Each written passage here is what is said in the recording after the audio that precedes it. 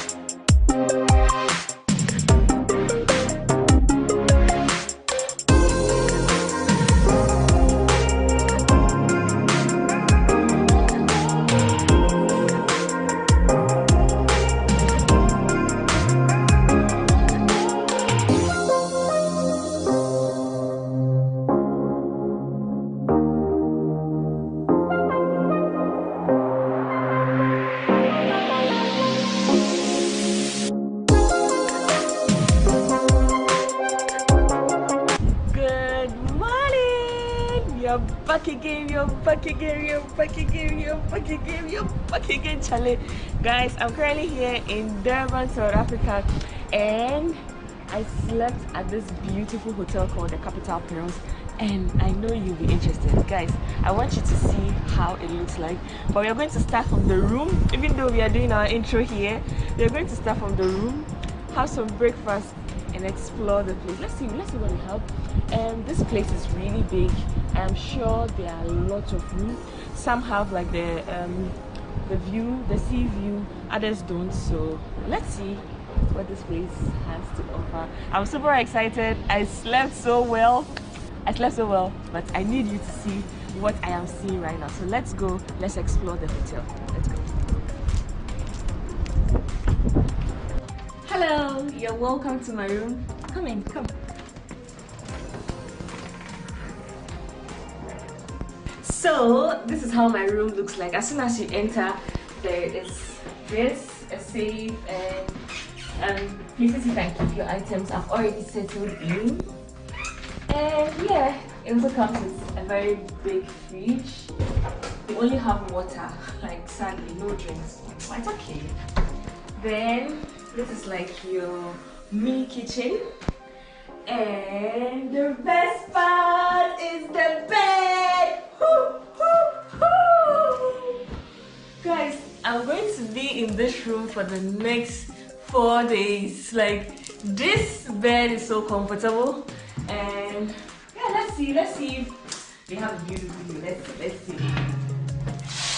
Okay, you get to see other hotels. I see Radisson Blue, I see WBH Home.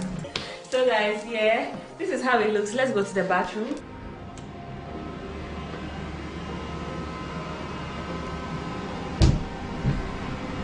So yeah, we have like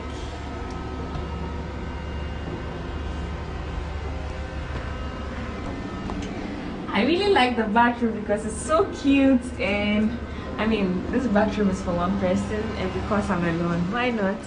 So I love the place. This is where I'm going to be for the next 4 days, and I'm super excited. And guys, let me know in the comment section if you like the place already. I haven't really explored the place yet, but I'm yet to. I'm glowing. I like the South African sun. I love the strip. I'm enjoying my time so far here, and yeah, it's like I'm glowing different. Let me know in the comment section if you also agree. Hi, Sassy. Let's see your room. Yeah. Gosh, yes. Okay. Beautiful kitchen, beautiful bathroom. You know, bed, very quite spacious. Well, the best thing about this room, right? There's a balcony view. Come check it out. Come and check it out. Wow. This is what you call an expensive view. This view.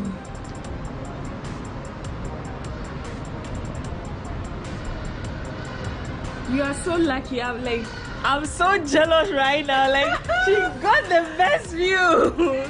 Yeah.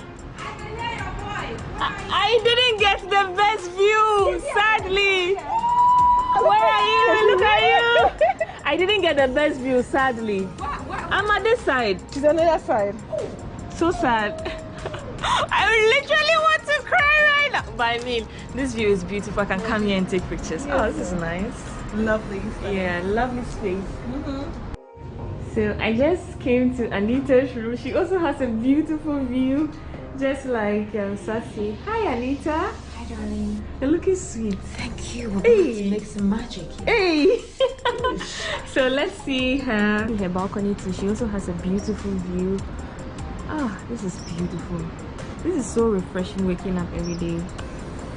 Good morning! Good morning! Good morning from the capital Pearl here in Durban. I love the weather. So guys, I love the fact that my skin has been glowing ever since I came to South Africa.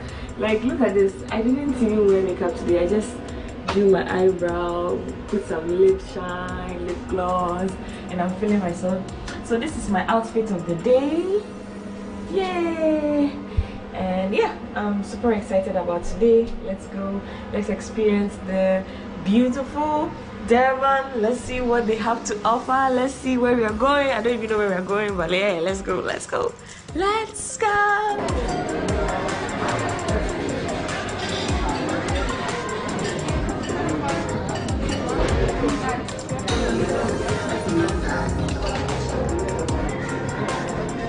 Good morning. You're the only one here. Yeah. Everyone else is still sleeping. And I forgot to mention that here, nose mask is still like compulsory. You have to wear your nose mask every time. This is my first day here having breakfast, and you all are coming. So let's go grab some breakfast.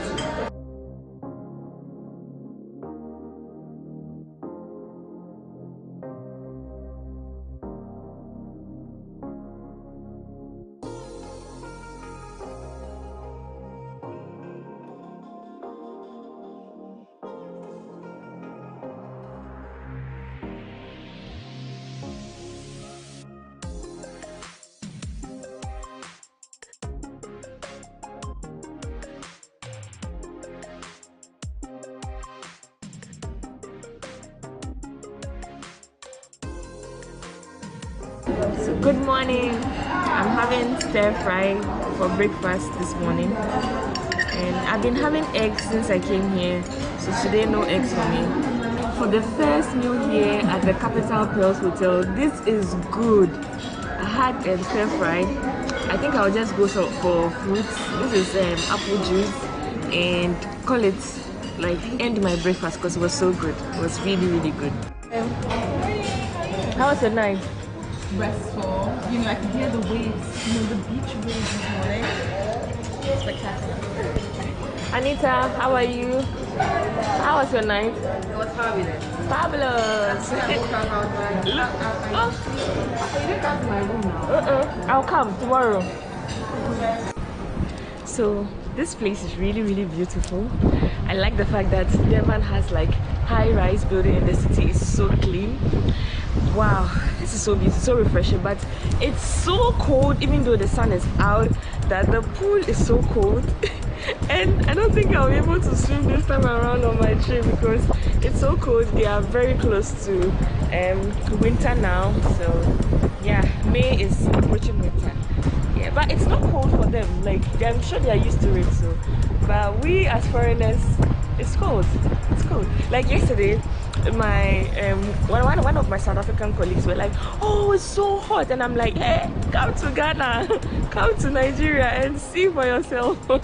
So yeah, it's really beautiful out here, and I just wanted you to also appreciate this, appreciate the sun, appreciate the buildings, appreciate the pool. Hey, say hi to Sassy Funke. Are you looking sweet? You know, we have to bring it to South Africa, right? Yeah. Yeah, it's so beautiful. The sun is hitting right, you know? Ah, you have a very nice body. Hey, hey, hey.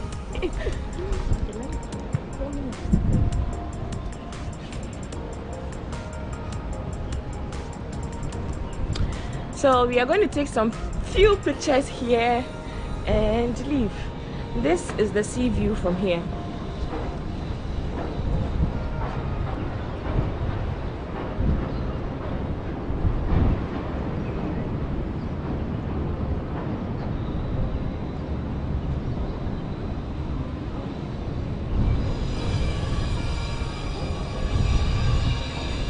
Good morning. I already started eating today before inviting you. You're all invited.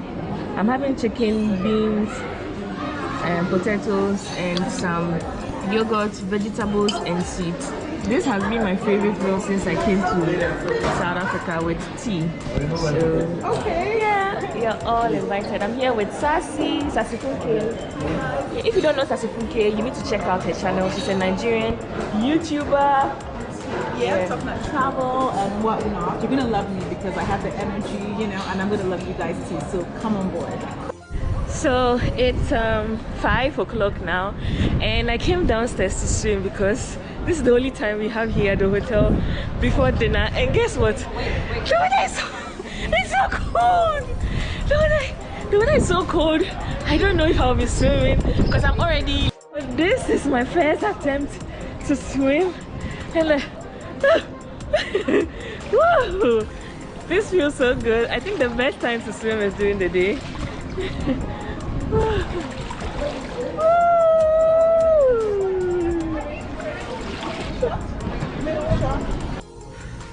So I have like few minutes to leave this place. I just wanted to say that the Capital Pearls Hotel has been so good to me. Just have to make sure that I haven't left anything. Has been so good to me, and I mean, this place is beautiful. The bed is messy now, but I'm leaving now. This place has been very comfortable. The bed clean, like wow. I'm really impressed. If you want a place to stay here in Durban, I will recommend this place. It's neat, it's clean, it's in the city, it's in the town, it's very close to the sea.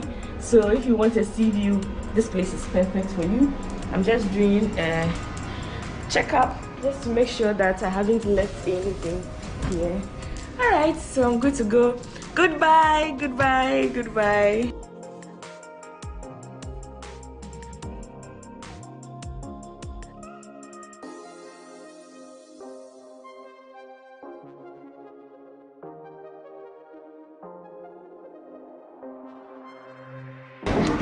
So guys, I'm super late, so this is what I'm having for breakfast before I leave this hotel.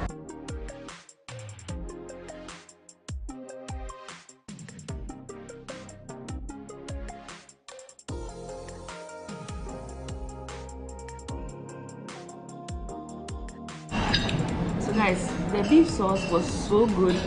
Even though I'm late, I had to like go for another one. This is so good. When you put it in the bread, it's like it tastes like sandwich. It's nice. I hope I invited you though. You're all invited.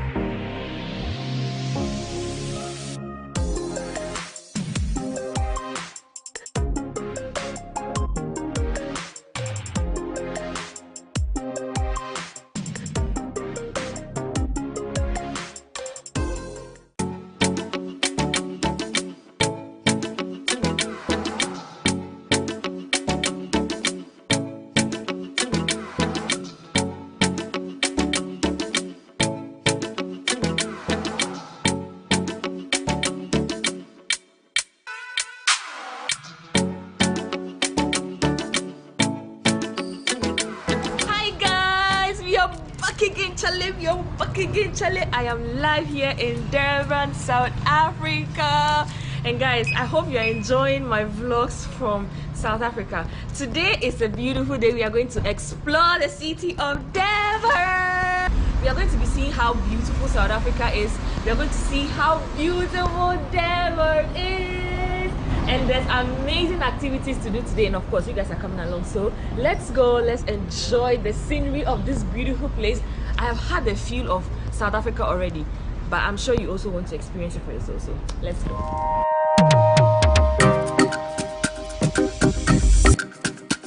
The Blue Lagoon at Umgeni River.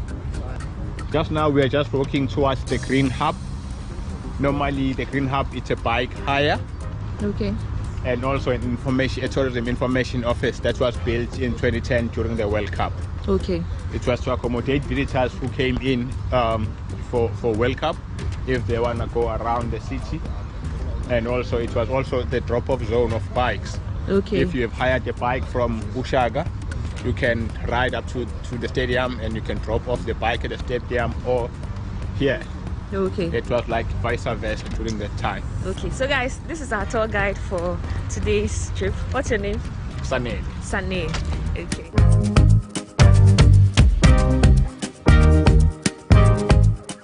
They also do different tours. There is a bicycle ride that starts from here to Ushaga Marine.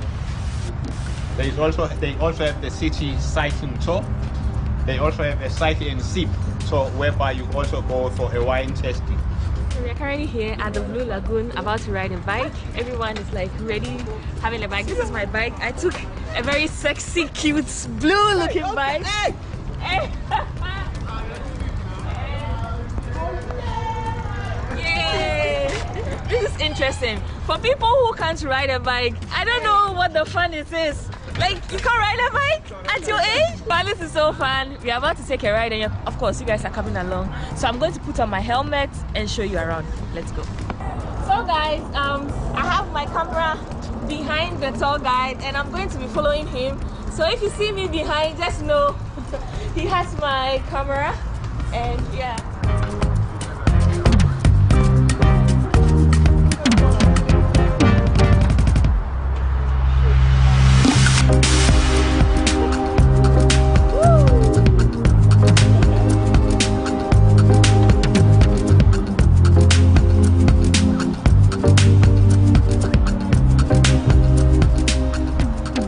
Right now we are next to Kingfisher Canoe Club.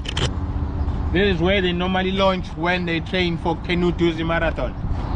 So just across from this bridge to that bridge, that is the mangrove forest. Does anyone know the mangrove forest? Yeah, we have some in Ghana too.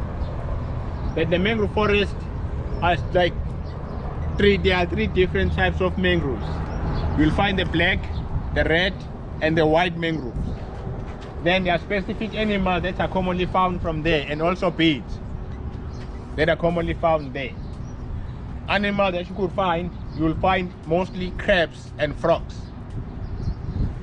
And those animals that you find there, they could not survive anywhere. They only survive from that forest. And also those plants that you see, they only survive there. Then the yellow one.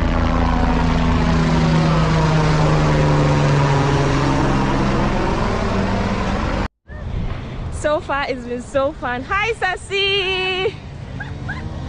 What happened? Oh my God, it's been amazing, guys. Like, it's, you know what, Durban, I wasn't expecting this, but it's just been so lovely. Like biking, the views. I'm a fan of views. It's so beautiful. Just the vibes, everything. The vibes, amazing. yeah. And the fact that the weather is so calm, we've been riding for some time now, we are not even sweating. Like, yeah, so let's go, guys. So we just ended our cycling tour at the Blue Lagoon. We are going to the next, and of course you guys are coming along. So this is the shuttle behind picking all of us. So let's go, guys.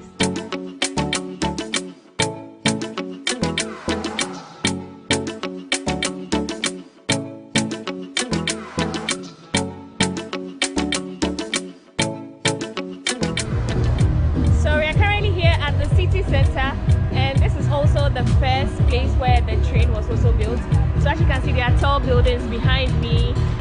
Everyone is selling, everyone is buying, everyone is chilling. Yeah. Okay, we are at the Victoria Market currently, where you will see different things from different cultures, even African countries. Some of the things that like artwork, the beads, the spices, you also find them here. Then we will go in a smaller shop where they will teach you about spices and how do you mix spices if you cook. Well, most of the spices come in from India. Okay. But of course, some spices grow in Africa, Okay. like cardamom, cinnamon, certain spices, cloves. Okay. Right, you get in Tanzania. Okay. You know, certain spices. Yeah. So these spices are imported. Okay. Initially, the bulk of our clients were Indian clients, Okay. but over the years, it's evolved. There's whites, blacks. Everybody now indulges in curry, some form of curry or spice. So that's where we've been. And the good thing about us, we blend it for people according to their requirements. Okay. You may prefer a medium mix. She may prefer a hot mix. Okay. You know, somebody wants a more turmeric in it, color. You put more turmeric, by the way. Okay. Can you And of course, Break yeah, it down. yeah. can I break it down? Sure, the sure. Yes, spices certainly. for us, please. Well, look, curry isn't one spice. Curry is a fusion. It's a blend of different spices. Okay. And you'll find in the Indian kitchen spices like coriander. You know coriander? We call that dhania. Then you get another spice called cumin or cumin. That's the one. That's cumin. These are seeds, by the way, ground into powder. This is fennel. You know fennel? Fennel is very good for digestion, for heartburn, etc. You'll find Indian restaurants after dinner, they give you fennel coated sweets that you chew on. It's for your heartburn, your digestion, etc. So that's the fennel. This one's garam masala. Garam masala is a mixture with cinnamon, pepper, cloves, nutmeg, all ground together. Paprika, that's your nice deep red color, paprika. Chili, that's the hotter one. Piri piri, that's mamma mia.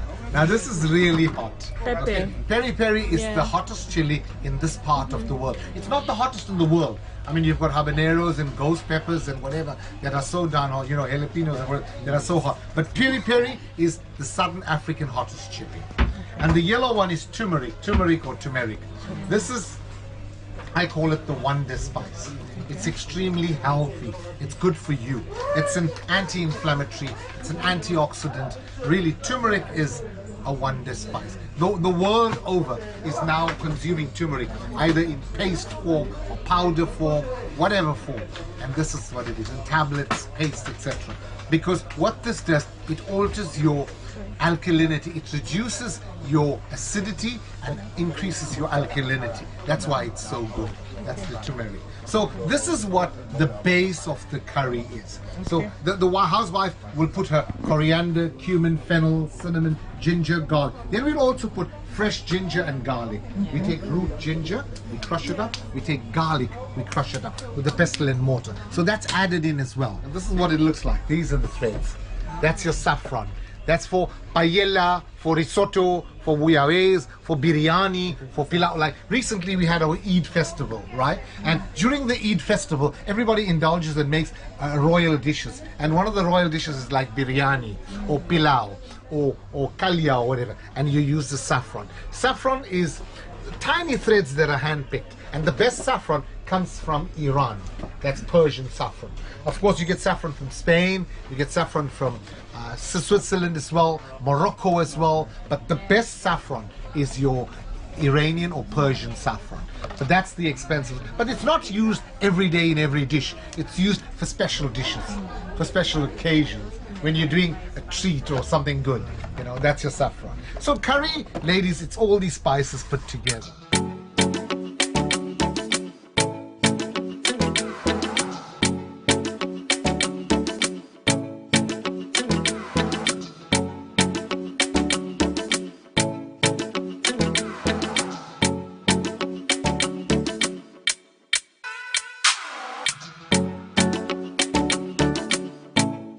How much is this purse?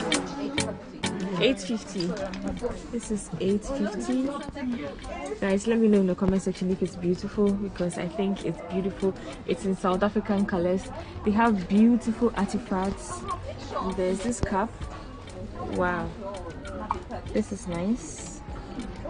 Wow, I have a similar cup here I use in the office. Let me see. Oh, okay. Guys, let me know in the comment section, how would you rate these earrings and this purse? How much is the earring? How much is the necklace? This is so beautiful. I love it. Okay, so let's see what to get. So guys, I got this necklace. How much is it? Oh, so 450, 400 for you. Okay, guys, let me know in the comment section if you think I should get this. I like it though. But it's like, it feels as though it's holding my neck. Can I have a bigger one? My neck is very big, so it's No, let me adjust it. I put it at the. Okay. I'm getting this for 300 and this for 90. Yeah. No. Fine now. 90 is fine now. She put it on camera, so I can't say no. You can't say no. Yeah, you can't say no. So I'm getting this for myself, and then that. Awesome. I'm really confused as to what to give my friends and family, but then I'm sure I'll figure it out on what to give. What do you want to say? What were you saying? On what to give my friends and family. Oh, okay. Yeah. You don't want to get the. I don't know. Like it's too small. Like Too small. yeah, it's like nothing to appreciate. Okay, wait. Show me what you wanted me to get. It's gifts because they appreciate you. You Because you understand, love like- to give gifts. And like you don't give it to them. Exactly. It's not what they So want this to is buy. for jewelry. Yeah, you can store your jewelry. You can, anything really. Yes, you can, it could be like a snack stuff, but it represents South Africa, Africa, the it's colors, made- and like it's made And here. remember, this is done And for with me, your- I feel like it will fit into my box. I don't have to deal with any extra. Anything. and then I add ended those up, to the. yeah, you add a cup. I ended up buying headbands for my friends. I got this necklace for myself and a cup.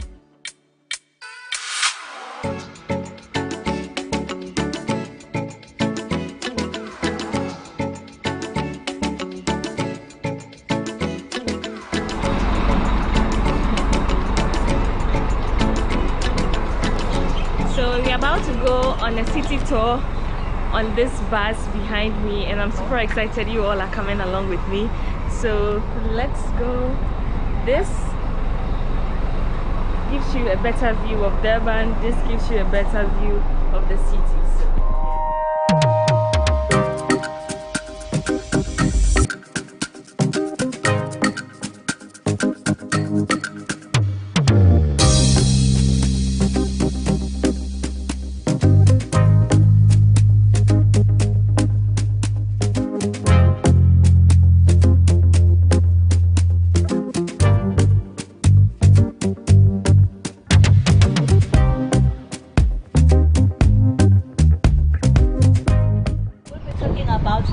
Progressive and vibrant destination, a city that has a lot to offer in terms of heritage, in terms of destinations, in terms of sites and also experiences.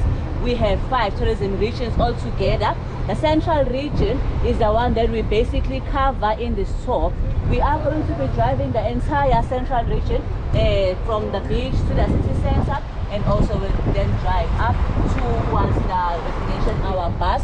They were introduced in 1893 by a farmer and a sugar magnate, Mr. Marshall Campbell, who imported them from Japan. Their full name is Jinrikisha, and this means a man-powered vehicle.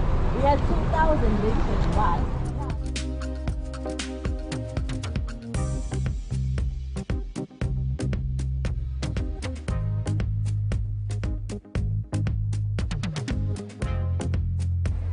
Our left-hand side here in the circle, we normally have the rickshaw carriages. The rickshaw carriages are a namesake of our bus. They were introduced in 1893 by a farmer and a sugar magnate, Mr. Marshall Campbell, who imported them from Japan. Their full name is Jinrikisha, and this means a man-powered vehicle. We had 2,000 rickshaws once. Now we are just left with about 20 of them, and all of them have a unique design and pattern on their bodies. They have one thing in common. That will be the horns that are symbolic of the Pule's ancestry, because they are mostly pulled by people of Zulu culture. On our right-hand side, we have the rickshaw monument here serving to celebrate the presence of the rickshaws on our mile. So one thing I've realized is the coast of Durban has like high-rise building, which is really cool. So everywhere you are close to the coast, you can get like amazing views of the Indian Ocean, and also you get to experience Durban, like Durban, because Durban is like the coastal part of South Africa. So far so good. It's beautiful out here.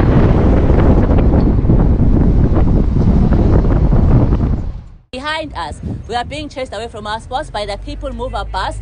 This is a commuter transport that operates daily from 5 a.m. to 10 p.m. during our low season till midnight during our high season. To board the bus, it's important to have a loose change. They charge 6 rand per person for a single trip, 16 rand 50 for many trips that you can fit in.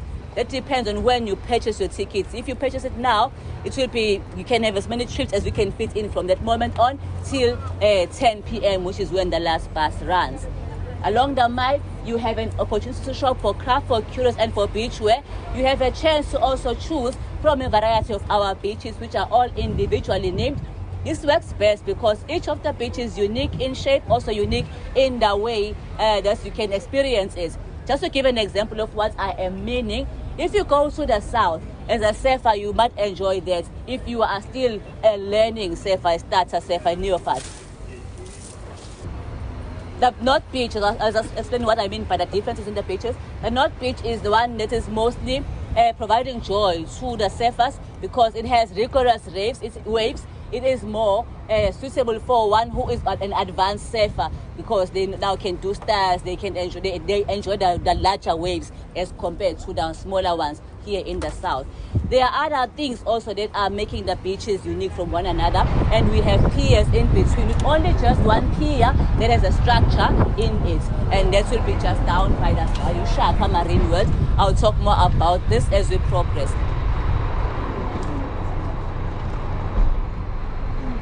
So we are currently here at their residential area, and this is very nice.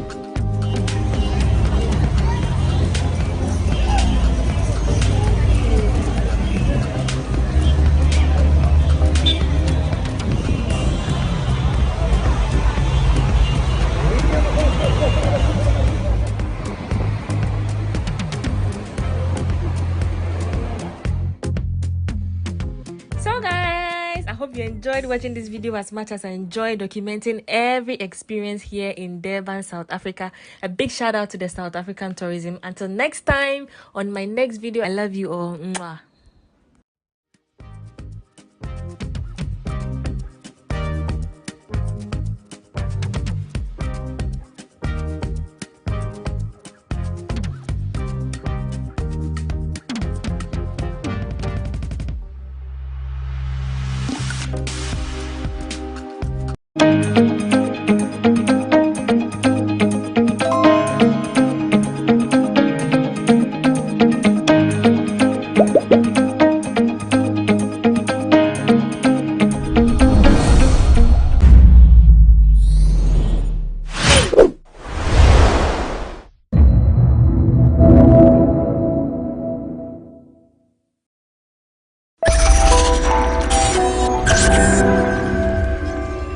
Within the last 24 hours, several Ghanaians have taken to social media to report of suffering from suspected food poisoning.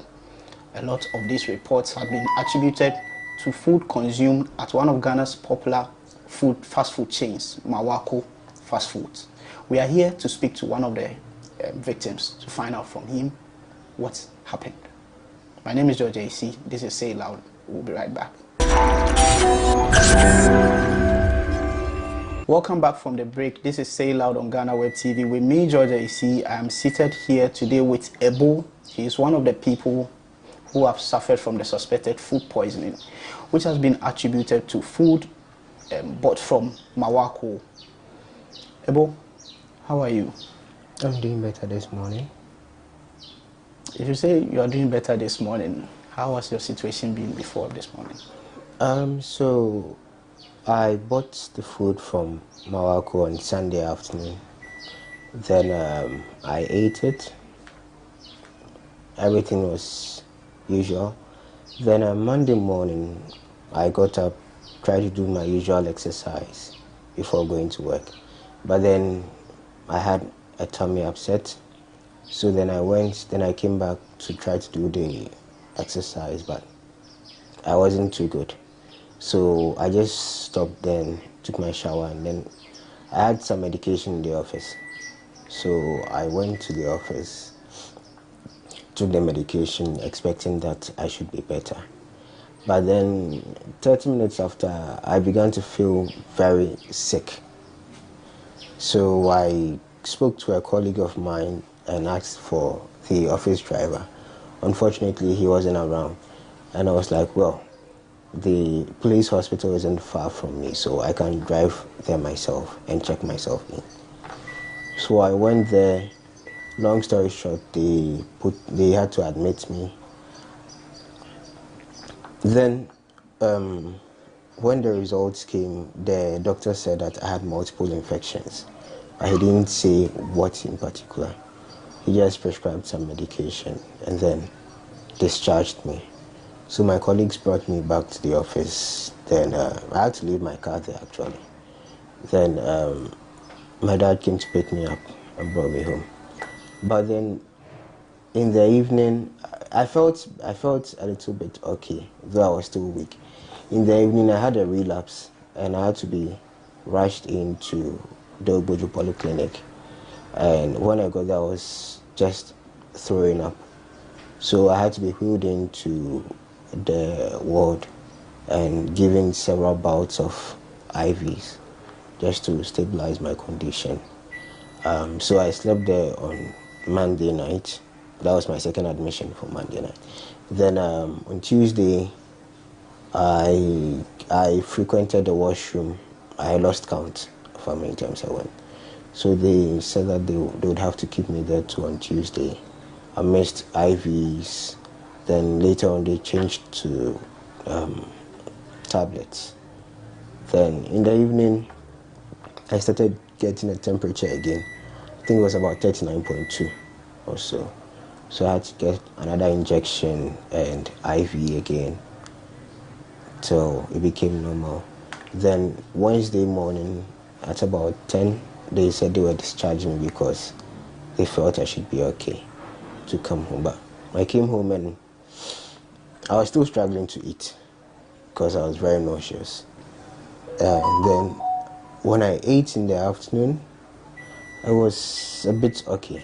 Then later on, I started throwing up again. Then in the evening, I tried to get something because I was very hungry.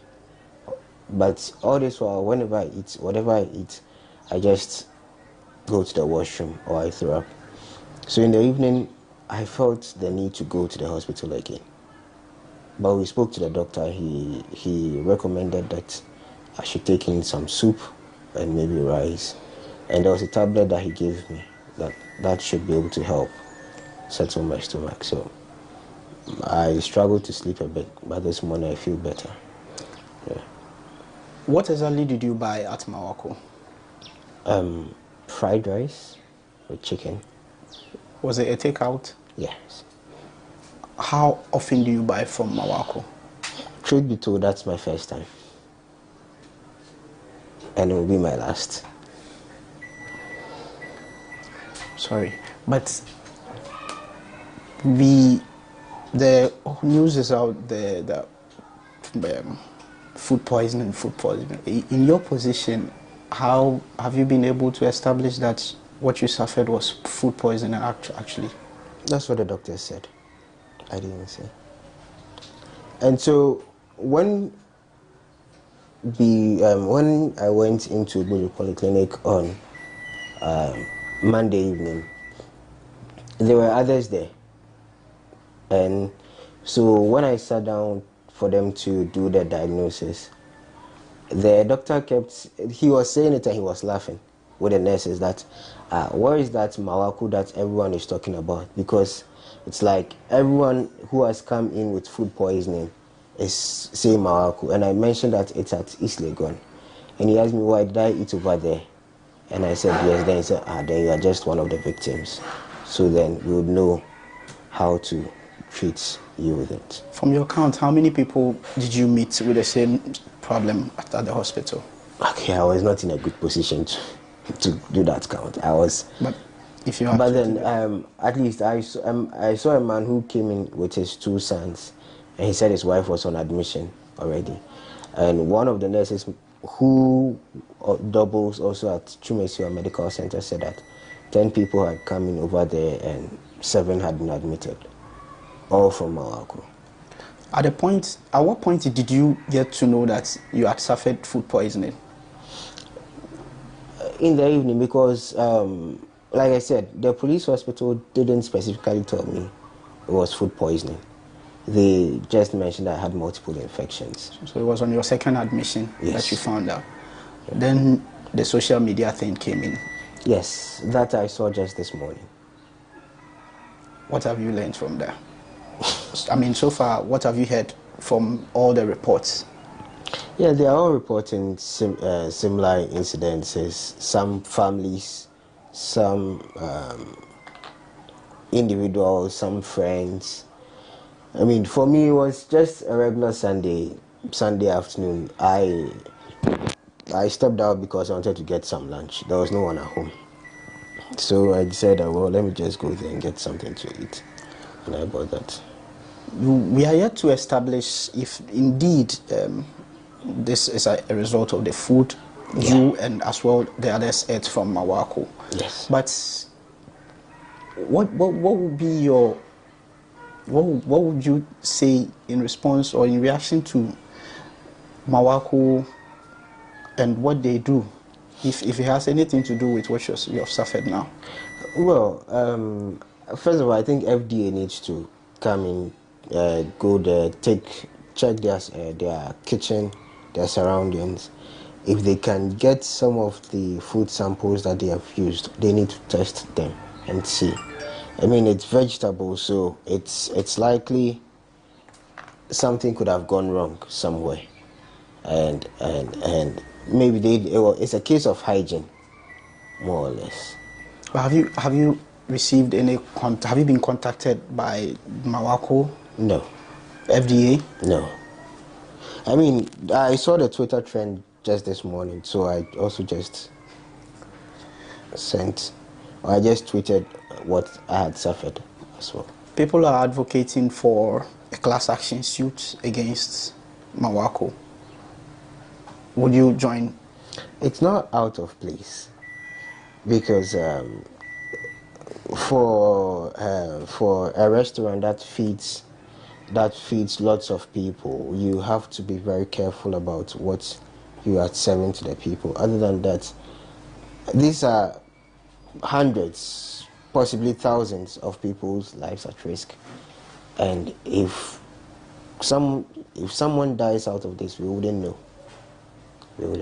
Maybe those of us who have access to social media can say something, but those who do not, we never know.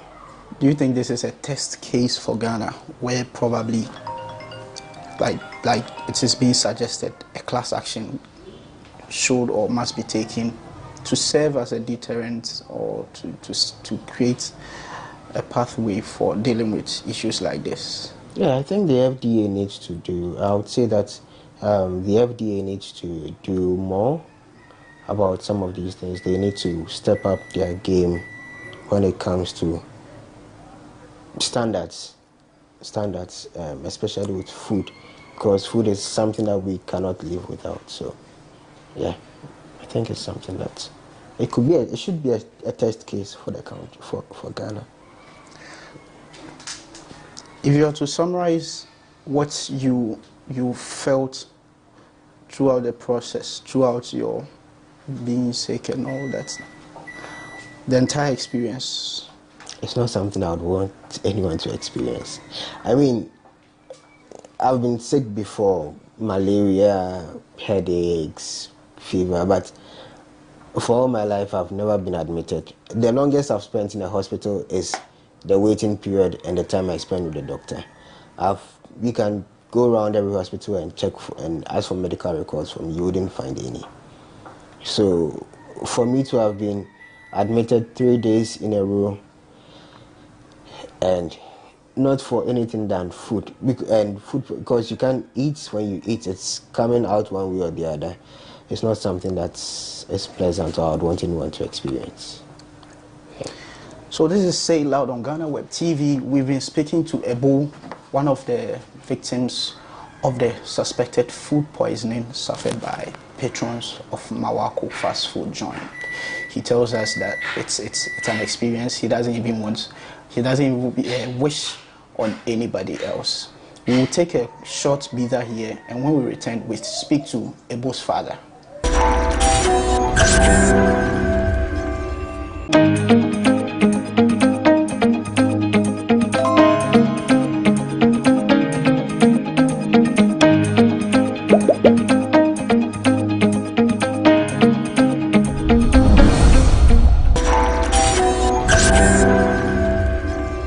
Welcome back.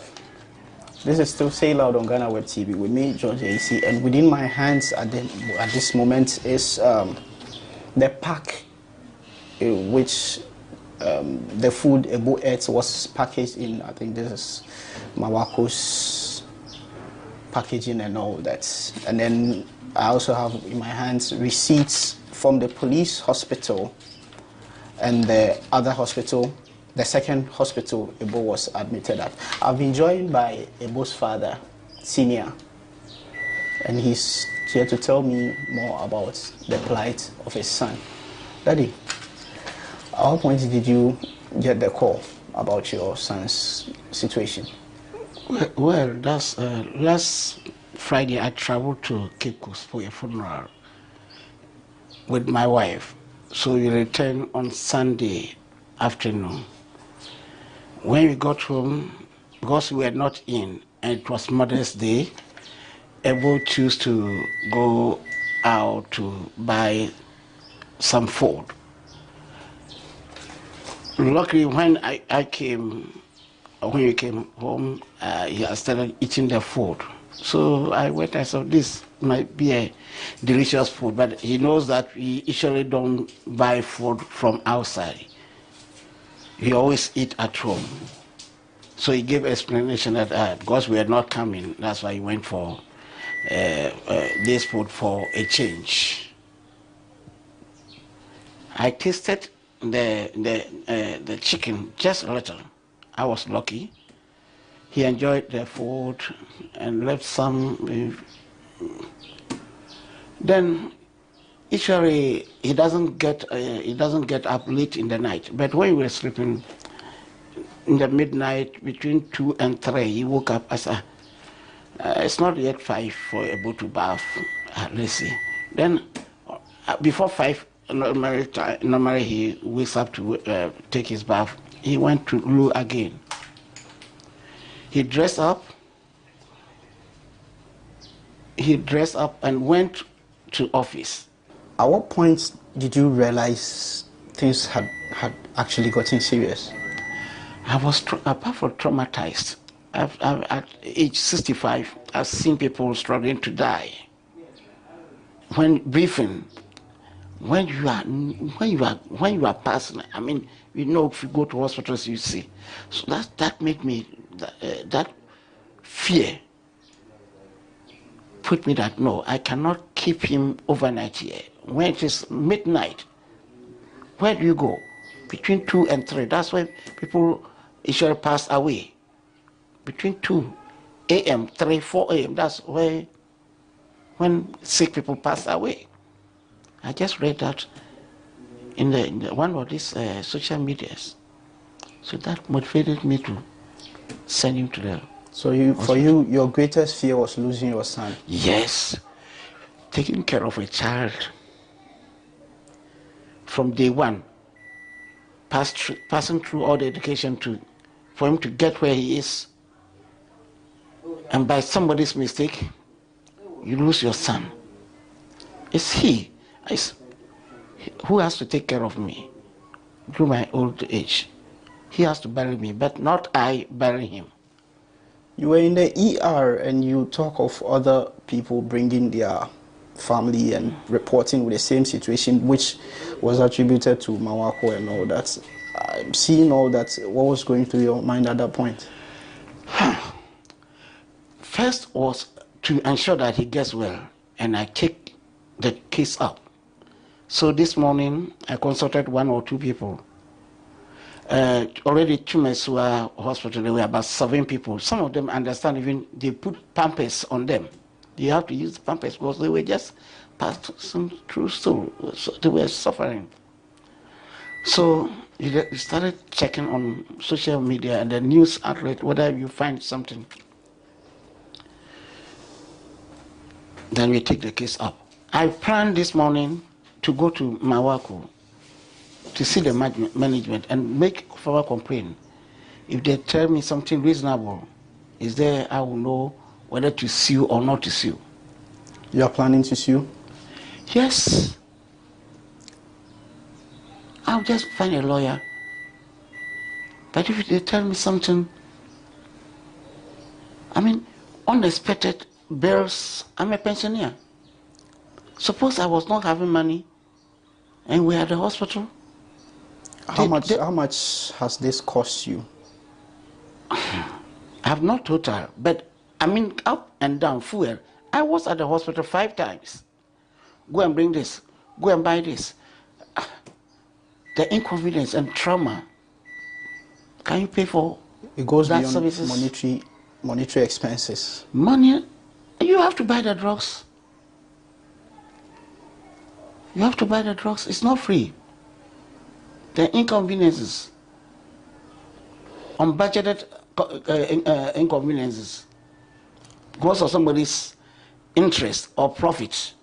If the management is working well, that's my work. They have to put all this into, see the people they employ. Did they test the food before they ate? They sold them out? That particular food, which has more than, I won't know how many, but social media is estimated in hundreds. Did they themselves eat some of the food, the workers, the management? There are calls for victims to come together and probably sue in a class action.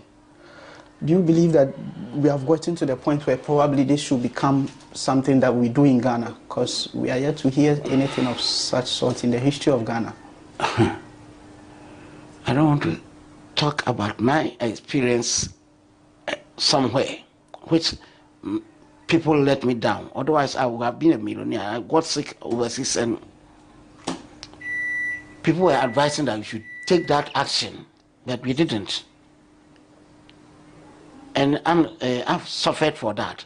So this one, if the management have a way of compensating quietly, yes, and then they do their work well. No, we want investors, we want an open society. But open society doesn't mean that you can do anything anyhow. Some of these vegetables, how they are being treated with this spray and others, how it was treated. The kitchen staff, how well were they trained, or they just pay people for anybody to just go and work there? Talking about the vegetables and interest and all that, the salad and all this. Food and Drugs Authority has shown interest in this matter. It has asked victims to reach out with information and details that it can work with. What would you want to see the FDA do about this matter? Whether FDA will do the work. I'm a retired public servant or civil servant, where some of us did our best But on retirement, and I'm doing one or two things, I've seen the frustration people go through in getting services. So if only FDA will do their work, they will, if somebody is not going to take the file and put it in his drawer, put weight on it before they take action. That is the problem.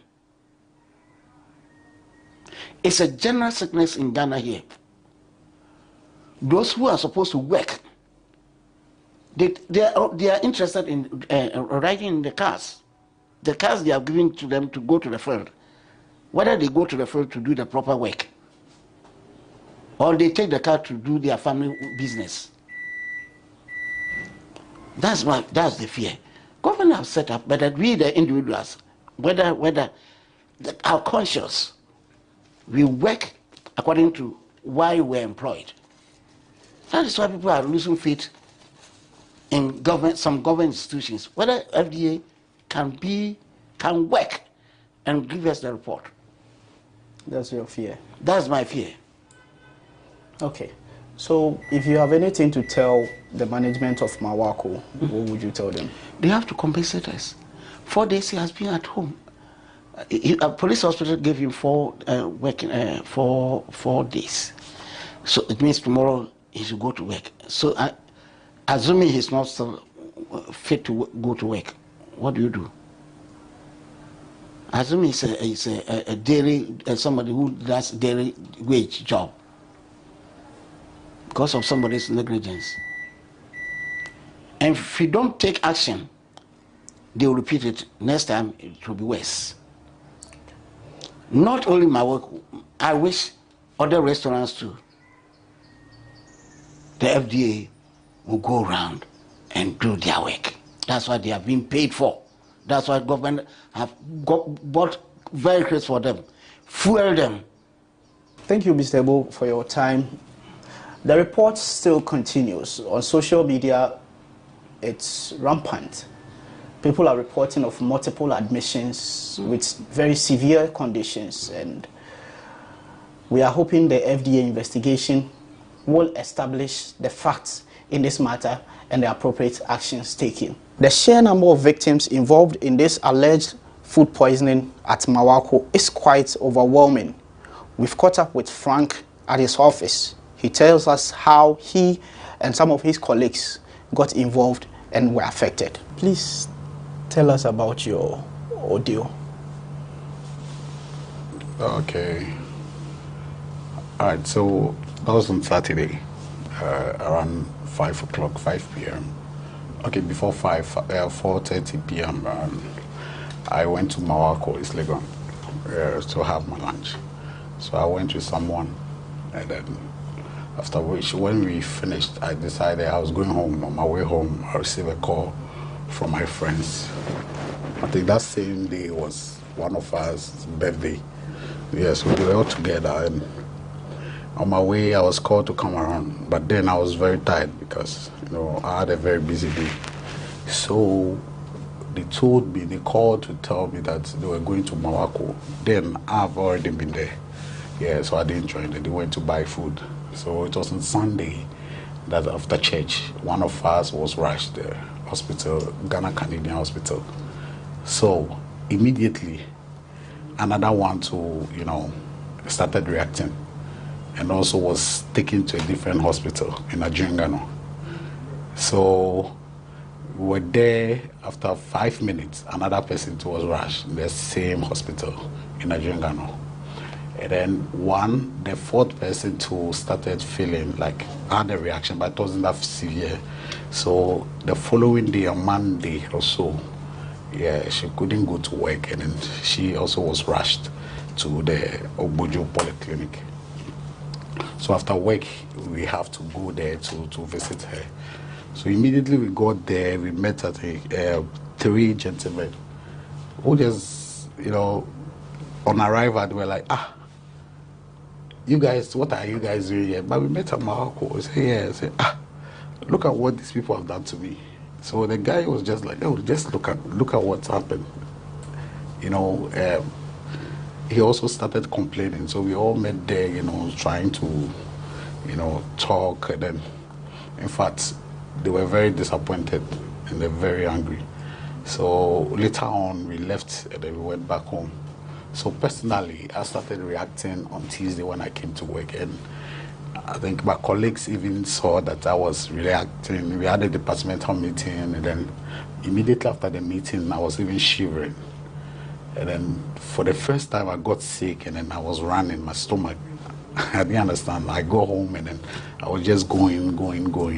And the following day, that was yesterday, and Wednesday, I was so weak, I was still going. So, but fortunate for me, I was given something to take to just flush out the poison. And that was how come I was okay. But so far, you know, wherever we go, and the people, especially those who have met there, are also complaining the same issue. And this is to the extreme, because even if it's a slight food poisoning or anything, not everybody will have reacted. So, but it's like every single person that visited the place on that day, Saturday, you know, have reacted and has been rushed to the hospital. And who knows what has happened to those who have not been able to come out, you know, yeah. Because a friend of mine even asked a question that, hey, so what, I hope, the person asked, I hope that nobody has died out of it, but how would you know? Yeah, this is just a question. Since we don't have any proof or so, we'll take it like that. One of us to have, I think the food, we have samples to there. So if they are interested in getting the food sample, we have it in the fridge, so we can make it available to any approved entity or organization that would demand for it, and then they reach out to me for the information. But I wouldn't. But it's still there, as I said, we still have samples there. You went to the hospital. What did the doctor say? Was it specified to you that this was as a result of food poisoning to you or any of the people that you know suffered this? Okay, so to my colleagues, it was there. That was confirmed, food poisoning. That was what was confirmed. But personally, as I said, though I reacted, I didn't go to the hospital. I did a self-medication and I'm okay. Yeah. For you and the people that you know that were affected, how much did this affect you? Oh, I think... Are there some stories to share around this? We are greatly affected because, for all you know, we are expecting to go to work on Monday. And then we have a lot of things to do. Some of us are even preparing towards marriage ceremony and all of that, and then this thing just happened. And in fact, yeah, because some of my colleagues are even getting married this month, and then for this to happen, in fact, I think, I don't know, but like, we are greatly affected. Is it the bride or the groom? Both. I'll say both. But like, as I said, I've generalized it. Some of us are supposed to get married this month, and I don't know how it's going to affect it, whether it's going to, you know, affect it in a way or not, but I'm just praying to God that for this particular person, what is the condition, current condition? For the current condition, I think so far I heard from that person yesterday, and then by the grace of God, it's okay. It's okay. Not too strong, but it's a bit okay. A sister of mine too, I called this morning, and though she's not too strong, but she's, I think we'll wait to the end of the week and then see if there's any new development, then we take it up from there. This is Say Loud on GhanaWeb TV. It has been with me, George AC. Until we meet for our next episode. Bye.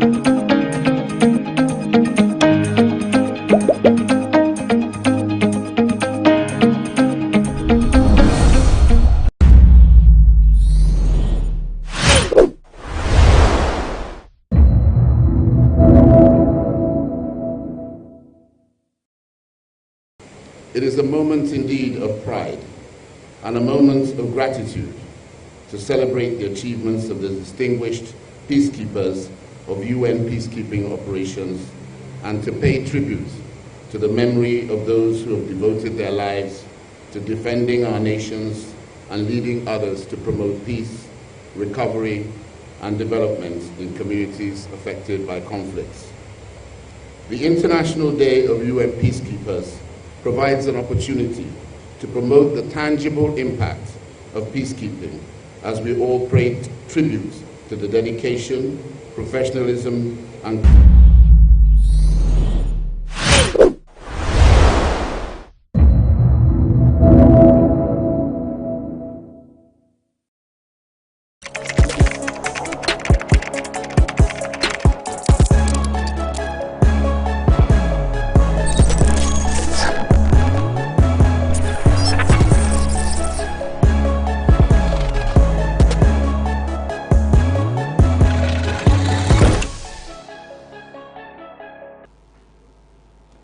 I don't know how your area looks after the torrential rains, but some have been deeply affected, with celebrities like KKD and Lydia Forson chastising the government for failing to deal with the annual catastrophe. We'll have a conversation on that. Later on, we'll focus on Black Sherif's Koku the Traveler music video, which has actually divided opinions. Since the video was released on May 19, it has courted controversy. Some say the video is nice, while others say they don't see the head and tail of it. We'll have a conversation on that. I am Benefo Boabin Abrantepa, and this is Bloggers Forum on GhanaWeb TV.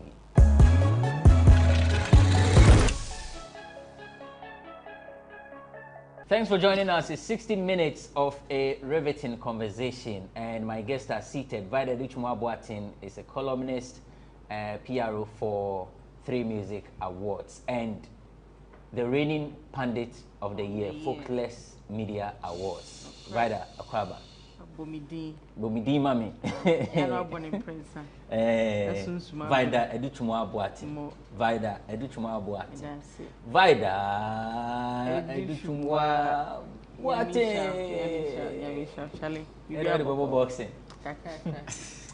Magdalena Adonai Asari is an event organizer, artist manager, Madina Social Welfare assemblyman or a politician, and then he's also with the Miss Ghana team. Oh yeah, face of Legon so nefe. Romi do abo ejuma o Legon. O me e man so mo fe nko na egu ne ho. Baby e ko no. I share na ma kan sem ti Romi o dey free your mind. Body pa on time found. Abrantie say Abrantie ba ko say or scouting for beef. To what say ejato baby a and I would say onya ne pampa o te ne pampa ya no so de ne ho ekodom. I say Papi Kojo.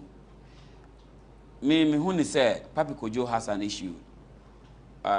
Me nim say one abna koko ebe robi shoulders very soon.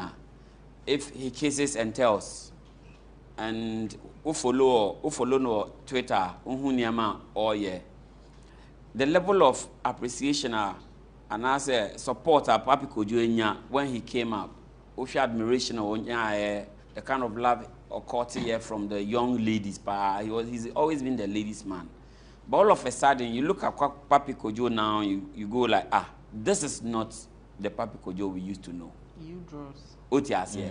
And like that handsome guy with talent and all rubby shoulders with top-notch rappers, and I say he's acting like a junkie. Yes, sana mimi huno. And who share ni lifestyle up a baby as a board, a springboard, maybe our bounce back, but as a emfa.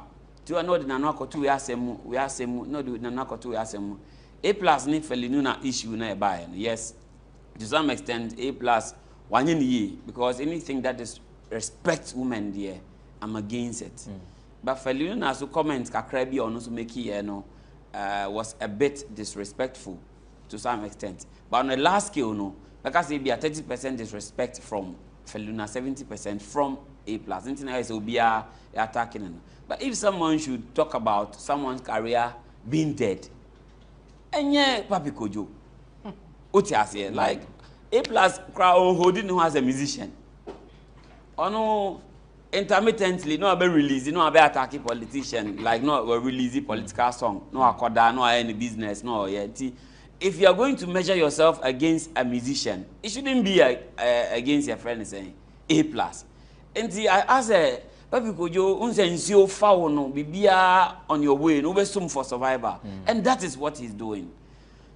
He needs support. Ohia support. Enya abena kokonkwa. I think the gender activists, I say, they should drop their biases. Enya abena kokonkwa ne help. Papi Kojo needs help. And it's not musical help. Na idea help. Mental help. Who need say bia or the jiji na ni keke?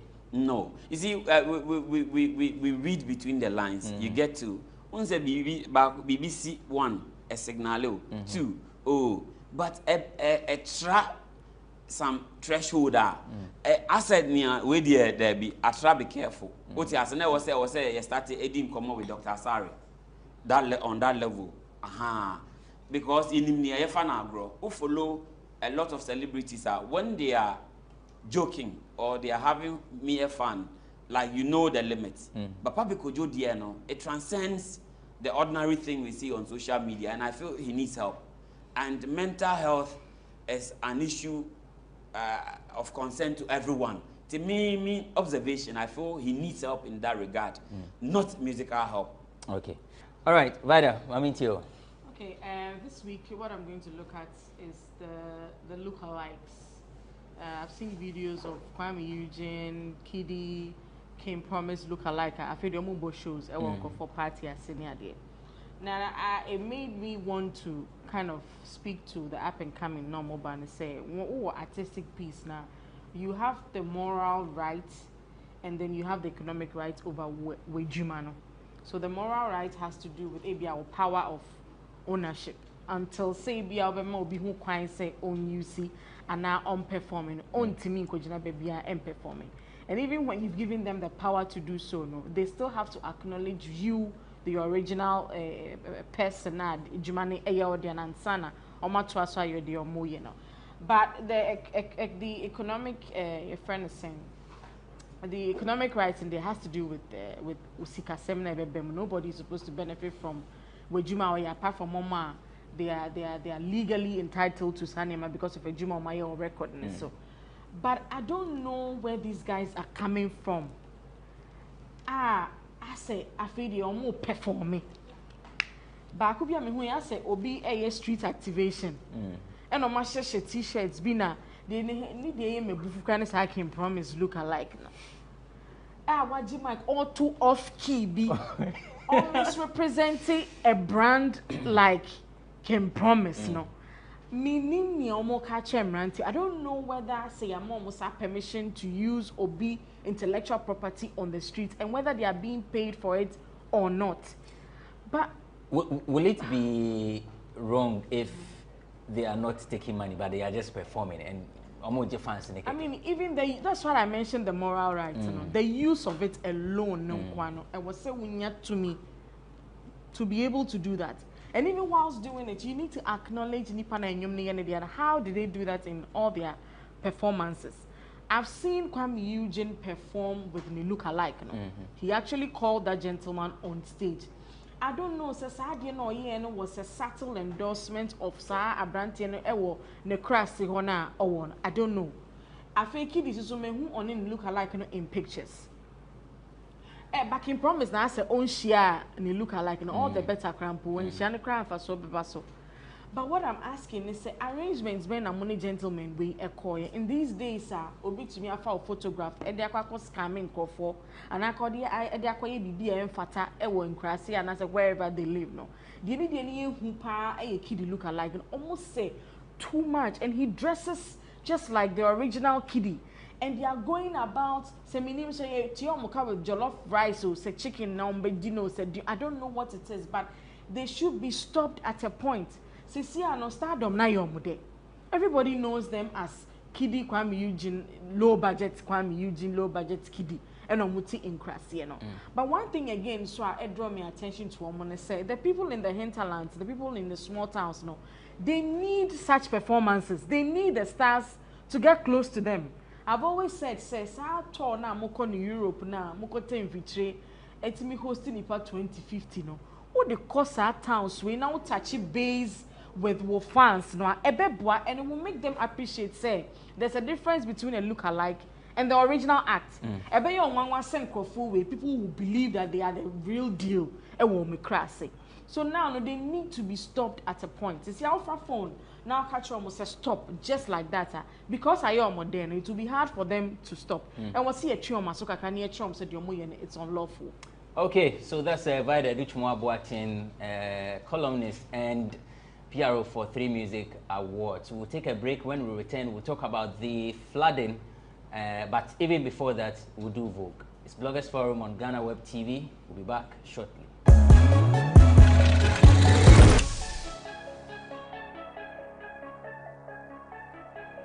What's up, guys? This is Black Sheriff, and I'm outside with Bloggers Forum with Abrantipa on GhanaWeb TV. Keep watching, keep it locked, you understand? Love.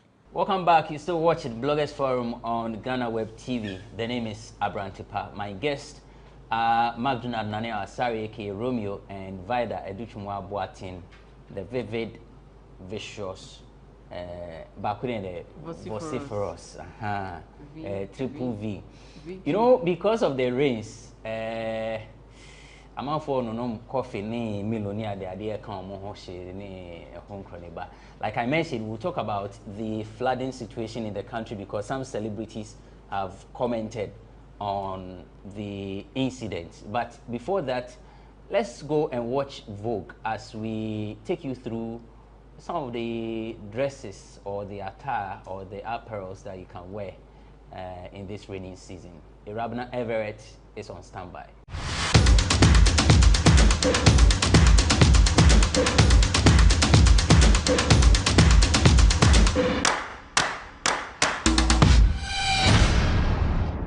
Hi guys, welcome to Vogue on Bloggers Forum on GhanaWeb TV. My name is Irabna Everett. Now before we get down into things, I'd like to say a big sorry to the people who have been affected by the floods. Our heart goes out to you and we hope you get on your feet very soon. Today on Vogue, we are going to be tackling and looking at how you can gear up for the raining season. Yes, we're going to be looking at both sides, as the men and the women. Do not go anywhere. I'll be back right after this break. Welcome back. This is still Vogue on Bloggers Forum on GhanaWeb TV. I am, of course, Irabna Everett. Before I went on a break, I said we were going to be tackling and looking at some ways you could gear up for the raining season. Now, we all know the normal way of, gearing up for the raining season. That is getting your boots done, your raincoat, your umbrella, etc., etc. But, I'm here to show you how you could spice it up just a little bit. Now, you have your normal outfit on and your raincoat, of course. To spice it up, you could get a little, beret or maybe a scarf around your neck to give your look that oomph it's looking for. So you don't have to go out looking plain and dry. You can add some style to it. And if you like, you can even wear some glasses or some, some clear glasses to make you look geeky, hot, geeky chic. Now, this look can go for both men and women. Now, for my women specifically out there, if you're trying to rock a really cute skirt to work, do not forget to get a high boot, maybe knee length or maybe lower knee length, so that you can look absolutely cute. And also, it will, prevent you from walking into muds and, getting some splash on your cute skirts, you know what I'm saying? And also, you can get a beret, a hat, or a rain hat, or a scarf as well to go with that perfect look you are looking for the raining season. Now, I know the umbrella can be a tricky thing to add to your look. Now, if you're looking for a way to style your umbrella to add to your look, all you have to do is chuck it on your arm, or you can use it as a walking stick. And I'm not just talking any ordinary walking stick, as a fashionable walking stick. Like, you could be going down the streets and, have some oomph to it, you know what I'm saying? So chuck it on your arm or hold it by the brim. Now, finally, people, do not forget socks. Now, socks, you might say, I don't need socks, it's raining. If anything, it's going to make my feet smell. But that is where you are wrong. Now, once you wear your socks, it protects your feet from the water and it soaks it up. So once you get to your office or you get home, you can take it off, squeeze it, wash it, dry it, whatever. But your feet is always going to be protected. Therefore, avoiding any fungus to grow in your toes. You hear me? Do you get what I'm saying? Anyways, that's it for Vogue on Bloggers Forum on GhanaWeb TV. Do not forget forget to inculcate all of these tips into your outfit during this rainy season. And do not forget, stay safe out there. My name is Sarabna Everett. Bye. Thanks, Rabna, for the segment Vogue. And of course, it's time to discuss the floods. Saturday and Monday, even Wednesday, the rains were heavy. A whole lot. Some parts of the country were actually in ruins after the rains. They say but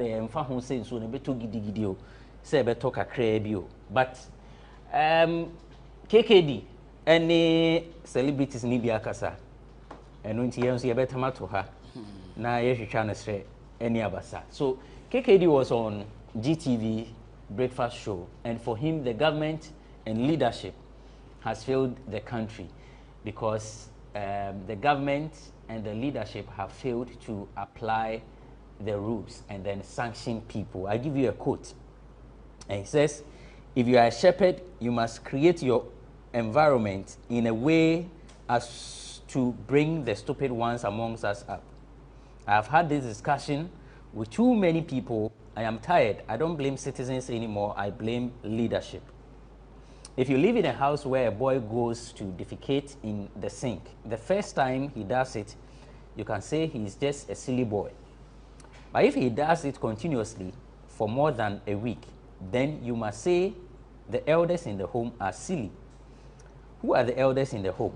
What are the systems that have been put in place for people to follow? Why is it that we have a police service, we have crime misdemeanors, rehabilitation and punishment, and we don't see people who are throwing litter in the street being arrested, being made to do community service, and that community service is essentially distilling the gutters, helping to dig the dirt from the lagoon, helping to collect the rubbish along the motorway, but they just walk scot-free, and we say the citizens. We can't live like animals. In fact, it's an insult to animals when I say we can't live like animals, because animals don't litter.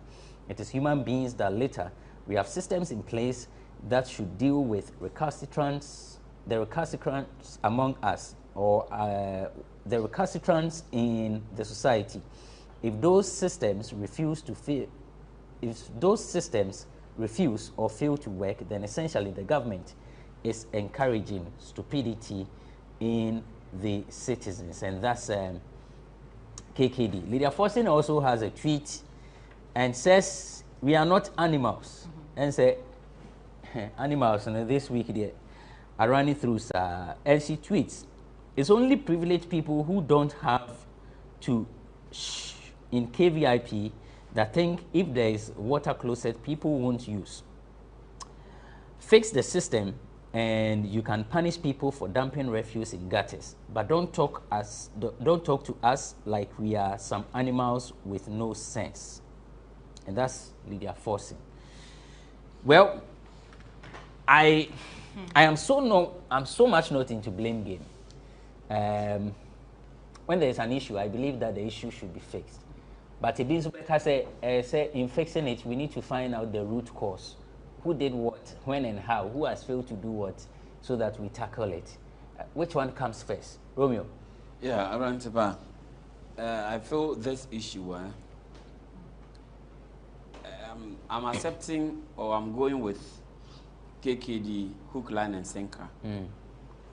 Reasons being that we are in a country engulfed in so much filth, and there are people with petty crimes yet are thrown in jail when we could have used them to clean around. Some celebrities not long ago were facing rigors of the law, like some had to serve jail terms and stuff. Why don't you make them clean? Use them, use the people to clean. And then I've actually cited some amount of about 400 million or 4 billion or so being spent on solving this perennial flooding thing. And not long ago, the June, is it the June 10th disaster should have been a wake-up call. It took a lot of lives. But, and then you see people with so much money setting up filling stations at places where they are not supposed to be sited.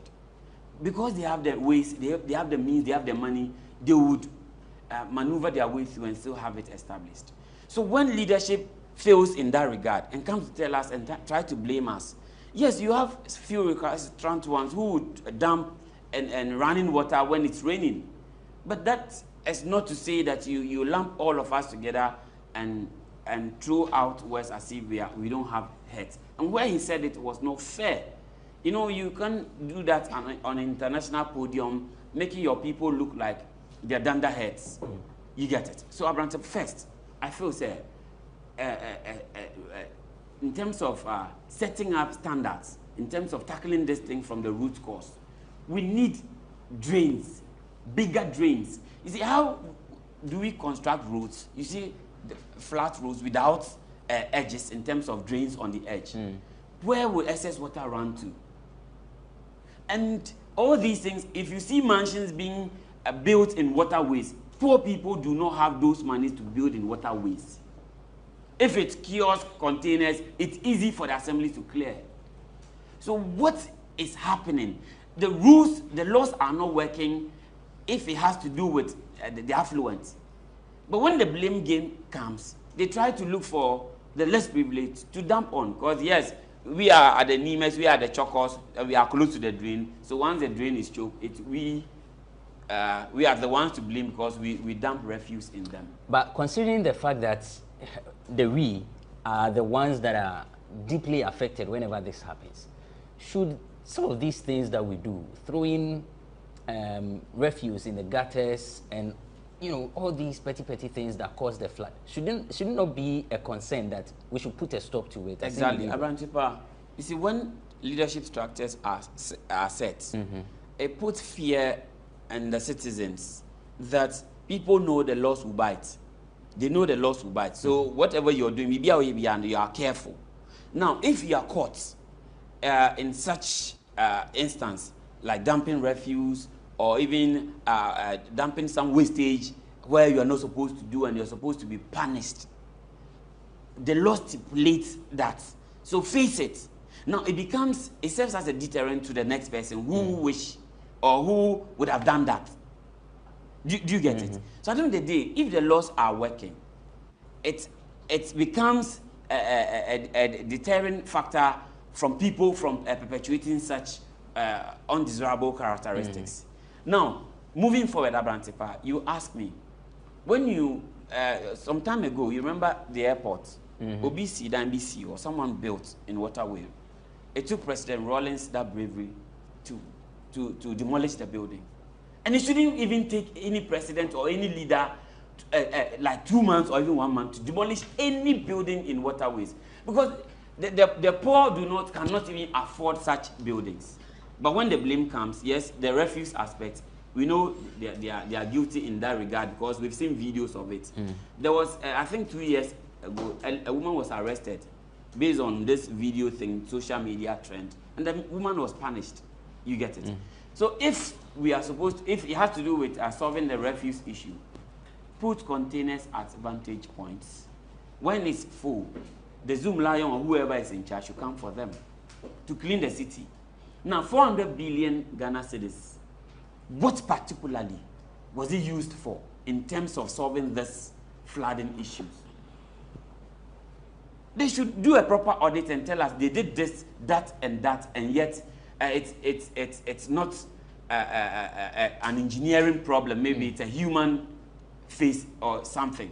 The attitude we use in tackling COVID, if we use the same commitment in tackling flood in this country, in by this time, see the way we took the COVID thing as if we are at the verge of dying. So let's all come together and do this. Why wouldn't you also put your basket together and solve this issue? Because year in, year out, people are losing properties, we are losing lives, and we still come back to square one. And an entity that I feel, excuse me, is as useless as P in psychology is NADBU. Because it rains and they walk through the rain as if they are checking things and nothing to even help the people. They don't even have the know-how in terms of equipment to save situations. So what is the essence of having a national disaster management organization which is not even active, but people are taking salary? And when it rains, and when the rains are done, then they will start visiting sites for the cameras, and nothing will be done for the people. So all these monies being wasted, inject those monies in solving the issue. One, start with bigger drains and covered drains. Two, make sure people do not build in waterways. Even if the president's building is found within waterways, it should be demolished. No one should be made to feel above the law. Vida, does it look like we'll have a solution to this issue? We can have a solution if we put our minds to it. Last Saturday, I was trapped at Asylum Dam. I saw cars flying. The cars I was coming from City TV. Those who watched realized I was live there. A program, and I sat there over an hour. Everywhere was choked. It got to a time I almost parked to knock on the gate of a stranger and say, Pacho, can I come and sleep in your house? Because I couldn't go home. So I ended up at Dansoman, at my father's house in Dansoman. And even that, no drew Bukom boxing arena on my traffic lights, and I said, no, you climbing pavement onto sa boxing stretch, and sana ye kwakusi kwaimu ako. It was a total disaster. And Saturday, I lived in Swansea, in the United Kingdom. And one thing that I love about say, recycling in find the agro. If you go to everybody's house, almost 3 trash cans, bako for paper, bako for niema asiase, bako for twa any ye friend konko. Ye separate trash no. Into ye what days are bolaman bar or befa, ebi and then or befa paper and or befa paper the no ko. And we even went to the extent of having a rubber bag colors a tray the gumu. Into the rubber bag black and the diania see ne gumu. And no more qua almost the quack fertilizer name paper on a bag and a glass ne conco metal so one a bag a gumu. Into me back me better me country Ghana. It was like a shock to me why yen take recycling serious. Ball and now ye tugu no scow. Trash no ye cash. I only quite say it's not say na ye to tuna sisa. Coleno Saturday no advance so don't say to say cry on sabeka coleno you no. And I was just praying for my dear life say day because 3rd June disaster no. And also so now I was on the road with my mother. Miss me ko cow baby, me ko jam me car see baby. Ma meet now okada so call ye fie. And I was like, am I destined to be facing some flat situation here now? The TN say, yeah, celebrities here say they have a social responsibility. First off, we need to tell our people say, you need to separate your trash, no. And you know, yes, leader force in my buying campaign bina about separation of trash, garbage near dear. They would have told us on charging and some the home baby. What must say? Yes, out to one channel a free I feel me won't say our first ladies. If you only constitutional role be a constitution shut down for being to us say we first lady was so yes sir dear. But they always almost all the time not have a project that they work on. Me who say Mama Rebecca dear maternal health. Woko kolebo who we see edifice woko Kumasi grandpa bibi say si honom. Sa maternal health no any eniema say ya na eko cleanliness say ye put em beti. Let's make it a national agenda. Say we are separating our trash. Afe bola na ye chia ansa na mabefa kono. Ye finding a way ye be jai sade and send be assembly be abe one car or ba befa bola ni free. Because nipa no they say bola ye timiji 15 cedis, 20 cedis. ono share sa 20 cedis on the koto e mu bi benoa e beboa no nti obetwen a nsuo no ito a no we jai rubbish no egum na edeko e was assembly bia wanya kra 5 tracks a odisisa baller because baller like I say iska if you understand say iska na dey brewa unko nipa ni iska e inconvenience yes I give baller tax now you tell baller tax oko Sweden they import rubbish. Sweden on recycling is so strong say ball asa okrom hokwa no mo yira omo so they import rubbish say dey craft force ese no omo mo craft baller because omo electricity no omo desire renewables no and power omo kania crampo enti say rubber san ana niema fi kra san wo ha no mo yira omo enti yen ya efini yen no dodo wo ha no a Sweden for kra nya ya on ba import yen ye rubbish no e di enti na yen nya sa conscience ne say baller wo e yesika. Do you think say Zoom Lion is out of nothing na what recycling plant e wo Mochi Road hona na baller for na kasa on beji in 20 cedis no omo duru ho a omo san ton e de ma omo enti Ghana for yesra omo obia separating the trash wo toa anything a fa bom na fesi faako unu aduane ase a fesi faako wo paper enso so a any plastics a fa to faako na fe assembly no yesra omo mo obia anje obia sika so fa ne baller mbra biem said yesesa Ghana cedi a ye enyom the value is the same to obia trim no ye enyom fa baller ho na kire obia ada ye ba be fa particular trash no nda ne ho so mo ma nyom ne nya mo papa mo kwa mi ujim boss anyom no mo ma nyom ne nya de no bia to be na nka ye trim commission the artist to do sa conscious effort so mo aye aprantipa I'm saying again say baller wo we eye sika enkenye ni say e-levy anye ne se a ye hu de ye fe so we should make good use of it. Okay. Baller yesika obi anye na afemu de ese de be ya ensu ye toto na e de flats eba no eto obetwa because Charlie, when you watch the videos before you proceed no I was once charged the assembly na wo Swansea no me de toa eko share baby e wo sem de paper e share ye throw me letter e charge me so afumra say my form man to me separate trash me ko tia na hwana be hwehwe baller ni mu say wo de toa ko share na say omo eyemajuma omo yi bibia baako make sure say because me de bibi boni akwa adie mu no wan hwe ya machine na eyam enyam to a obeha omo okay what am I say and even that no I wasn't the only one living in the house ebia na obi and yes I'm mistaken but because they found an envelope with my name and the address in the paper trash no omo hu say me sumiti fie obi no mo tro me say on so and so date no on be fa trash na bibi frame and kwa say frame ya charge me e say me kutua. Okay, that's Vida Educhumu Aboatin and Wahiti, but Nina mu niye yoma we have to talk about Black Sheriff. Yanshe flood no hon sama anka e de asembeba. Abrantia mama have a final bite on the flood. You need time. You 1 minute. You 1 minute. On say Vida can name like good points. But on say Zoom Lion no.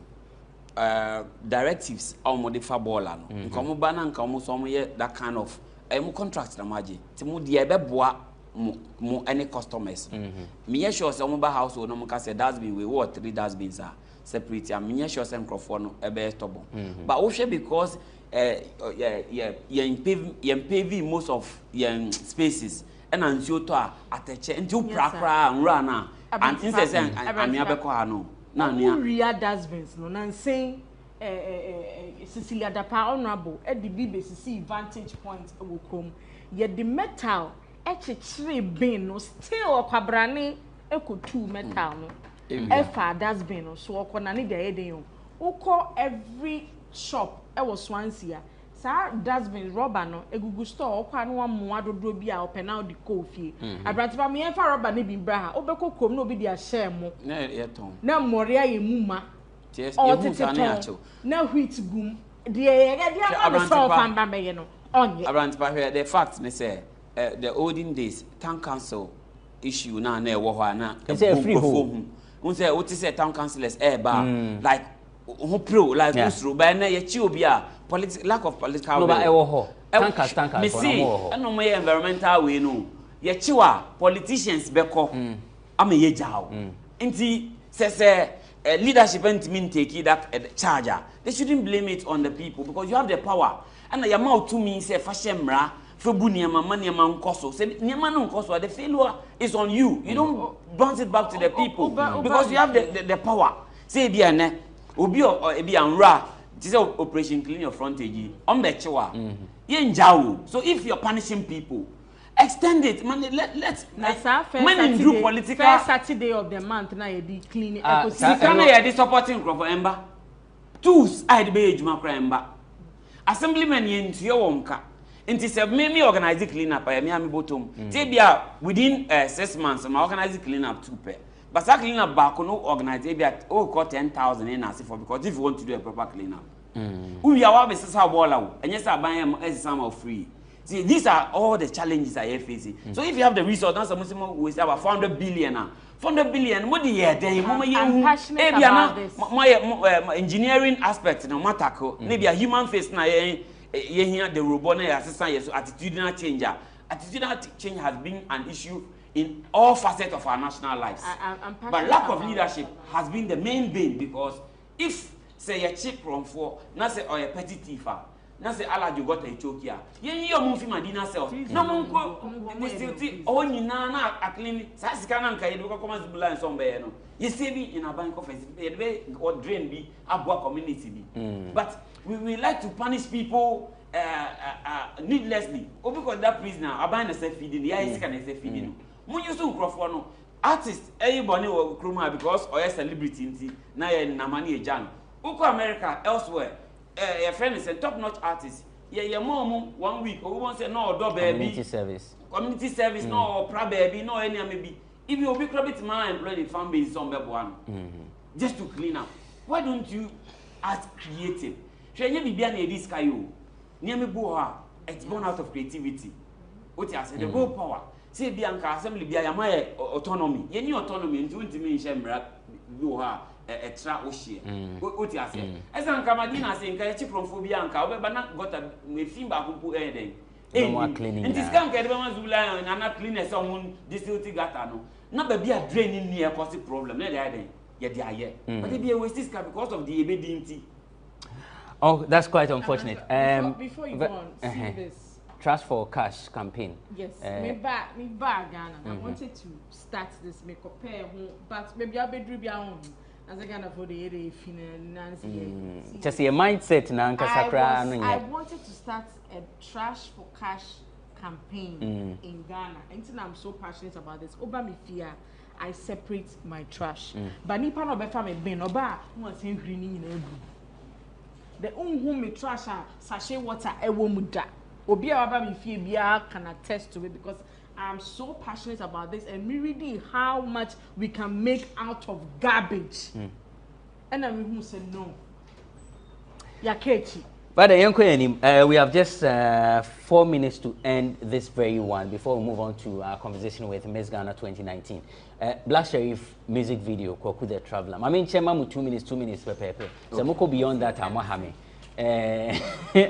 Maybe say flood in conversation, 2 minutes. Conversation now there, but I meet you. Yeah. Okay. Ode mamenya ne 3. Nicole say, I mean, yes. Yeah, bad. I may share a video. There was one thing that in the beginning, a strike came. Nenino a soldier. Neniko Siana. Yeah, I'm penny focus any brand soldier. But we don't know who a journal flame. No say, so I was ready for the showdown. My favorite scene was the press conference scene.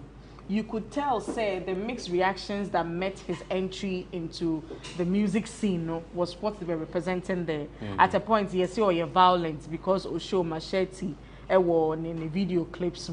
At a point, you see, the distinct with the record dealers and the management here, and say we are ungrateful. And your man I accusing of doing in this short while now, you could tell, say, the aggression with which in conformity press conference no more canon was the same thing. I can't wait if everybody complaining, no.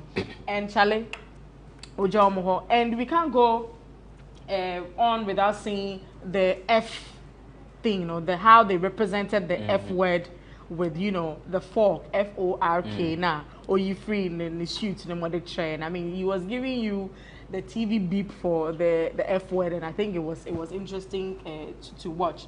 Now, I mean, the spiritual mothers, no.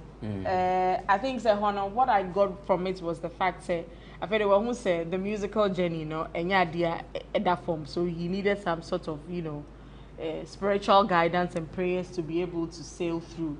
Now, baby, I didn't quite get was the girls no mutihona and cramine be there was smoking, no moody fruit. I say the chic girls be the Frenchman would say beige girls be. I say high time girls be. I didn't quite get the drift about bit, you know. And then the guys in black with the pink bags, you know. I didn't quite get that fusion, no.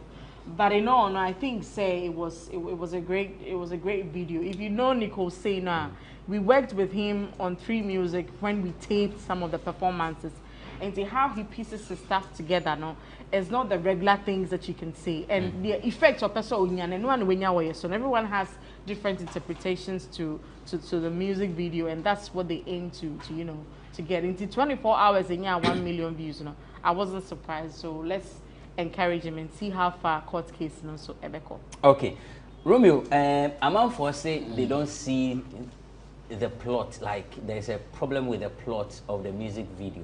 I think rather taken from Angola, no, so but for me, I was disappointed in the video. Why? And even that has been the reason why Onya saw 1 million views within 24 hours, because anticipation. Even 3 Music concepts no the man on the night of performance no crown and properly no to that extent and the man for developing interest. And I felt a bit contradictions within video, no, because one say, oh yeah, performance on 3 Music, you know, Crawford were interested in issues are facing and saying, was it the reason behind the music, or see no, what's wrong you you get it. So we were expecting say, and that rain concept, you know, it became a craze for people. TikTok, echo. So you needed to maintain that kind of balance, because we are continuing, and it might appear to be a cliche, but you give that journey. I understand the angle from which I can, but I'm looking at someone who is genuine, emotionally. When you touch people's emotions, you take a seat in their heart. You get it? And I was looking at that aspect, me who that kind of continue with a hustler, where the rain concept could even pop out at some point. Rain, I heard that. No, I think you don't expect, say, you be 4 minutes video na ebi ansuo kwa na togu nusu sa. No, you don't get what I'm saying. Like, yeah, I'm looking at. I think said that was perfectly executed into Edaho on record in his name. But there's transition in this music video. Oba and we be a press conference and for accusing him be we moving who say na obra kwento ne morning wa ko Jim Paibo. Or Jim Paibo we nyema koye kakrama ne hu so ne big girls bi ti ho mu kraman o mu di fruits ne ade. And we chi ne hu say boys bi o mu share black or mu pink bags. These are like people around him, but I'll share video now. All these guys, you know, they were even fighting amongst themselves. And check na police ababe chen. It tells you say bia obetimi haters even in your own circle, in your journey now walk on. And he was arrested and he swagged up in his mug shots. You see, and, you know, there's transition. Romeo, concluding. Abranti won't say me no. I didn't want to go the technical way. Say the bad icon. Say I hope say o trend there. Exactly. Hope say o trend there. You give what the people desire. What you say? You are being literary in terms of you are going deeper as a theater person, which I don't want to go. But you are also a theater person. I understand. And you understand that sometimes art, you know, said the exactly different interpretations. From what I've gathered, from like I'm gonna enjoy this kind of music. they feel disappointed because they don't understand the video. Deep what did they make an answer? And I was looking at the literal journey. Though it may sound as a cliche, but you give a bit of it to complete the kind of message you were sending. Now, the press conference aspect, people interpret it to be say a legal battle where when you're not try to explain actually forward that kind of thing, and handcuff those things came in. What you say? And then America say there's sort of a contradiction in the interviews he granted in the past and the video because it looks as if say a new trauma situation so you try to. This is what the people think. So okay, let me do something around it and keep the conversation going. Exactly, and there's a reason why we are still discussing it. But me so many say I had anticipation because of the rain concept, and until a man Crawford a video no, a base and Crawford per TikTok at the idea. Crawford video action oriented. No more the baby now also what trendy further. But he didn't give that. And Crawford said using that video way in as TikTok. Okay. So to the mechanism. That is the impact he has failed to deliver in terms of maintaining the status quo on three music rain concept and by. And honestly speaking, that thing pushed the song. Quick one. Where me hear just one sentence. If you are rating the video, 10 over 10. Oh, if I'm going technical, dear, meet my man 7. Nah, one for technical. But oh yeah, no, my side. Me say the kind of the normal expectation, social mindset of the young people. I'm expecting a video and see them back on the and give them man half, they are 5. Vida, rate the video. For me, it's a 7 for me. 7 for you. Yeah. Okay, Mate. I don't know how you rate the video wherever you are, but if you've not watched it, go to his YouTube channel and watch Koku the Traveler music video. We are taking a quick break. When we return, we have an interview with Miss Ghana 2019. Magduna Nane Asare is Assemblywoman for Madina Social Welfare Event Organizer, Artist Manager. What did I say? Assemblywoman. I said Assemblywoman. Hey! No, it's because he's always with pageants girls. Hey! Hey! Mankani Yekra! Manua for Bazawaza.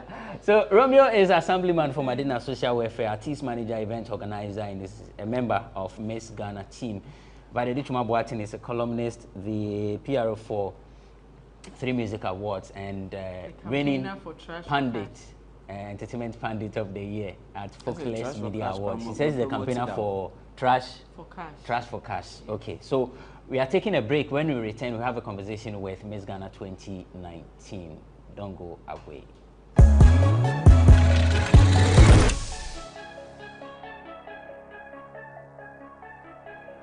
Welcome back. It's the final lap of Bloggers Forum on GhanaWeb TV. I have kicked my guest, my Pamo Munina, say me the beauty queens about veteran show. So Miss Ghana 2019 and Miss.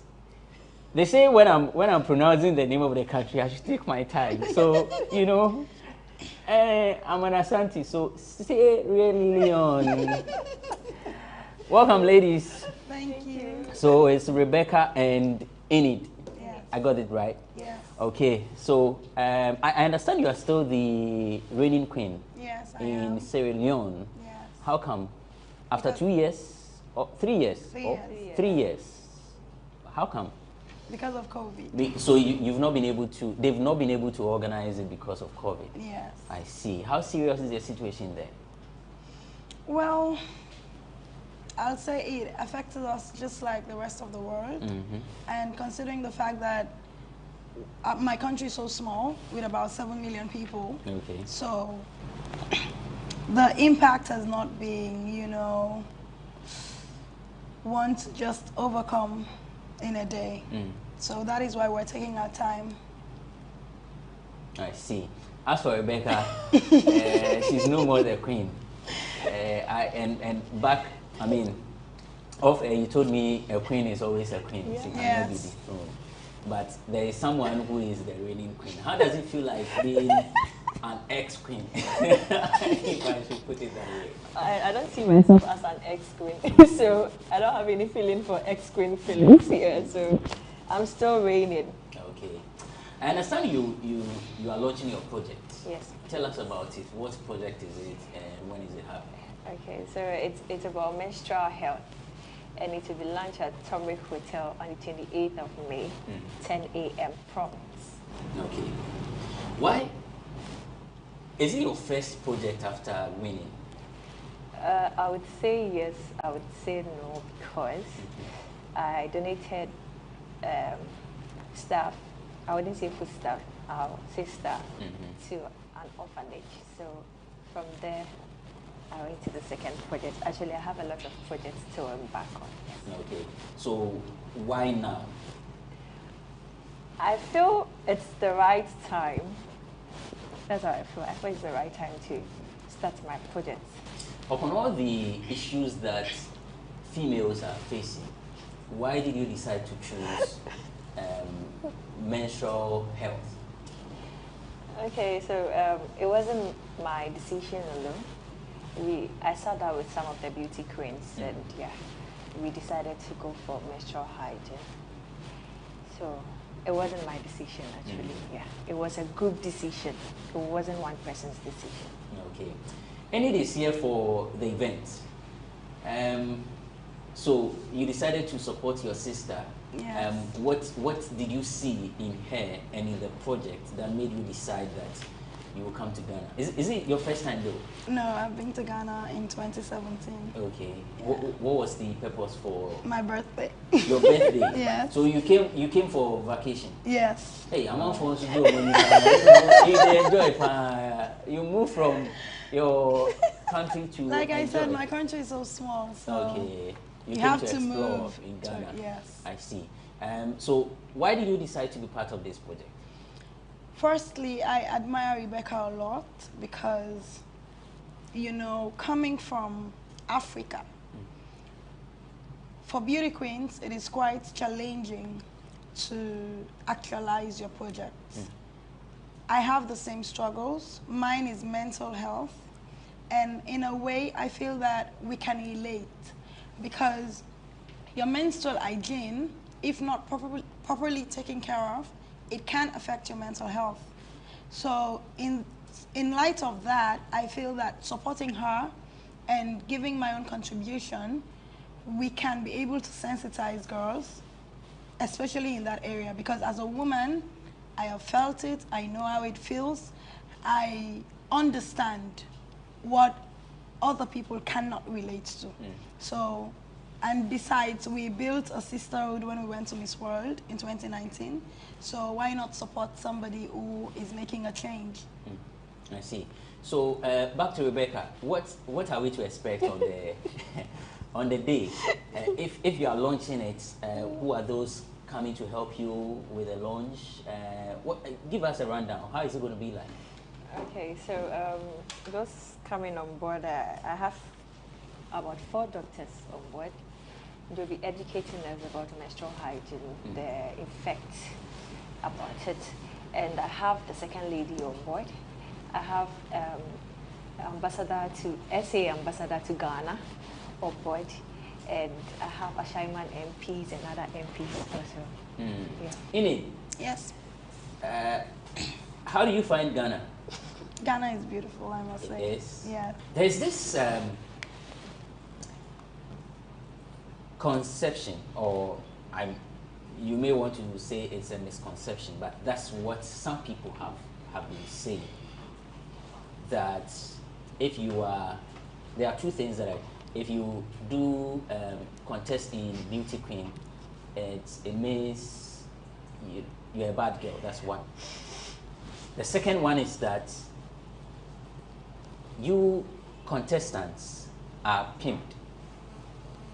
Let's deal with the first one, and then we'll do the second one. Okay. Have you come across any of these comments, though, in the first place? Definitely, I do. So what's your reaction? I believe some of us has helped change the narrative. I remembered when I was in uni, and then I had a lecturer who had the same perception, But then I changed his mind I remember there was a particular time when I topped his class. So ever since then, it was like, because of you, I now believe that girls who partake in pageants are not stupid or bad girls, because the bad girl thing it tags along with stupidity. For the most part, they just feel that it's just slay queens who want to be beauty queens. And there is more to that. I am a graduate from the University of Sierra Leone. I work for a government institution, and I am a beauty queen. So I believe we need to send the message the more, because again, for me, I feel our parents has already made it a thing since way back. Because as a child going to school and then you tell your mommy, especially in Africa, that you want to be a beauty queen, they're not ready for that.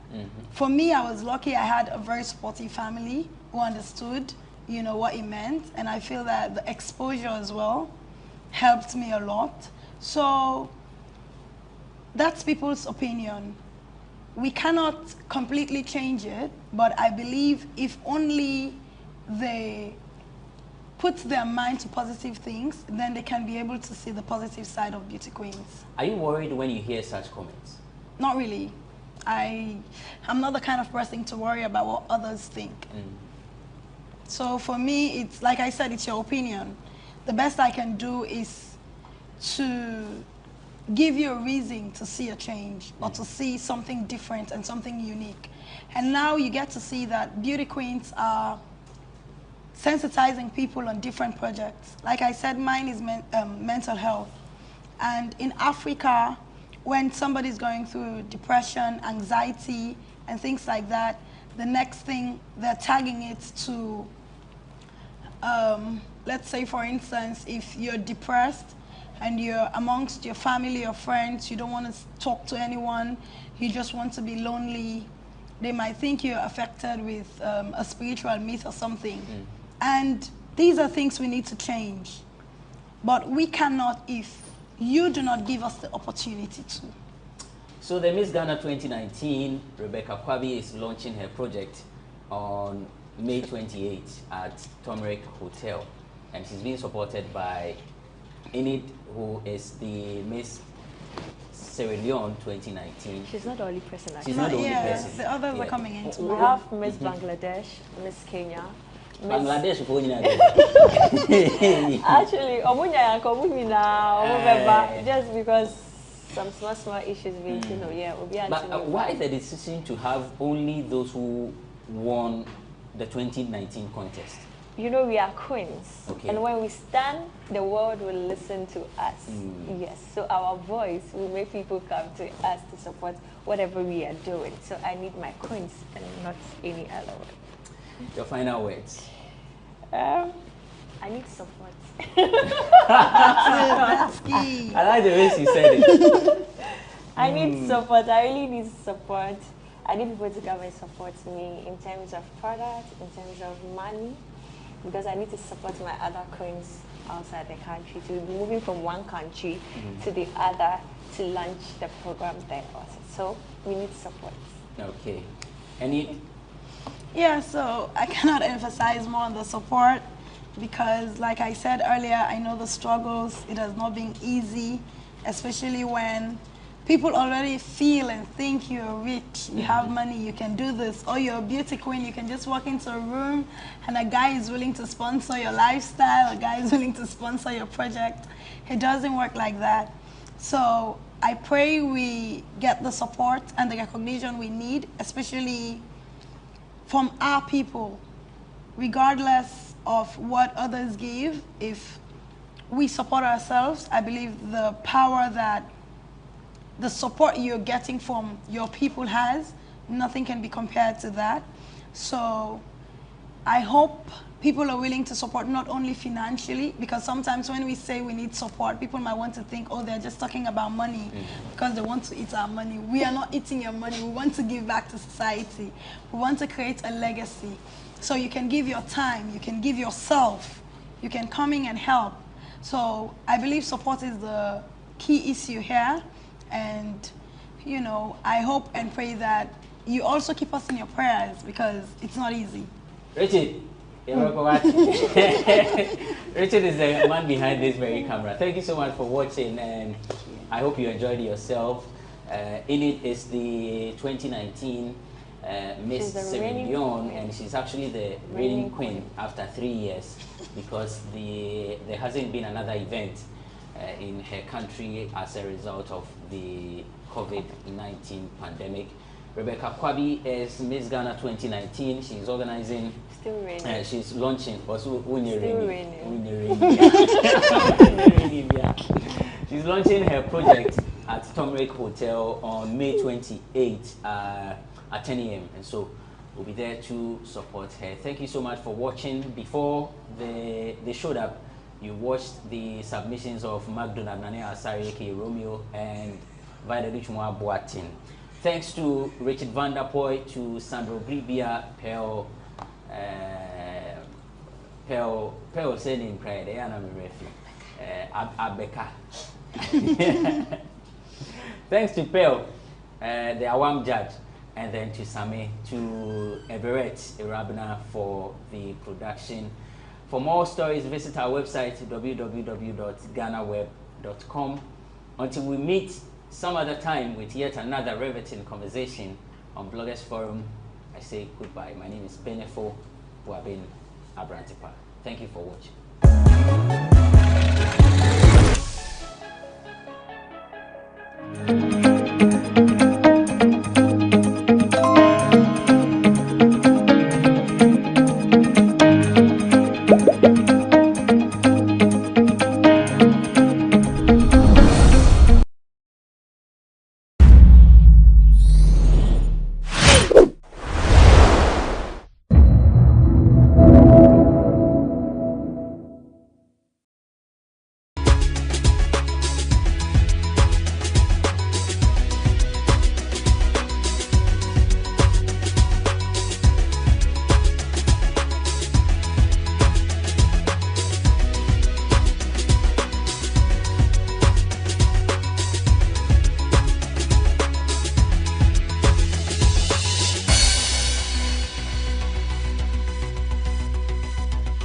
I'll tell you why I'm excited in a short while, but welcome to this episode of People and Places here on GhanaWeb TV. My name is Eche Atisu, and as you can tell, I'm not your regular host. I'm sitting in for Wanda Ami Hagan, and that's because we just ambushed an interesting guest who we are going to speak to shortly.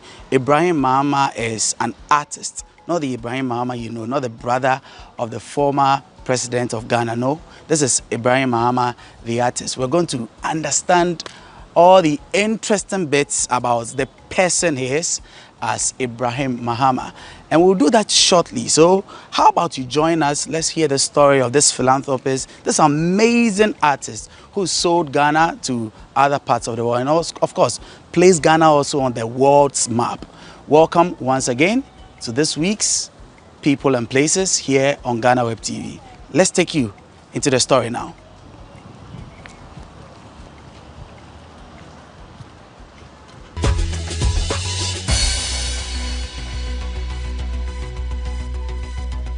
So welcome again to People and Places here on GhanaWeb TV.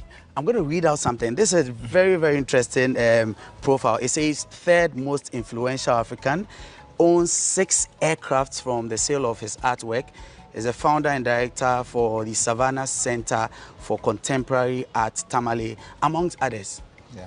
Ibrahim, are these all true about you? Yes, they are.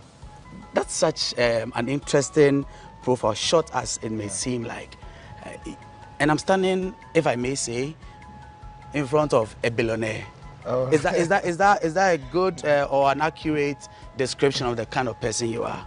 Oh no, for me, I think wealth is about redistribution. Yeah. If you are able to make money off the living that you have, at least it should be able to influence the lives of other people. Yeah. So for me, it's always been very important to rechannel the capital that I raised through my work in order to be able to create spaces that can influence at least a younger generation. So I think for me, that's where the wealth is in. Yeah. But is it true that you sold an artwork for $1 million? Yeah, even more, like in the last couple of years, because as artists we earn money through our work, through different things. Either we're teaching abroad, or we're working on exhibition projects, or we're producing commissions for museums around the world, or things like that. Yeah, but for me the question is, how does that really reflect on the system here, the creative arts system? Okay. Yeah, so that's where for me the question is. If you have $1 million sitting in your bank account, what does it do? Nothing, you know. But if you create an institution which can influence the next generation of, let's say, creatives or whatever, then you're creating more wealth in the future, so, or even much greater wealth. So for me, that is where the thing really lies. You spoke about institutions and all that. We'll come to a lot of all those things. But your name, Ibrahim Mahama, are you not confused with the other Ibrahim Mahama that we know, this, the brother of the former president of Ghana? Have you ever had such encounters? Well, actually, interestingly enough, for the first time we met today. Oh, Even today? Just today. Just for the first time we met. Oh, yeah. nice. Yeah, but how did that go for you? Two Ibrahim Mahamas meeting? It was interesting. I think that he's one of the most generous people I've ever met, and we had such beautiful conversation. You know, I don't necessarily think, you know, sometimes people always confuse. I think the problem is that because he's known to be Ibrahim Mahama, the brother of John Mahama, and also like being rich, a lot of people don't really take time to know him as a person, the person that he is, you know. So today when I met him, it wasn't so long, but at least you really get a glimpse of someone in terms of their honesty and all that. I thought it was actually quite interesting.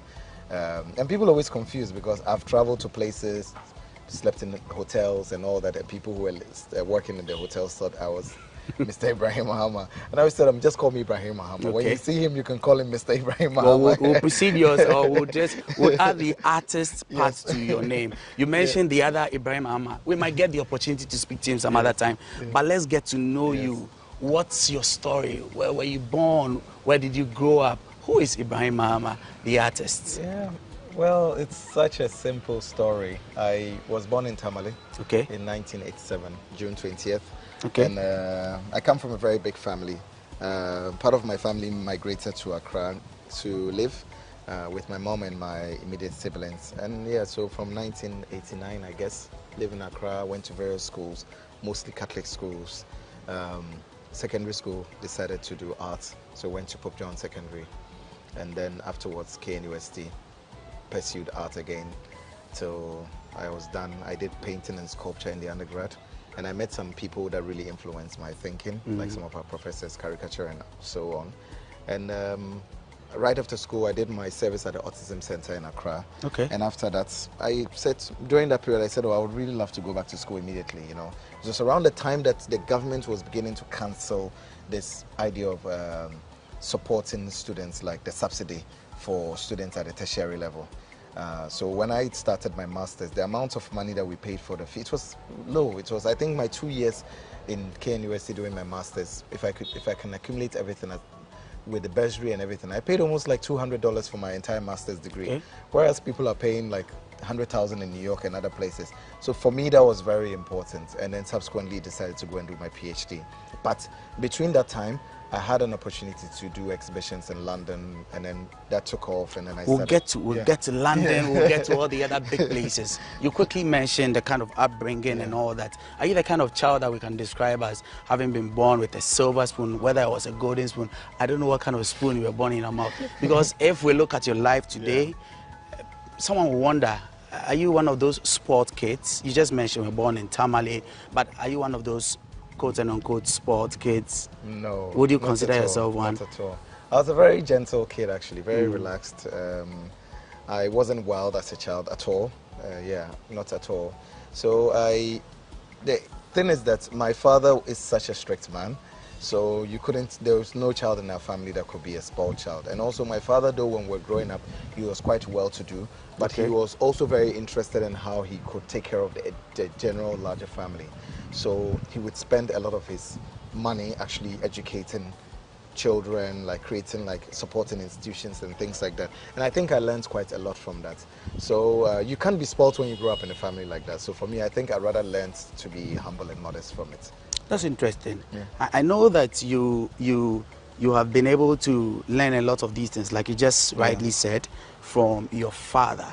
I just want to know, how does it feel like when you look back at your life and all the things that you might have learned, the places you've been up to this point? Do you think that there are any major or significant things about your growing up years that informed the kind of thing you do today?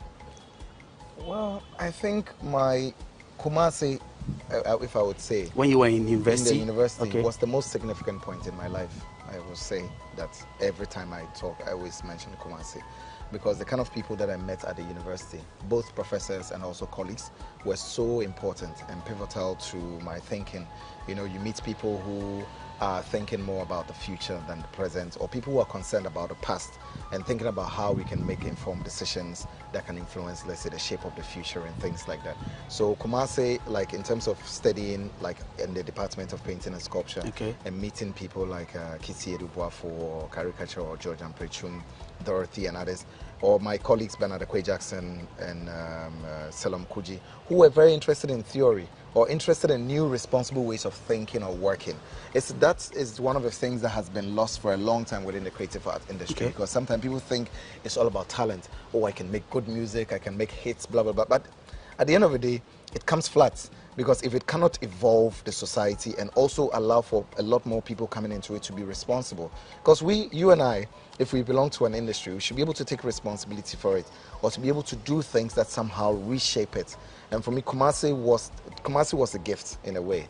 I don't know what would have happened, and maybe we have to thank Kwame Nkrumah for somehow really believing giving us KNUST. Yes, KNUST. All right, the story about Ibrahim Mahama is only starting now. We're going on a short break. Enam is going to bring us a segment we call Facts About Ghana. When we come back, we'll continue this story with Ibrahim Mahama, the artist.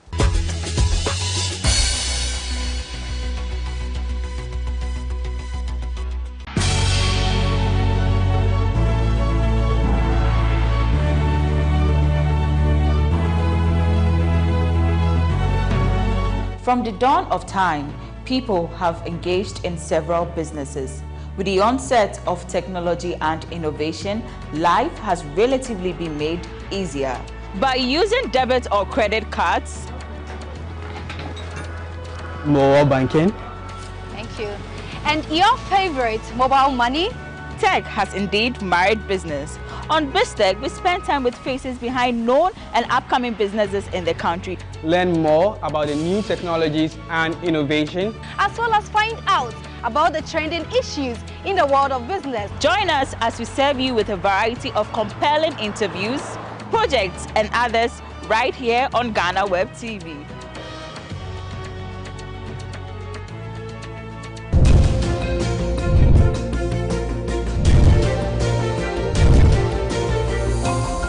And now, let's learn something interesting about Ghana. The first European settlement on the Gold Coast was the Portuguese in 1471. They came to the country purposely for increased trade and eventually acquired slaves and gold in trade for European goods such as metal knives and guns, among others. That's all for this week on Facts About Ghana. Until next time, let's get back and learn more with Wanda and her guests.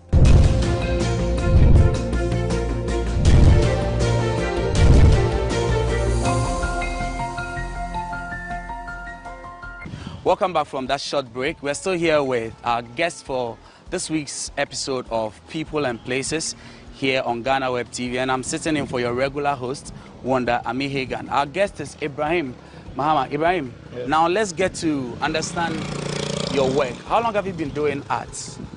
I think actively since 2014, like internationally. But I was making arts as a student at the university. That appears like a short time, but you've made such a huge impact in that short time. Yes, yeah. Sometimes I even wonder, like when I look back into the trajectory of my work, it looks like I've been working for such a long time, but it's only been 8 years now. Interesting. Yeah. Do you remember that first artwork you did? Yeah. Tell us about it. Well, when I was in secondary school, I was always very much interested in like experimentation, things like that. So I remember I used to make these plaster casts of like people's bodies, like faces or things like that.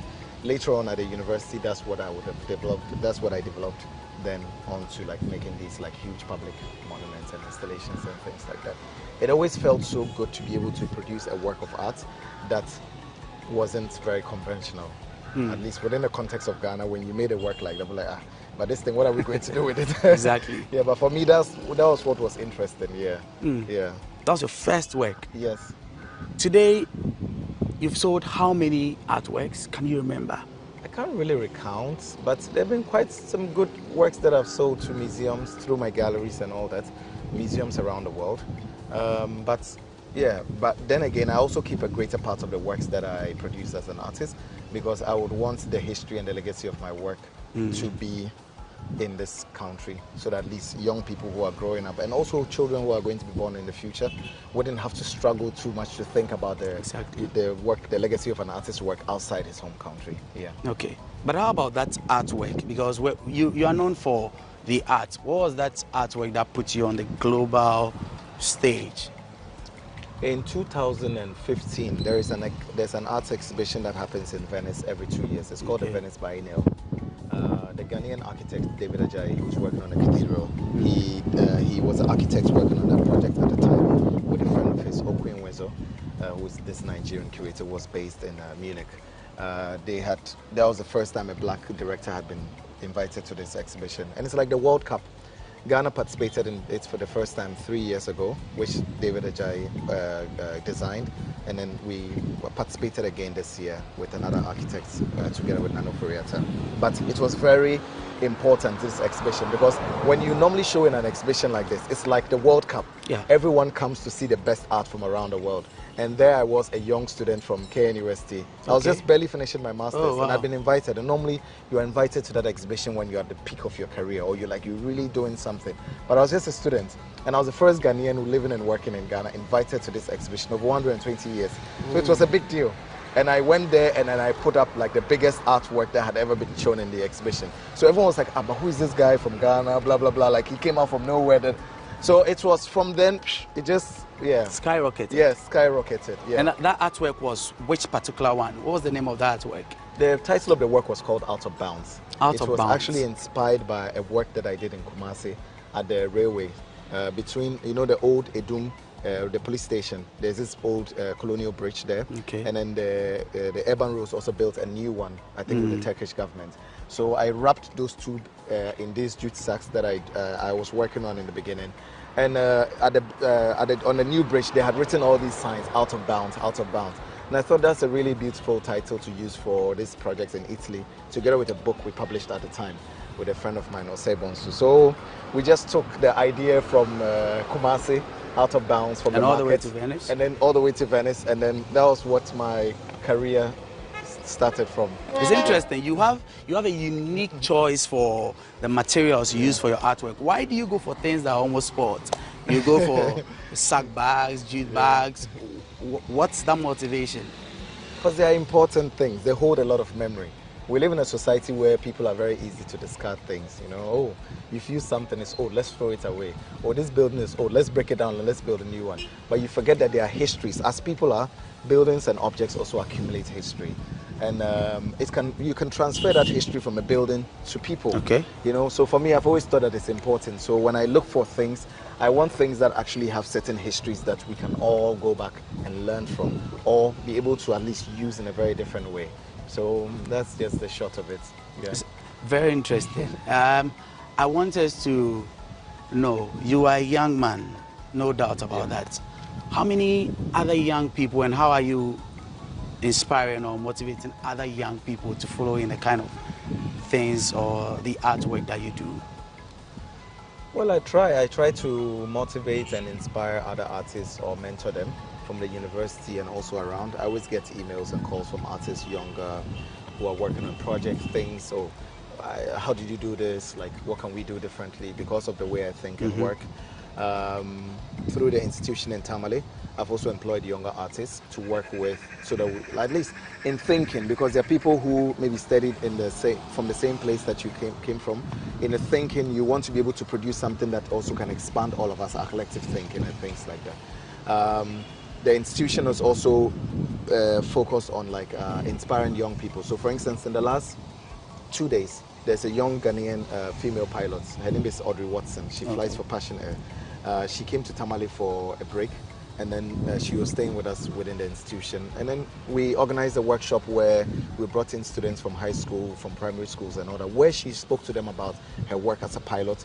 We even went into the aircraft, and then she showed them how the instruments work and things like that. And aside that, also we go out of our way to fund buses that goes to communities and brings young people to the institutions for workshops, drone classes, and all kinds of robotics and all kinds of other things. It's really important that the work that we do helps to transform, let's say, the ideological values, mindset of another generation. That's the only way we can change this country for good. Yeah, so, yeah.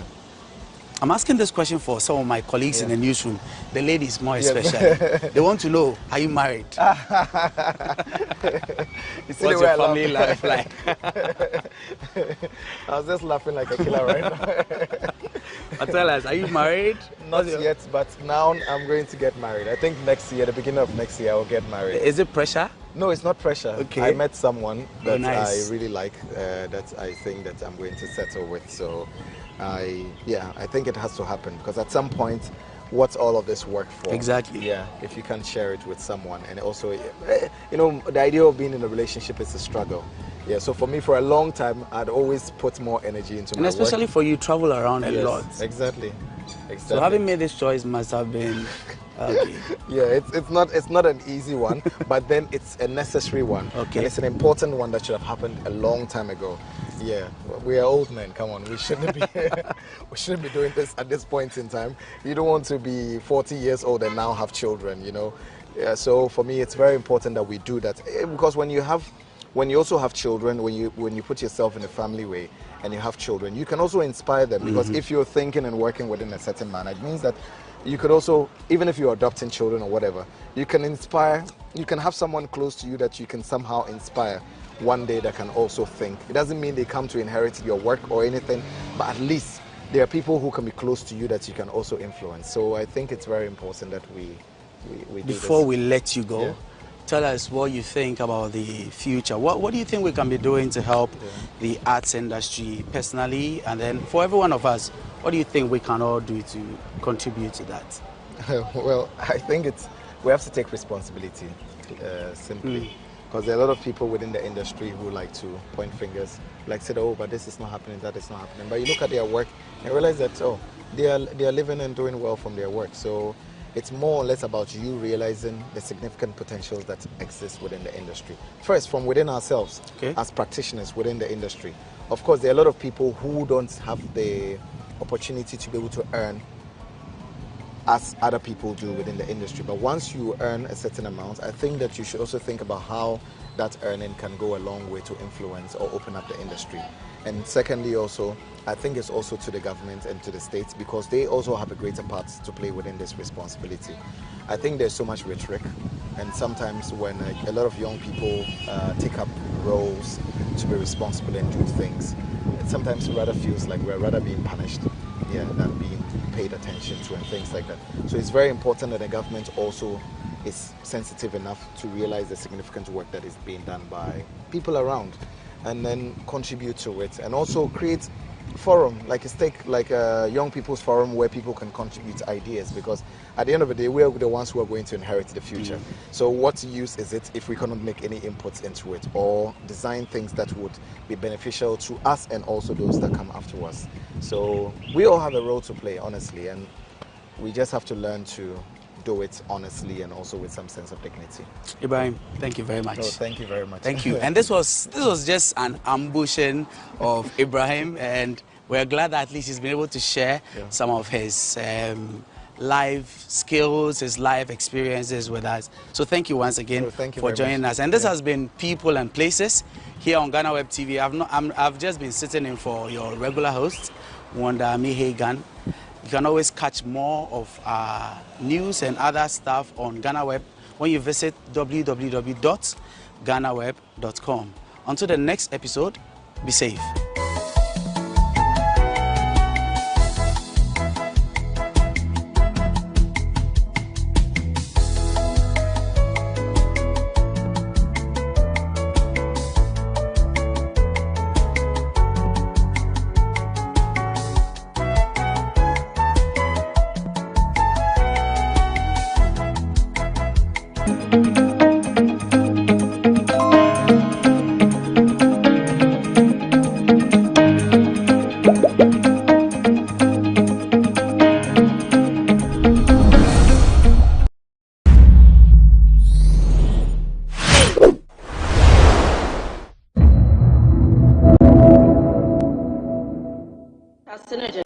are cancer-causing agents, and it kills over 8 million people globally.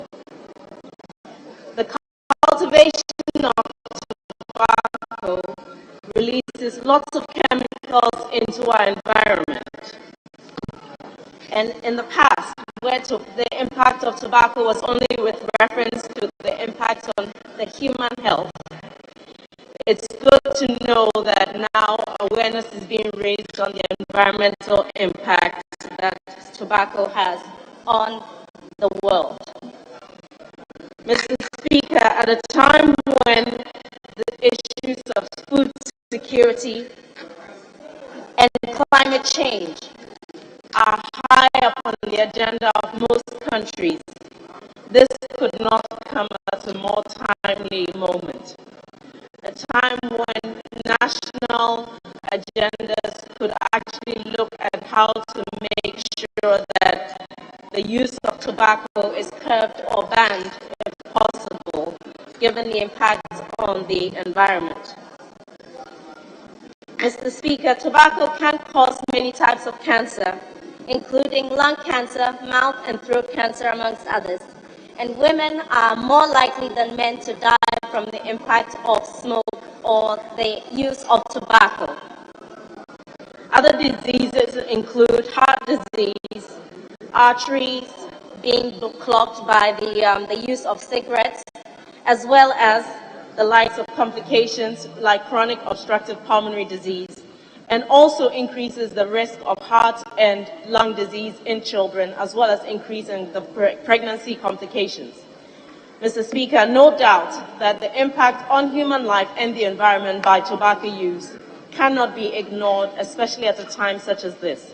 And so I would add my voice to my colleagues, urging the Health Ministry to take actions to increase awareness and promote the disuse of tobacco and other products that are affecting our health as a nation. I thank you, Mr. Speaker, for the opportunity. Honourable members, with this we come to the end of statements, and I look forward to the guidance of leadership in view of the pending matters outside the presence of Parliament. Yes. Yeah. Minority Leader. Yes, a minute. Because Minority of the earlier conversation we had. And you had a conversation, yes? Yes. So I see my respective minority leader is eager to speak. Let me move for an adjournment to tomorrow, 10 o'clock in the forenoon, particularly in the face of the fact that we have an upcoming program which the Speaker himself has occasioned. So let me move for adjournment to tomorrow, 10 o'clock in the forenoon. Yes, Honourable Minority Leader. Speaker, I beg to second the motion for adjournment and to urge members that this is a Parliament program, so as many members, if not all, should participate actively in it for us to learn lessons. I thank you, Mr. Speaker. Honourable members, motion for adjournment moved and seconded is now for the consideration of the House. There being no consideration, I put the question. Those in favor of adjournment say aye. Those against say no. The ayes have it. The House is accordingly adjourned to tomorrow, when we shall reconvene to continue business at 10 in the forenoon. Honourable members, before the gavel, I want to add my voice in calling on you, in fact, urging you to attend, because that is a very fertile ground for learning and for exchange of ideas on critical matters of governance in the country. So I'm expecting to see more of you attend this seminal, in fact, maiden seminal lecture of my good self. With this, honourable members, the House stands adjourned.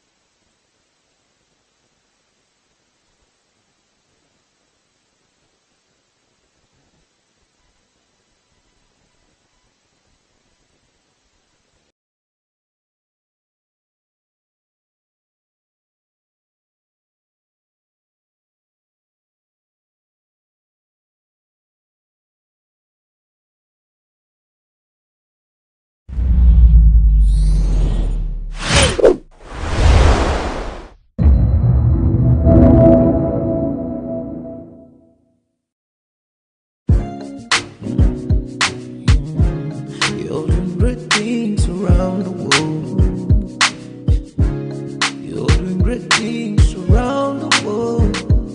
Yeah, you're doing great things.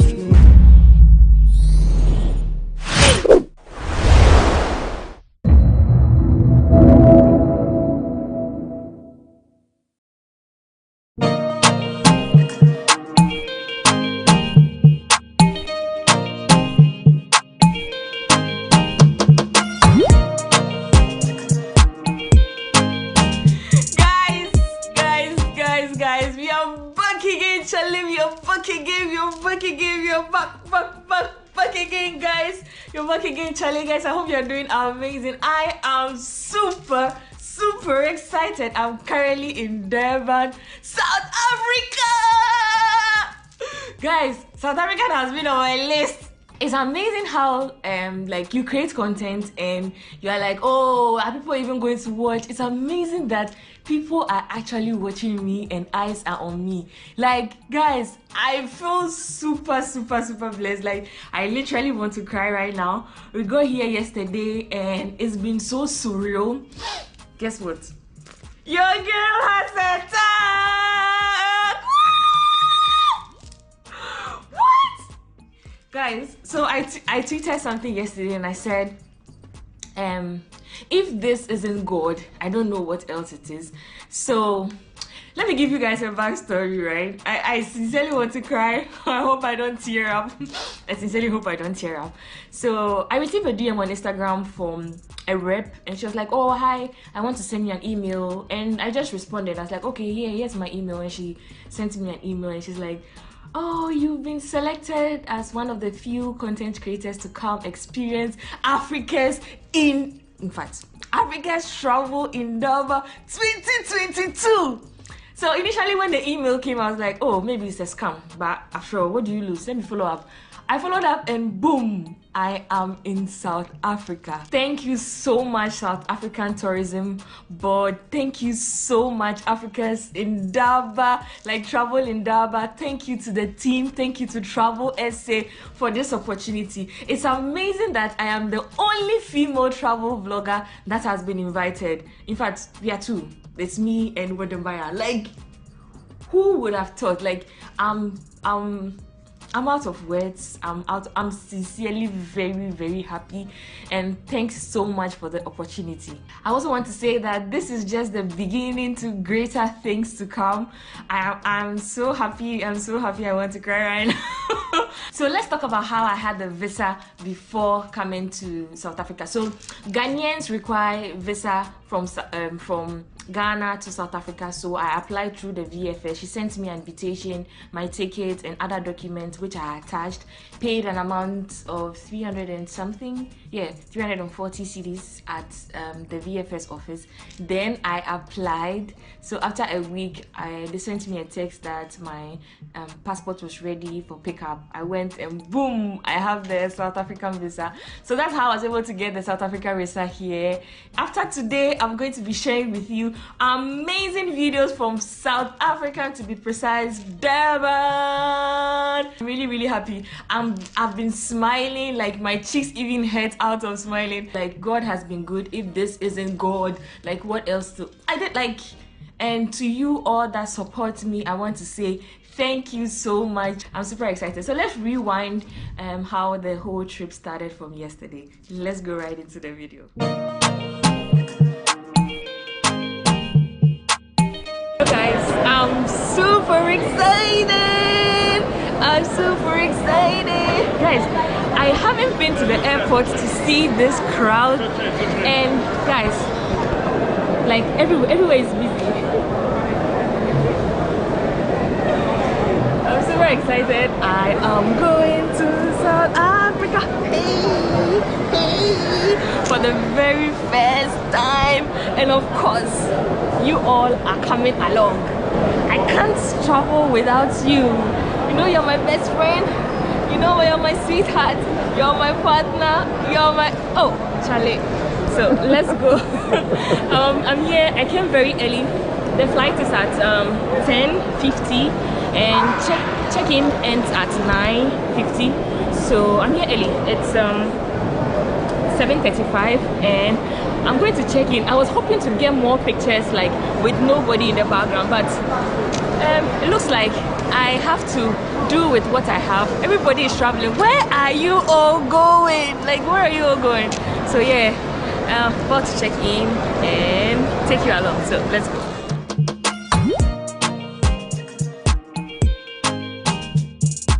Guess who I saw? Was the Maya. I'm coming, yeah. So, you know the funny thing, when the list came in, and because he usually uses Wademaya, I had forgotten his name. He's called Akon. So I look at the name and I was like, Akon, who is Akon? It's Wademaya. And I'm like, I know Akon, but I didn't know the bed code. Not knowing that that's his real name. You're exposing me, eh? So if you all want to know his real name, he's called Berthold Akon. Yeah. So yeah, he's part of the theme, and I'm super excited. Are you excited? Of course I'm excited. You know why? Because I'm traveling with Stella Chanelli. The energy alone on this trip. I will transfer my energy a little bit to you. Please do so. Yes. What am I? You know what? What am I? It's a celebrity. This is the first time I came to Ghana. But also, in your inspiration, I'm making documentaries about I'm sure with the Maya is so used to this now. So the immigration is really packed. Like, we are in a very long queue, and yeah, Steven, say hi to Steven. Steven is Wademaya's videographer and editor. What's up, everyone? This is Tickets. So yeah, this trip is really going to be fun because the whole crew is on this trip, and I'm super excited you all are coming along. So they just gave us socks, toothbrush, and precedents or something. Yeah. About to start the trip. It's currently very cold here, and so we're about to set off, and of course you guys are coming along. It's now 10:35. We should leave in the next 10 minutes, and yeah, I'm super excited. It's my first time.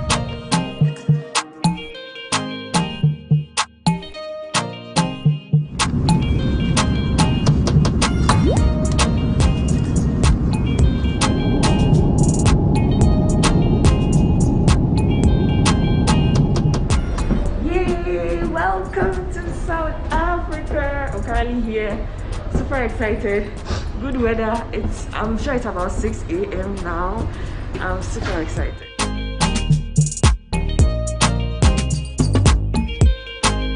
So the final destination is Durban. So we're going to pick our baggage and head to the domestic. Yay! I'm sure you can tell from my face I had been sleeping, but I had just like 3 hours, 4 hours sleep. And yeah, Maya is way behind there. How was the trip? It was very good, but it's so funny. The moment we sat in the plane, I started sleeping. I didn't eat, I didn't drink any water. The last thing that I heard was, we are about to land. Can you take off your clothes and put it under the seat? Look at him, and the way the aircraft was so cold, he didn't even carry what's it called, a jacket. No jacket. Yeah, but this is how it looks like from here. Here is nice.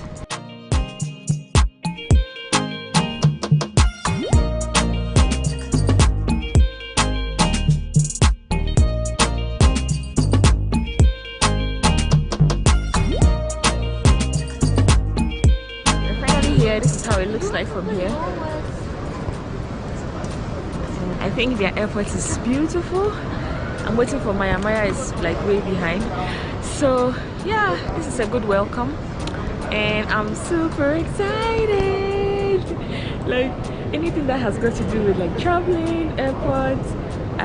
Well, people say they don't like traveling, they don't like the airports, but I love it. Like the mere fact that you are seeing a new country, the mere fact that you are seeing somewhere different alone is like, it's exciting. And the fact that I am here invited, wow, like Who would have thought? Like, I literally want to cry right now because I'm really, really, really happy and I'm blessed, and I want to say a big thank you to our hosts, and I'm super excited. Yeah, so let's go. As soon as I settle down, I'll give you food. This airport is one of the busiest airports in Africa and also one of the biggest, so I can understand. We've been walking. We have still not gotten to our gate, our domestic gate. Wow. Yeah. How many times have you been here? This is the third time I'm using this airport. And how does it feel being back? Nostalgia. South Africa always lives in my heart. And anytime I come here, it feels good to be back in SA, man. It's just that I'm hoping that they'll give me good food, not pap and what they call it, pap and meat. So if you don't know who Wademaya is, please just head to his channel right now. Yeah, head to his channel. Yeah, man, how are you? You see, just when I mentioned his name, somebody recognized him because he's wearing a nose mask. So if you don't know who he is, please head to his channel. He's doing amazing, and we are going to be together the entire trip. So I'm super excited you all are coming along.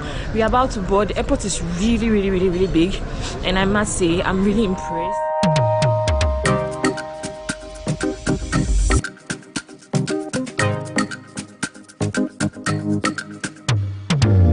So we are about boarding to Durban.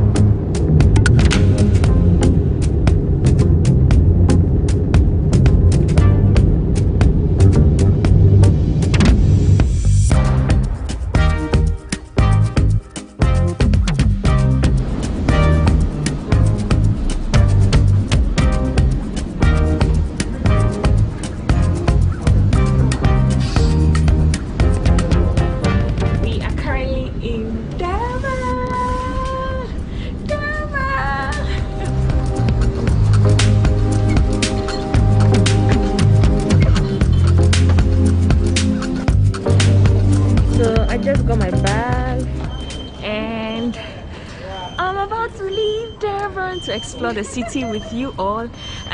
So they have arranged a pickup for us, so I'm sure our names will be there. We are yet to meet them and leave to the town to see what Durban is. This feels surreal. Thank you so much, South African tourism. Thank you so much, SA. Thank you so much. Oh my goodness, I can't wait to experience everything. Like, guys, I'm taking you I'm sharing every bit of everything with you. I'm not leaving anything behind, because this one dear. They said it was cold when we get here, and it's very warm. Hot, nice and hot. Yeah. So, meet AJ. AJ, say hi. Hi. Yeah, and it's very hot now. I think it's time to remove my jacket.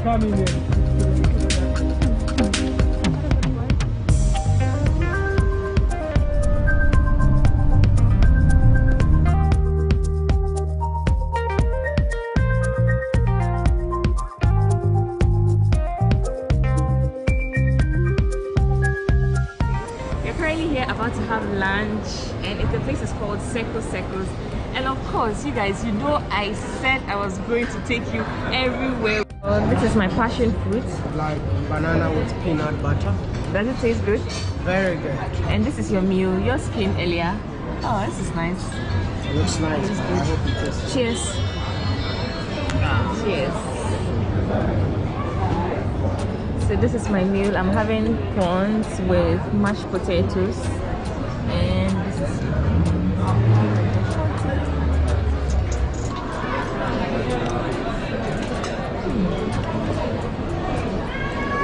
So far, my meal was a good choice. Like, I don't regret it at all. This is really good, especially when I added the lemon to the prawns. It gives it a different unique taste.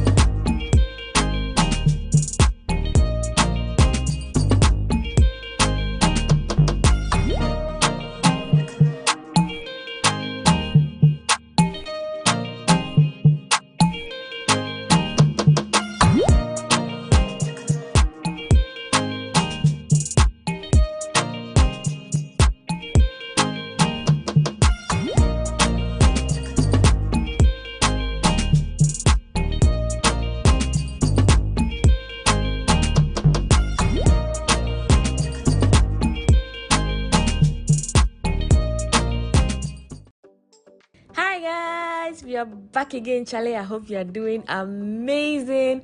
While here, don't forget to subscribe, like, and share. So my friend and I decided to celebrate her birthday in Côte d'Ivoire, so we plan to stay for 8 days.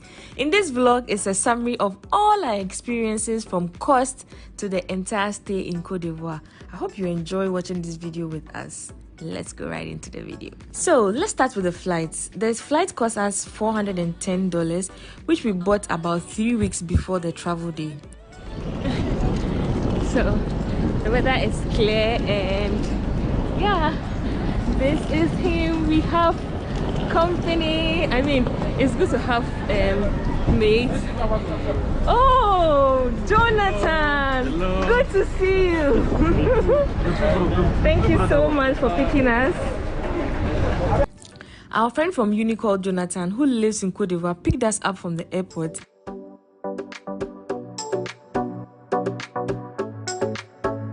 Tell us everything about Abidjan. Everything we should know. Everything. There is a lot of things to say about Abidjan, but the most beautiful things here is like we're free. There is a lot of space to enjoy. Food, the venue. Oh, I can't wait to try the food. Everything that you can imagine. Yep. So we had drinks together and ended up at a place called Blue Coast, where we had some good acheket and tilapia with fried plantain called aloko here.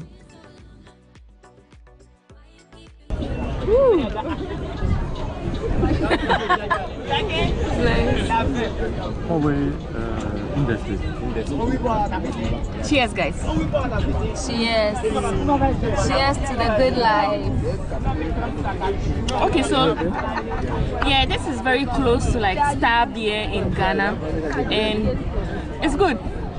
It's not so sour, it's sweet and sour at the same time. This is good.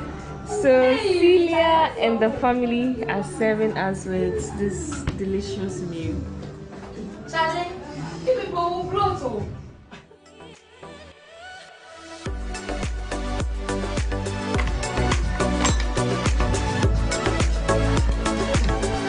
This is how they'll be overfeeding us here in Abidjan.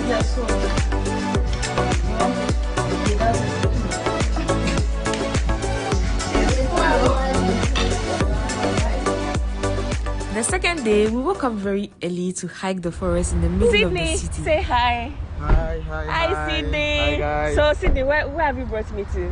This is Parc National du Banco, Abidjan. Okay. We just about starting our hike. We are going hiking today. We're gonna do 20 kilometers of hike. Someone is gonna have their walking. I'm super excited. Guys, I'm so happy I met someone here who lives here and he brought us to this place. He picked us from our Airbnb and I'm super excited.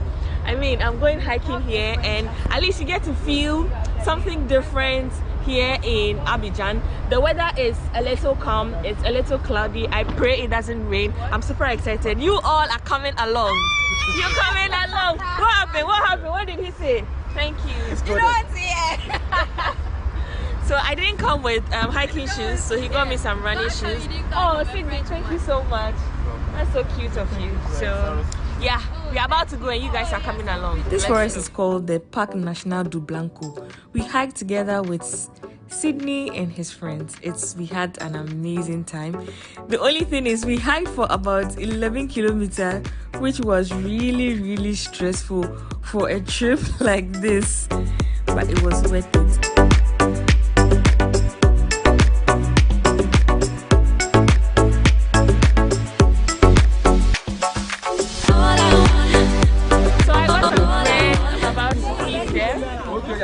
Whoa, they are so huge. You can show them.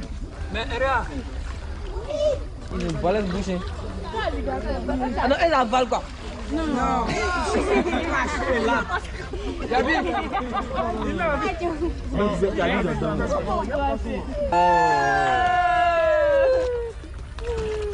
another one. Wow. On 3. Are you ready? Yes. Ready? No wonder they are big. They get ready bread every time. 1, 2, 3. This guy tried to kill me today. Hey, how many kilometers have we done? Check. Guys, more than started. More than what? We've done about 11 kilometers. 11 kilometers, guys. If you know what 11 kilometers is, you understand the pain I've gone through. This guy tried to kill us, but then we didn't die. We ended with a beautiful view of seeing this big catfish. I have never seen this catfish this big. The ones we eat in Accra are usually very small, so it's beautiful. Sydney, even though you tried to kill me, thanks for bringing us here. Welcome. Yeah.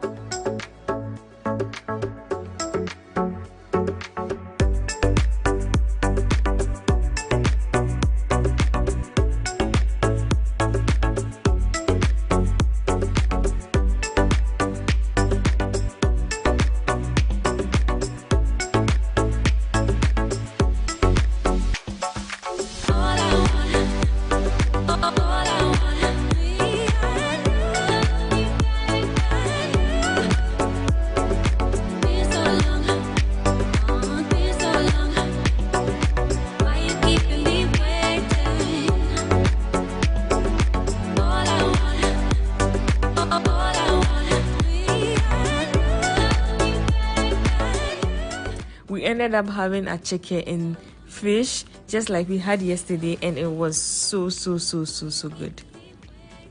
We paid for the drinks, which cost us about 4,000.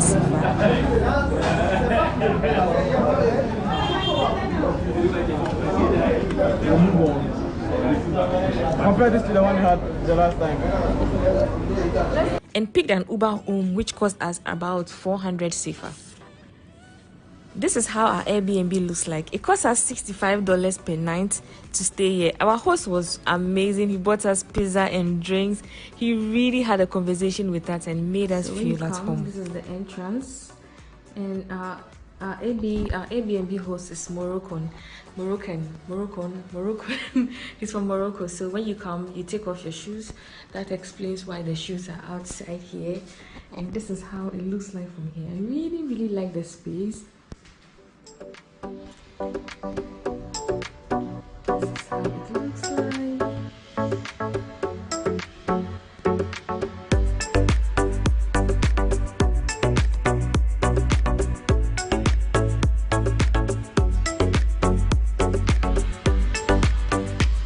That's a small balcony overlooking Côte d'Ivoire. I like the fact that everywhere you pass in Abidjan has water, as you can see from the top here. That's how it looks like, and yeah, I've really enjoyed my time here.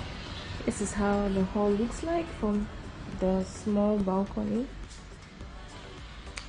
Yeah, let's go to the kitchen. So when we came, he said we could take anything we want, and I think that's so sweet of him.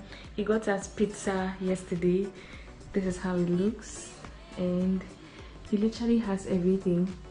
So he also mentioned that whenever we needed to wash our clothes, there's a laundry person here. So yeah, here has been so comfortable. Like the fridge is even stocked like with stuff.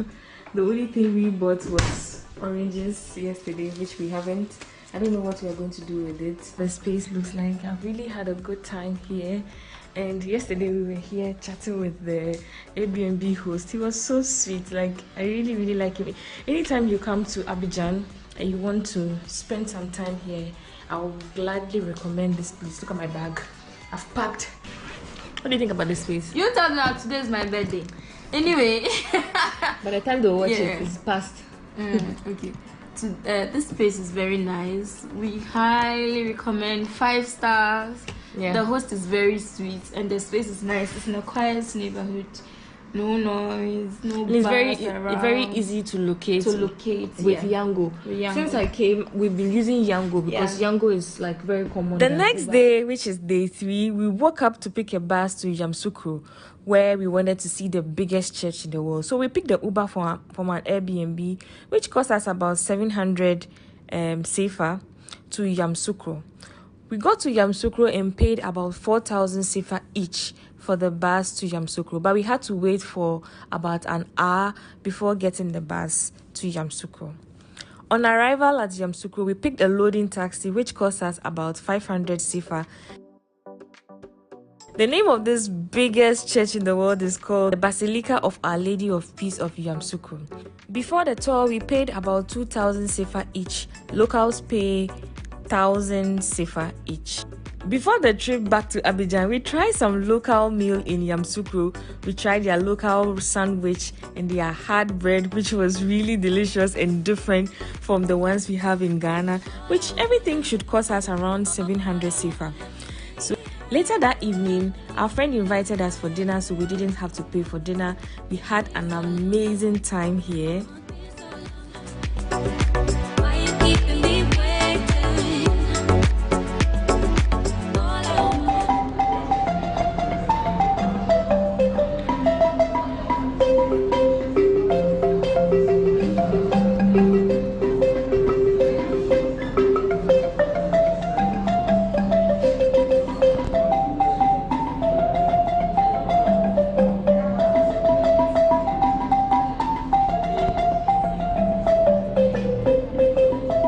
Day 4 was my friend's birthday, and we decided to spend the night in Assini, which is a popular destination in Côte d'Ivoire. So we are currently in an Uber going to Assini, which is very, very expensive. This is how much it costs. And usually they said that if you go to Assini, you won't get anybody coming back. So we have to pay double the price. So Jonathan, our friend, spoke to him in French. We just called him, and then we've negotiated to add extra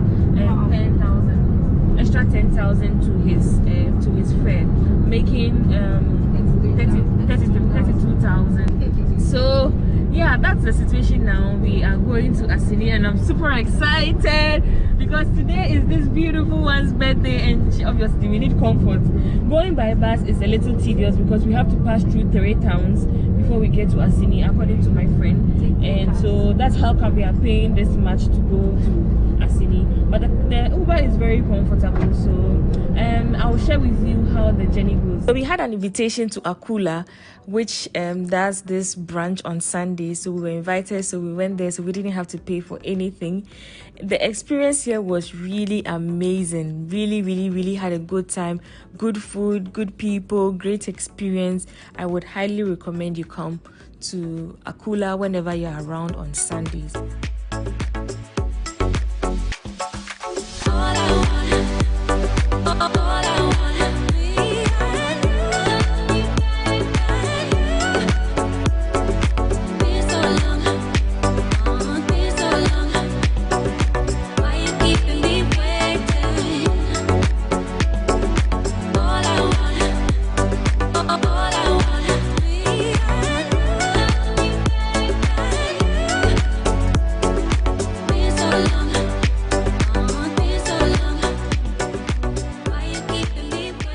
So we ended up at our hotel, which is called the Kasana Village.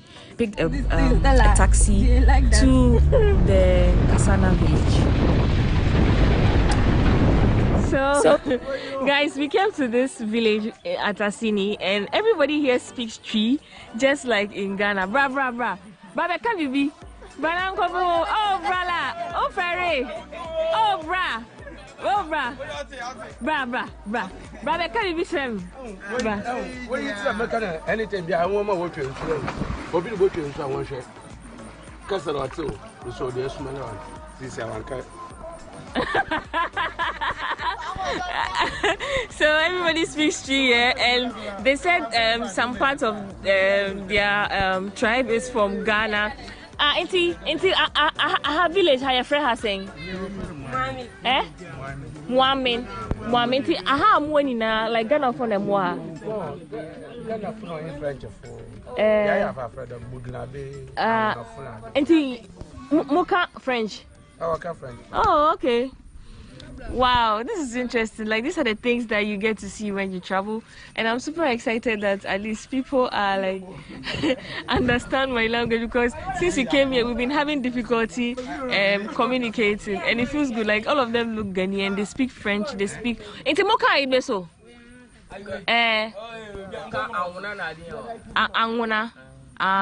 Okay.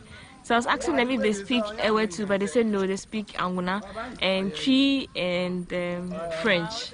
Yeah. Yeah, this is really interesting. I feel like home. Nobody Yeah. can tell us nothing. Yeah. So wow, this is interesting. We ended up at the Kasana village, which cost us 60,000 CFA, which is close to about $100 a night. We had a good time. I hope if you missed that video, go back, watch the full video on my channel. Come back and share your thoughts on that video. We really had a good time.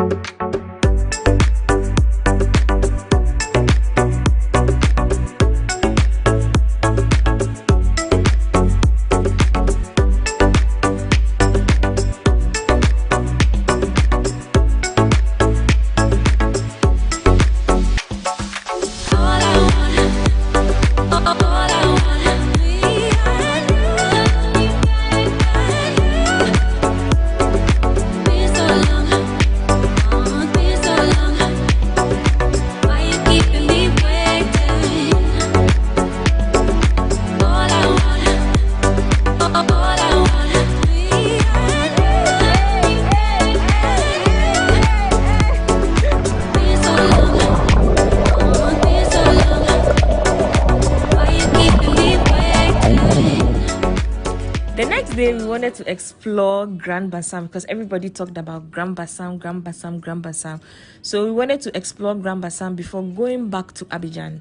So we moved to Grand Bassam the next day and we decided to find a place to stay. We were fortunate while leaving the Kasana village, which is in Asini. The hotel staff were actually going to Grand Bassam, so we didn't have to pay for transportation. We had a lift in their pickup from Kasana village to Grand Bassam. So we are currently on our way to the bus station, and the hotel pickup is taking us there. So we are so fortunate. This is how it looks from here. So we are like in the village of Asini. We are going to the bus station to pick a vehicle to Bassam. So let's go, guys.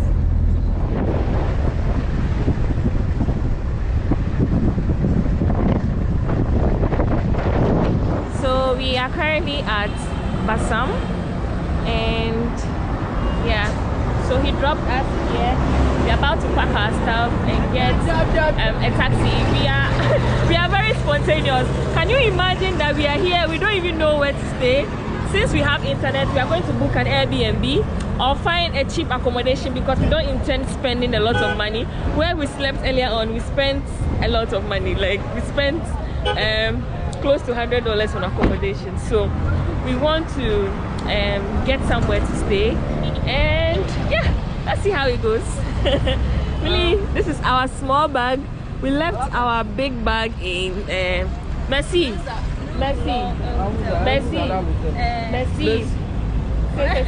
something. Messi. Yeah. So he doesn't speak English. We've gotten a taxi here. He just stopped the taxi for us, and we are going to figure ourselves out. So of course you guys are coming along, so let's go. While on our way, I had a minor injury. We stopped to get some medication. The medication cost me about 12,000 CFA. So while searching for a place to stay in Grand Bassam, it was so difficult to get a place. So we came to Elot du Sud. The first hotel we went to was full. Then we came to this place, and then their leased room cost about 50,000, which is close to $92, and it was way beyond our budget because we just want a place to spend the night. So we have a booking on Airbnb, but then he has given us another option which is called Akayam K. So we are about to go to that hotel, which costs about 20,000 CFA. So we are going there. We are waiting for the taxi driver. We took his number. So one thing we usually used to do is to take taxis, like phone numbers of taxis, so that whenever we are having difficulty like this, we can always call him. So we are waiting for him. He said he's coming, then we can go.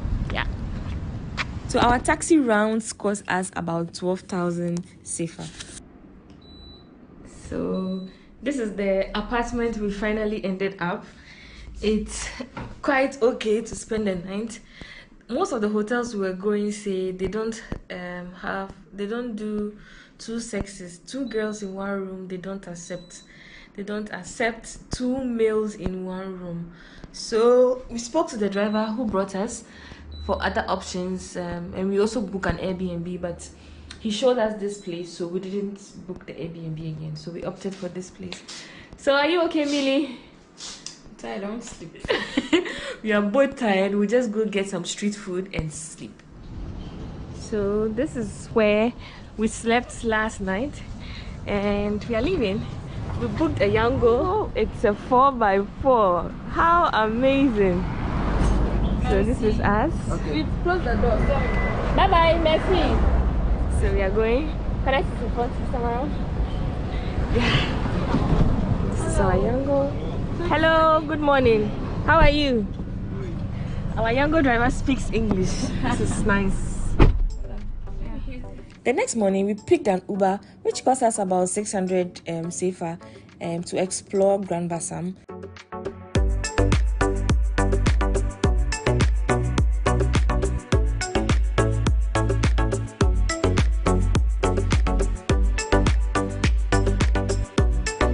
The whole toll and transportation was about 8,000 CFA for both of us, and we ended up having a bougie lunch at Coco Grill, which cost us 30,000 CFA on meal.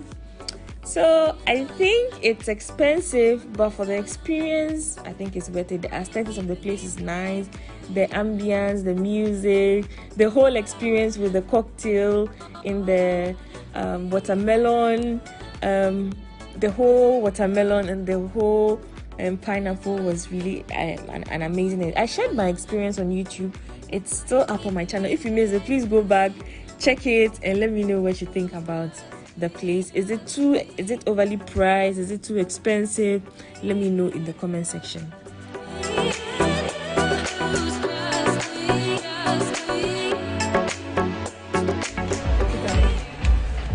So this is how much we spent at the Coco Grill. This is quite expensive, 27,500. So after the whole experience at Grand Bassam, we picked an Uber back to Abidjan, which cost us about 8,000 CFA. While we arrived in Abidjan, we went back to the same Airbnb we spent the night there. We decided to spend the final night here in Abidjan, which cost us about $65 for that night. We are back to our Airbnb.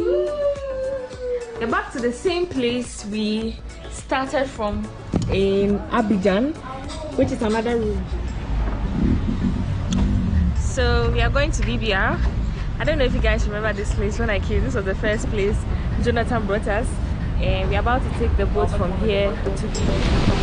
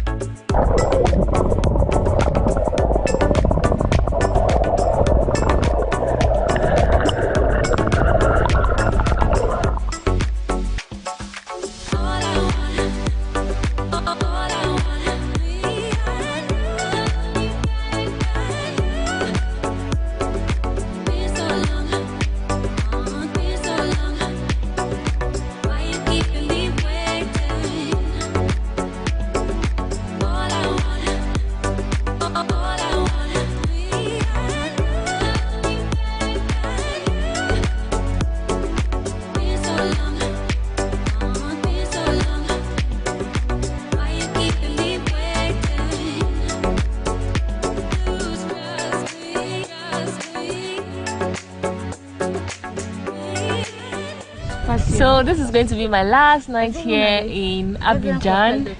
And Jonathan, say hi. I don't think so because we are not in mangoes. And Celia, say hi.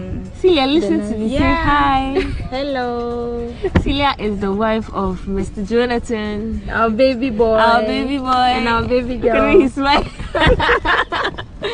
And it's going to be our last night here. We're about to have dinner with them. The family. And yeah, with Millie. Before we all too soon, this is going to end our trip here in Cote d'Ivoire. I hope you enjoyed watching these videos, all my videos from Cote d'Ivoire. So here we eat together. This tilapia is so big. You all are invited. To be honest, since I came, Cote d'Ivoire food is so delicious. Like this seafood. Have you tried that chicken? Yeah, it tastes different. The next day was travel day, so we decided to do some little shopping in the market. We ended up buying some few clothes and some few items for our loved ones in the market. Yeah, so this is how we went. So in all, we ended up heading back to Accra, which was on the 8th day. So we spent a total of 7 nights, 8 days in all, and we spent about $850 each on the entire trip. Let me know if this amount was really worth it for the whole experience. Let me know in the comment section. Let me know what you think. Would you say we spent too much on this trip, or would you say we spent less, or would you say it was equally okay? There are petty things that I might have left out because I didn't account for it, but they are like transportation, water, food, tips here and there. But then I think in all, we really had an amazing time. Cote d'Ivoire is beautiful. I encourage anyone who wants to see Africa for the first time, come to Cote d'Ivoire. Cote d'Ivoire is beautiful. It was my first experience, and I would definitely go back again to experience this place again. I had an amazing time with my friend Millie. Millie has been my childhood friend. My childhood friend from uni. Yay! We've been friends for over a decade, which is over 10 years. Yeah. So I hope you enjoyed watching this video as much as I enjoyed documenting my entire experience. I hope you enjoyed watching this vlog. I hope if you missed any video on my YouTube channel, please head back, check it out, and let me know what you think. Until next time, on my next video, I want to say I love you all, and thank you so much for the love and support. Until next time, on my next video, I want to say Medase, I love you. Bye. So guys, we are finally here waiting for our luggage. This was the smoothest flight ever, and the fact that we came and we didn't have to do COVID test, has saved me like $50 here, and I'm super excited. This is good. I mean, now traveling will be made easy. Yeah. Beautiful day. Good morning, my neighbors.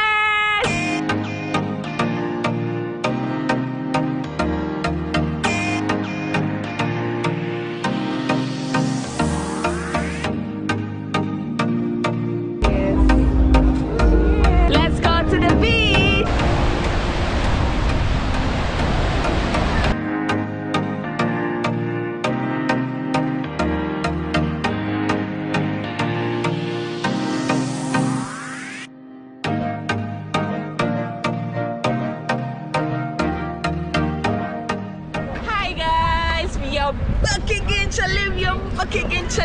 Back again, Charlie. I hope you're doing amazing. I'm currently here in Durban, South Africa, and guys, behind me is Southern Sun Hotel, which is the biggest hotel in South Africa. I'm sure you're interested. You want to see how it looks like, you want to see my experiences here. I'm going to be here for a few days. Shout out to South African tourism. You guys are coming along, so let's see what's inside here. Let me share my experiences here, cost and everything. So let's go right into the video. The Southern Sun Hotel is an iconic hotel located on the coast of Durban. It is currently the biggest hotel in South Africa with over 749 rooms.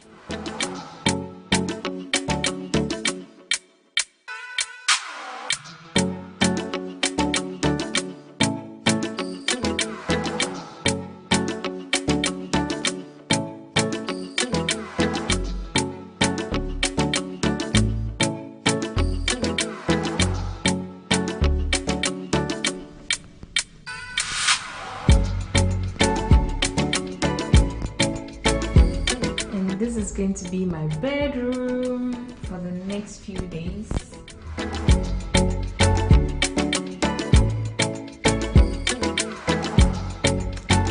The best part is the view from my room. This is the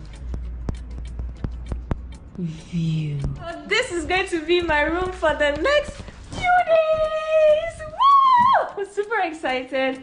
The room is beautiful. The view is amazing. I get to see the Indian Ocean every day, every morning. Wow.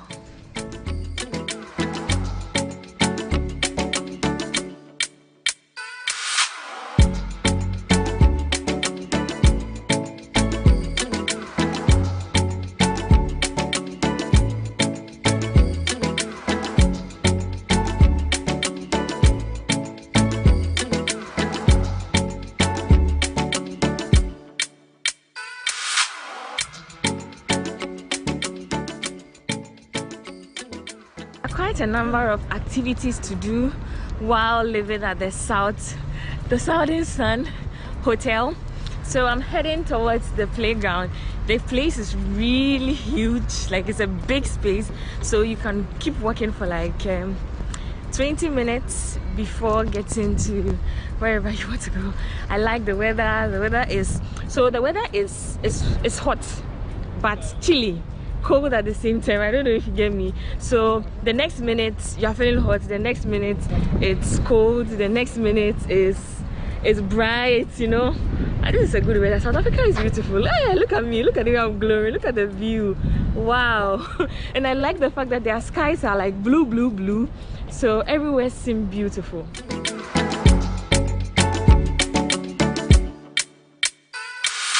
So there's also a skating park where you can come and skate for free. Let's find out if it's for free, because I see a lot of folks riding their bicycle and also skating on their boards. This is pretty nice. Look at this. Whoa.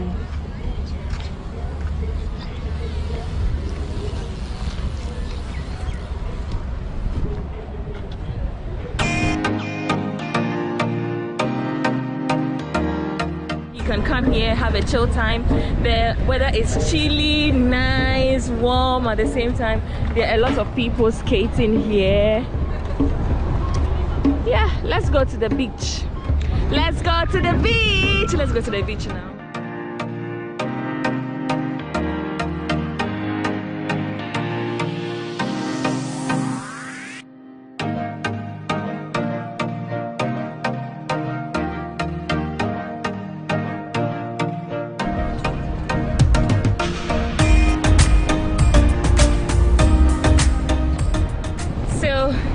I'm walking to the end of this stretch to have a better view of the ocean, and for you also to see how it looks like. This place is nice.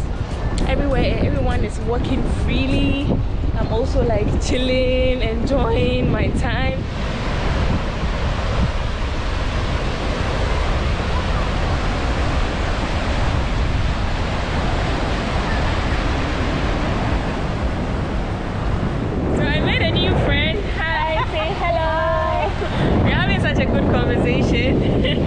So if you know her, tell her you've seen her on my channel.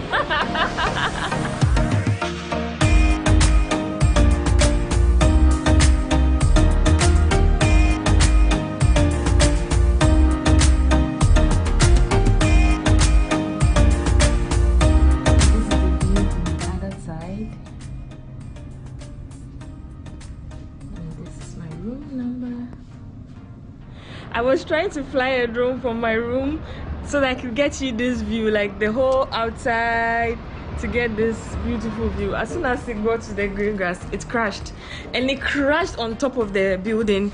So I did a lot of follow-up, and guess what? The drone is finally here and it's in terrible state. I want to cry right now. This is how the drone is looking now. This is broken. This side is broken. This side is also broken. The gimbal, which is this side, is also broken. The camera the camera. The glass on the camera is broken. You can see inside of the camera is also broken.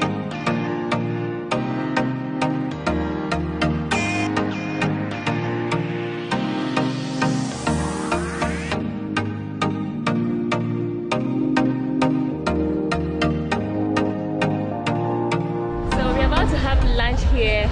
Let's see how it looks like. Come, let's go.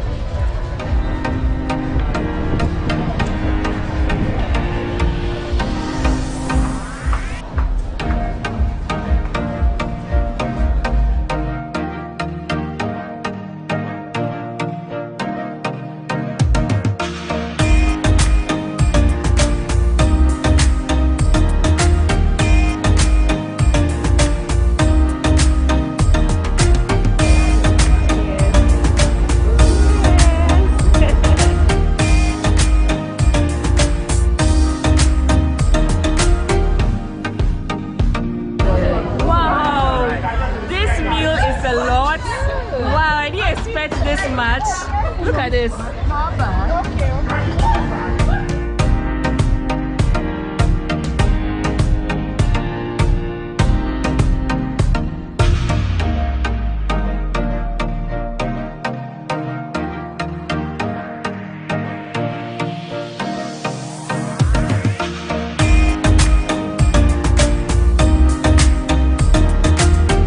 We are done with our meal. Our meal was so delicious. We're heading back to the hotel. How was your meal? It was good. It looks like since I came, I've been enjoying all my meal. I had prawns and it was really grilled. Like, was nice. It was nice. And one thing I've noticed so far on my second day here is their food comes in like large quantities, so you can order for like one. And the your plate feels as though it's for 2 people. They have a surprise for us and it's a spa. So I just took my bath. I'm going to have a massage. Have a good time here. So I'm on my way downstairs and of course you guys are coming with me, so let's go. So I'm here. The name of this place is Elengani, which is very close to my hotel. So we are going to have a spa.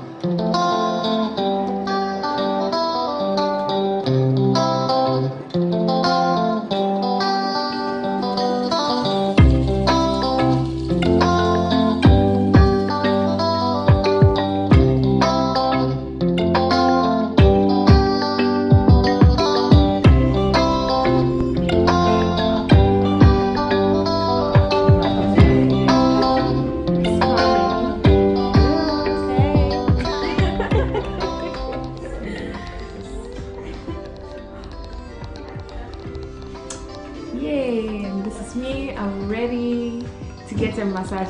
What are you giving me? What type of massage are we having today? It's a full body massage with hot stones. Okay. For an hour. Alright. So I'm sincerely used to deep tissue massage. So for a relaxing massage like this, I'm really hoping to enjoy it very well. Like you can tell from the look of my face. My hair ready, Ankasa. So yeah, let's have this party together. Anita, you're having it too, right? Yes, I am. If you don't know Anita, go to her Instagram channel. Hey, her Instagram page. You find I think I need to start my own YouTube channel. You guys have to like, want to. Please start. The way you are traveling alone. She's going to join the YouTube family soon. So let's go for the massage.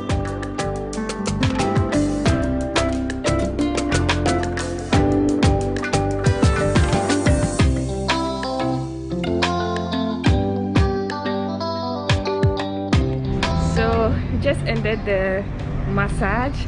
It was such a good massage. I really enjoyed it. So like it's so relaxing. I think it's a good start for the entire trip. So I'm heading back to my room to rest and have dinner later on. So so far so good. It's been exciting. I'm really having a good time, and yeah, so catch you later. Good morning. South Africa. Good morning, Devon. Good morning. Look at the glow. Guys, I am really having a good time here. Good morning. I had pretty good sleep. I just washed my face, put on some lip gloss. I'm heading out for breakfast, and of course, you all are coming with me. Look at my view here. I don't think I would get used to this view because it's too beautiful. Yesterday at night, the whole place was dark. Let's go have some breakfast. Let's go.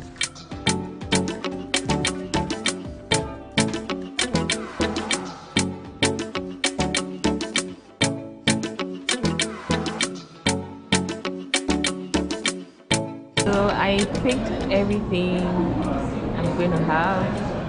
Having some bacon, eggs, beans, potatoes, mushrooms. This is going to be my dessert.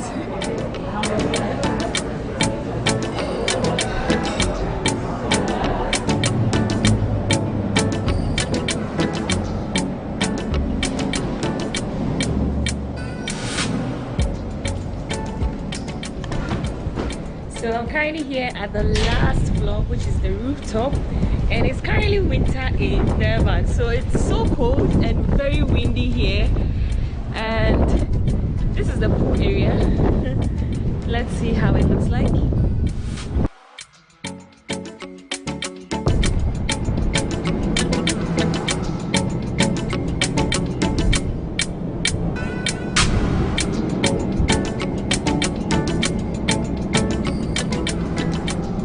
The good part is the fact that everywhere has a beautiful view.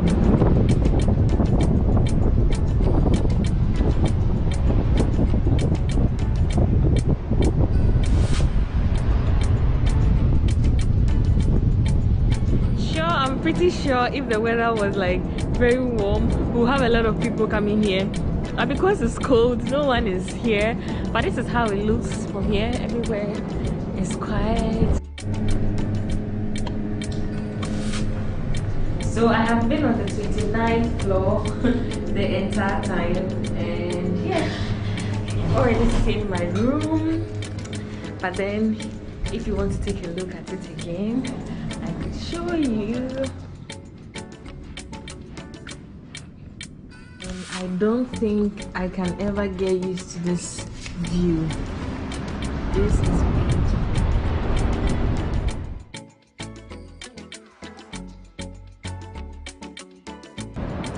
Good morning, it's a beautiful day. Good morning, my neighbors.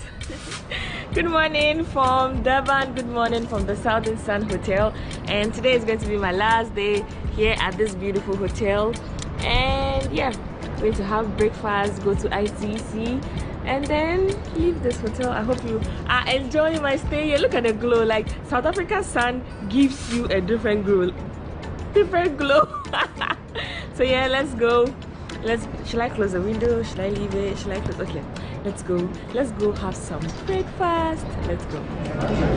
So one thing I realized here is they usually add cheese to their egg. The first day I came, I was like, oh, let me stick to what I know and just enjoy without cheese. The next day I had the fried eggs omelette with cheese, and I'm like, oh. Since then, every day I have omelette with cheese in it. This is good. This is what I'm having for breakfast. I'm having yogurt, my seeds, and yeah, tea. So cheers, guys. So yeah, cheers, guys. And oh, I forgot to mention that their tea is also very unique and different. I'm really going to miss this view.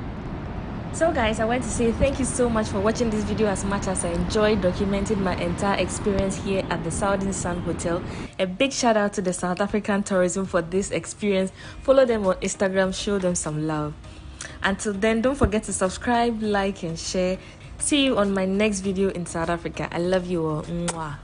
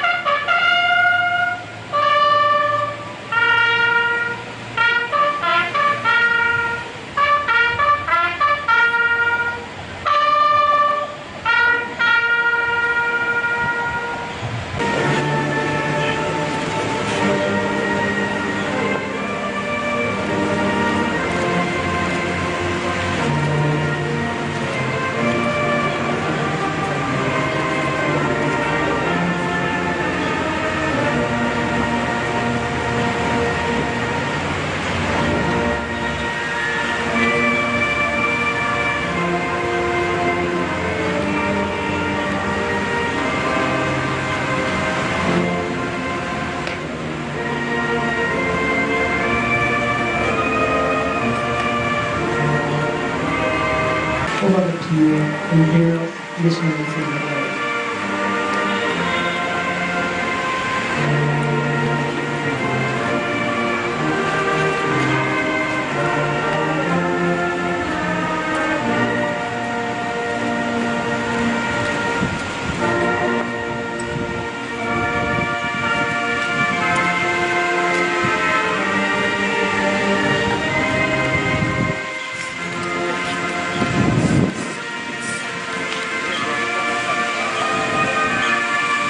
Ladies and gentlemen, the second wreath is actually being laid by the Deputy Defense Minister, Honorable Omar Kwame.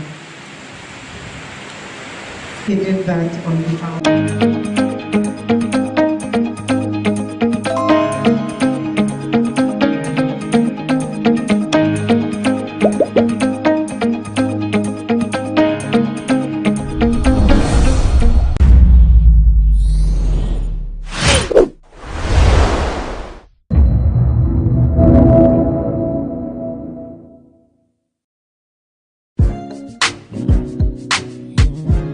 You're doing great things around the world.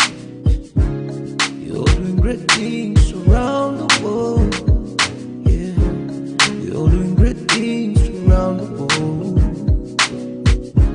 You're doing great things around the world. Great things, yeah. Peace, global African family. My name is Diallo Sumbri, your host here on Diaspora Link, exclusively on GhanaWeb TV. Today I have a very exciting episode for you. I will be speaking with my brother, Fred Digby Jr., creator of Heal the World. If you scan down to my feet, you will see the maker of these particular slides that I have on right now. High quality, high value, made in Ghana. Let's find out who Fred is.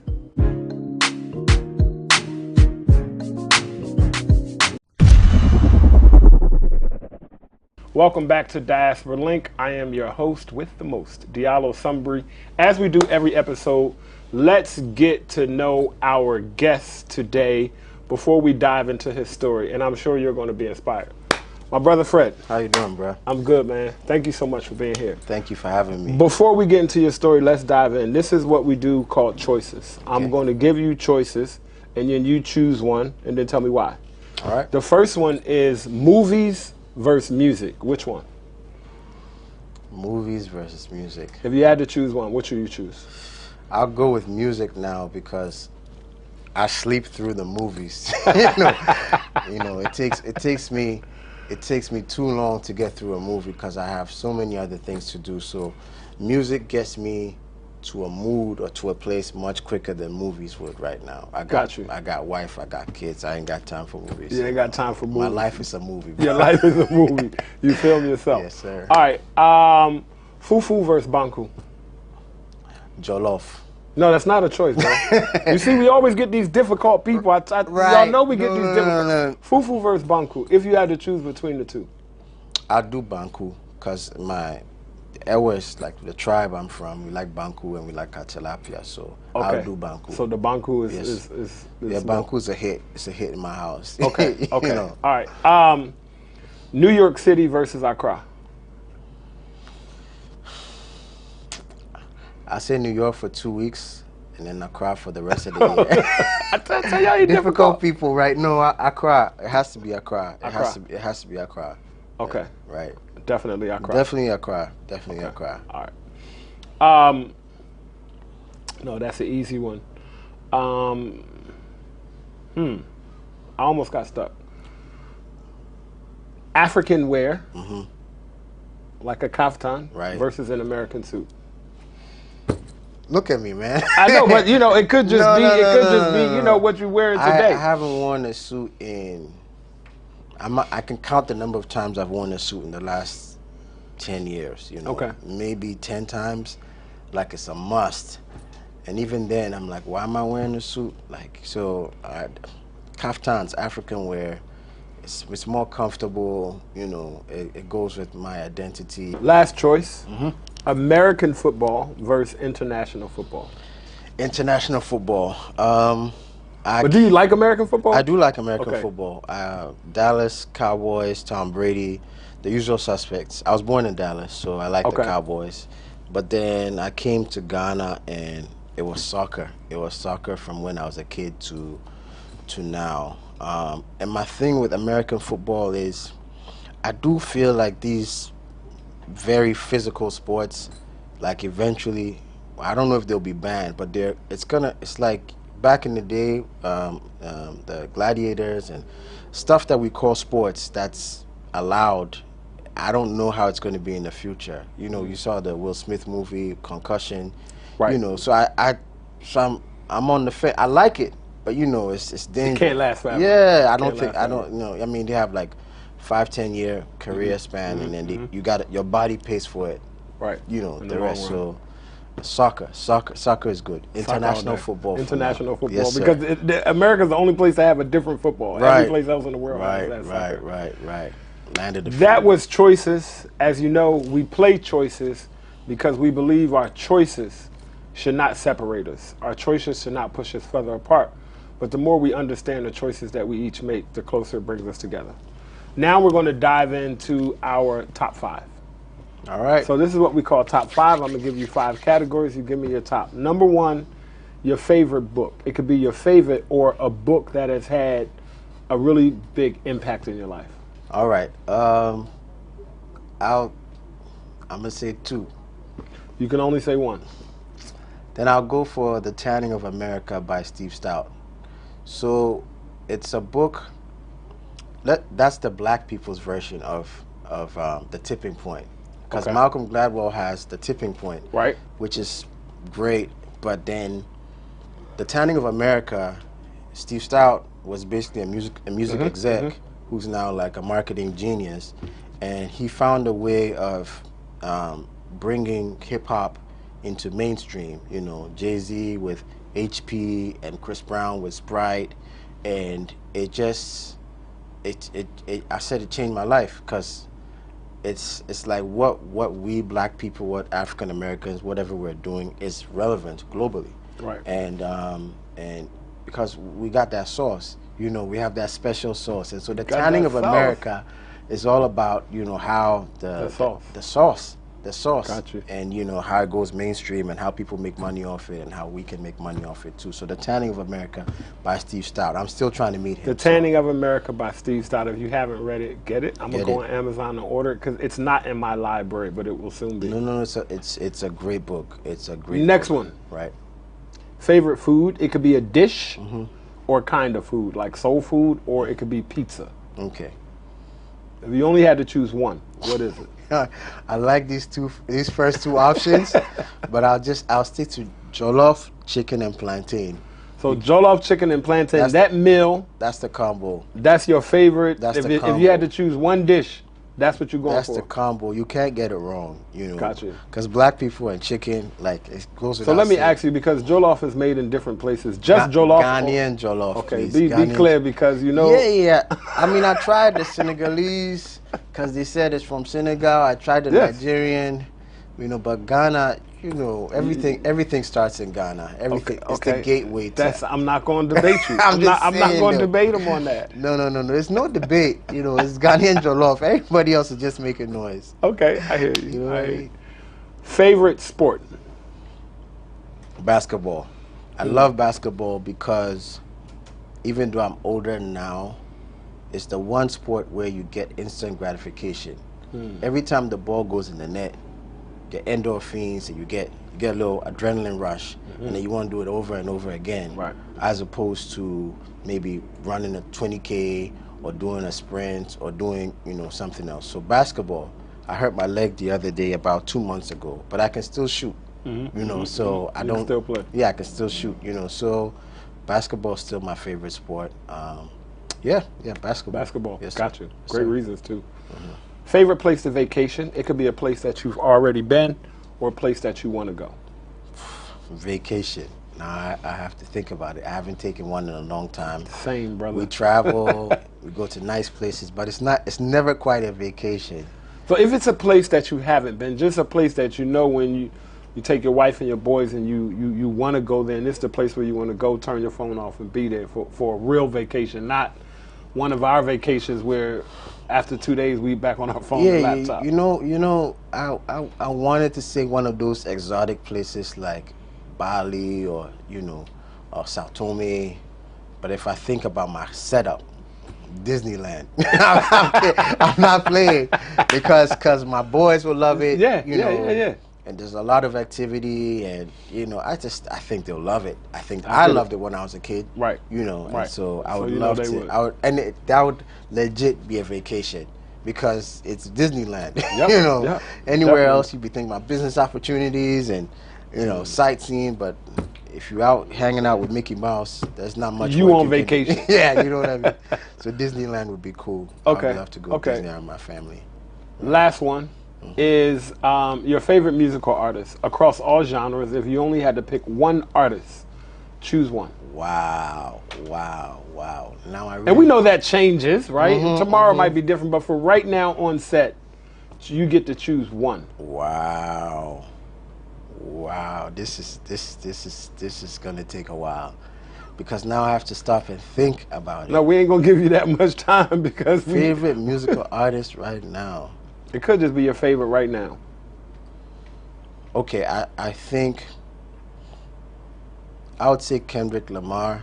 Kendrick. It's not because of anything recent. It's because of that one song he did, High Power, like 10 years ago, and I haven't heard a song like that since. And he was new, and he was just spitting game. So I would say for right now, this Ghanaian afternoon, in an hour, it could be somebody else. But for right now, I'm gonna go with Kendrick, just for that one song. No problem. High Power. We appreciate it. All right. That's our top 5. Top 5 is a wonderful way to find out something about somebody. It could be a total stranger you're sitting next to on a plane, in the airport. As black people, as we move around the diaspora, it's important for us to say hello. It's important for us to find out who we're sitting next to. It's important for us to network. And top 5 is a wonderful way to do that. Now, let's get into this story and find out who this brother is. Great things, around the world. We are back on Diaspora Link with our guest, Fred Digby. We found out about some choices of his. We found out about his top 5. Now let's get into the story and find out about this brother's journey. My brother, first of all, I need the camera to pan down to my feet. Do you see my feet? Are we getting a close-up? Because we are going to talk about where this brother is now and his shoe company, Heal the World. We're going to go back to see where he started from, but I just needed you all to see these custom slides that came from this brother. All right, let me just... Let's get it. Let's get it. All right, so you were born in the U.S. You were born in Dallas. Talk to me about your family. Where's your family from? Your family is Ghanaian. Somehow they got to the U.S. You were born there and you made it back. Walk us through kind of your family's journey and then you through high school, college. Okay, I'll do my best to tell you about my family before I was born. So my dad is a lawyer turned pastor. His name is Reverend Dr. Fred Digby. So I'm Fred Digby Jr. My mom is a teacher turned lawyer. So she's Joanna. They got married in the early 80s, and somewhere in my dad's final year of law school, he got like a strong calling to be a pastor. And so he was already killing it in law school. So when he told his friends he's not really interested, they're like, why? He's like, I want to be a pastor. And it's not like 2022 pastors where they're prosperity, like I want to do God's work. And so he still had to stick it out, finish up, because going to law school is an opportunity and everything. And so shortly after, got married to my mom, and then had my sister in '83, and then moved to the U.S. for seminary, for school. And so I was born in Dallas, Texas in 1984. Don't remember much. My brother was born a few years later, came down to Ghana in '89 or something.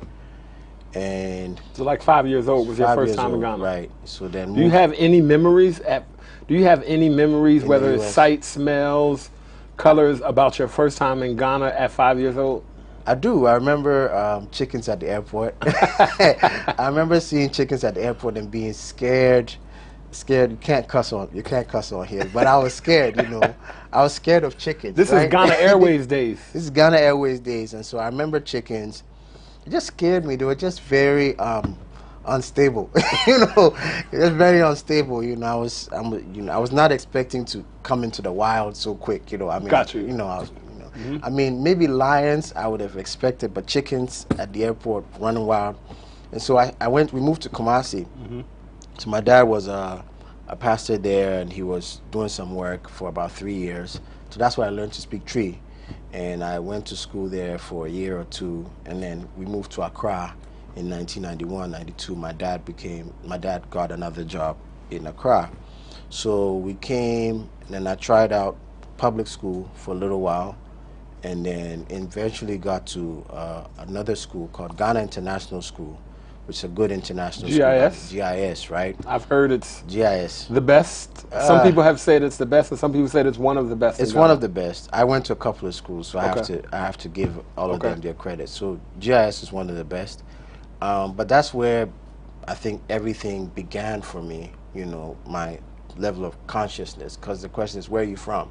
That's where because it's an international school. So it's like, where are you from? If I was in the public school, everybody's black, so no one's going to ask where you're from. But if you're in an American school, an international school, they ask you. And at the time, I was really young, and I knew I was born in the U.S., but I knew I was Ghanaian. But there was nothing to write home about. There was nothing to talk about. Like, it was almost whack being a Ghanaian. There was nothing. Like, you're Ghanaian, there was nothing. Like, what are you going to talk about? So for the longest time, I said I was American. And then went to school for GIS for a long time. Then in the 10th grade, my dad had to move again for work, for school. So we moved to Kentucky. So I did Kentucky for 1 year. Then I came back to GIS for 1 year. Then I went to Lincoln, an American school in Ghana as well. And this whole time, this question of where are you from, always haunted me. It wasn't until I got done with school here, high school here, and then I went to Ashesi University, which is the best university. There's no doubt about that. Ashesi University, started by Patrick Iwa, former Microsoft employee, got shares in the 80s, put his money where his mouth was, came and invested in liberal arts college, because it's about critical thinking. We got a lot of schools, but people are not actually thinking. It's chew and pour, and just regurgitating whatever you learned. So I got to go to school there. And it was in my 3rd year, we had a class called Conflict in Africa. And I'd never thought about conflict in Africa. Africa has its conflict, but I never thought about the causes. So that's when I started finding out about European interests and so on, and destabilizing an economy and coming in to sweep in and save the day. And some of these people who were behind it were like high-level people, maybe not the president, but maybe the president's kids. For a couple of, so it's the first time I was like, whoa, and I still didn't know what I wanted to do and all that, but it was the first time I really took a step back and said, the next course I did right before finishing was on economic development, and it spoke about, pockets of rich people living in a poor neighborhood, and all that just started triggering stuff within me I'd never thought of before. So that's my education. So I got done with school in 2006 in Ashesi University. I was student council president. Did a lot of stuff, sports. It was a good run. It was a good run. Let me ask you this question: when you took those courses, did you start to connect dots from Dallas to Kumasi to Accra to Kentucky? Like, did things kind of start from GIS in these private schools, your time in public school? Did things start to kind of make sense and you begin to say, okay, maybe I understand why and how this and that? I didn't quite understand everything, but I think everything happens for a reason, right? And I don't know why I kept moving around so much, but then I still had the same like burning like feeling. I don't even know how to describe it. But the questions, the stuff I learned in school in Ashesi, like just, you know, one question like who benefits when Africa is in trouble? Like just one question just triggered me, and I would say ever since that's the question I've been trying to answer in my own way. You know, so when did you find a reason to be proud to be Ghanaian? When and how? It was soccer. It was soccer. I went to visit my aunt in Nigeria when I was 10 years old in 1995, and Ghana was playing Brazil in the final. It was Ghana under 17, under 18, I think, and I mean it was Brazil. If you talk about soccer, you're talking about Brazil. You're talking about basketball, you're talking about America, you know. So Brazil is the big bad wolf. We're not supposed to win. And I think we end up winning 3-1. And I'm in Nigeria, so it's not like at that point, I'm Ghanaian. I let everybody in the building knew there was a Ghanaian in there. And it was the first time, and I loved it. I loved it. And I didn't get that feeling again till maybe 10 years later when Ghana, or 12 years later, when Ghana played Uruguay. But that was different. Ghana played Uruguay. It was a senior team. It was in South Africa, and we lost on penalties. But then that loss, people interpreted it differently. People took it personally, but I was like, so I thought like, so we could have been great. You know, if we had won, we would have been great. Would have been, and I just watched the euphoria in the country, and I just like, so Ghanaians or Africans actually want to be great. They're not poor, third world. You know, just look around. Like you have shoe shine boys and barbers using iPhones. You know, taxi drivers. You know, on Instagram. Like we do want to be great. It's just the circumstances and you know, education and a couple of things that are in the way. So I would say twice it's soccer that led me to you know, falling in love with being Ghanaian, not because of soccer, but just because you know, all the greatness. Pride. You saw the pride. You saw the pride and the greatness. I saw the pride, right. So before we go to break, connect for me being a banker to that question of who benefits when Africa's in conflict. Because you talked about Ashesi University, right? And I know that you're a former banker. Right. And I'm sure somewhere in that time and space you started your banking career. Right. And we know that when we get jobs, part of it is to get a job to take care of ourselves and our families. But it's also not just any job. Right. Can you connect those two for me? So when I got done with Ashesi University, when I was just about getting done, a kid came up to me with T-shirts, and he'd made the T-shirts in Ghana, and I'd never seen anything like that made in Ghana, and they were like hand-painted. I don't know if you remember the brand Miskeen. So Miskeen was like a hand-painted. Yes. When Echo... You mean in the U.S.? In the U.S. Yes. So when Echo and Rockaware and Fat from Miskeen was... So they were selling like $30 shirts, and Miskeen was like a $70, $80 because it was handmade. And I saw this kid making them with this. And it was a Ghanaian? A Ghanaian. Wow, I didn't know that. Anansi, right? That's the boy's nickname. Anansi is like Ghana's Spider-Man. Anyways, and I'd never seen anything like that in Ghana. I was like, and I was like, this could sell anywhere. And so that was my first like, this is something here that can do well anywhere. And so I was 22 years old. I went over to Register General. I'm like, I'm going to start a company called Made in Ghana. And they're like, no, you can't have it. I'm like, why? They're like, because you can't have it. You know? So I'm like, can I have it manufactured in Ghana? They're like, you can have it. And so as it stands, I'm 37 now, and I have my friends, and I have a company called Manufactured in Ghana. And that's, it's crazy because no developed country will give a 22-year-old, you know, manufactured in the U.S. Like there's too much IP, there's too much pride. But that just shows how low we thought of ourselves 15 years ago. That they would give that away. That they would give that away. So, so that was in 2006.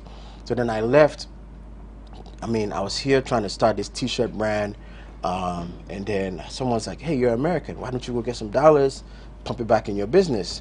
So I went to New York in 2007, and there was a crisis and a depression, you know, financial, and I was depressed, and I came, and then I came back, you know, no, because I couldn't get a job. I mean, Mother's Day came, I couldn't buy my mom a card.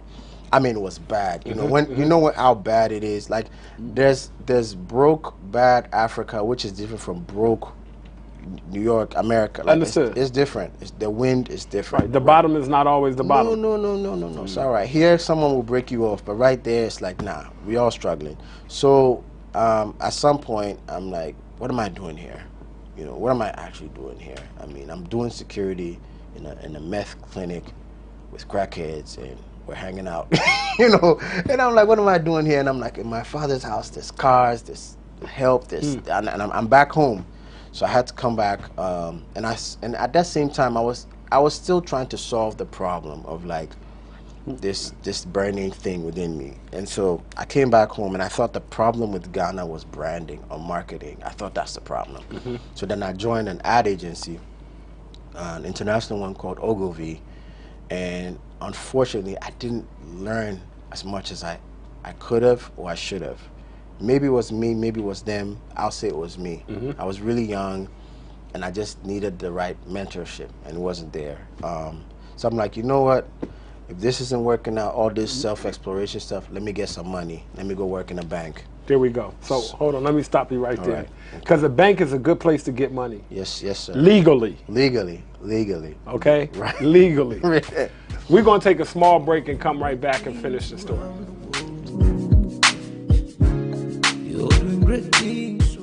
Peace, global African family. My name is Diallo Sumbri. I'm a co-architect of Ghana's Year of Return 2019, and I'm the president and CEO of the Adinkra Group. For the past 5 years, we've been bringing loads and loads of people to Ghana. Many of them, their first time on the African continent.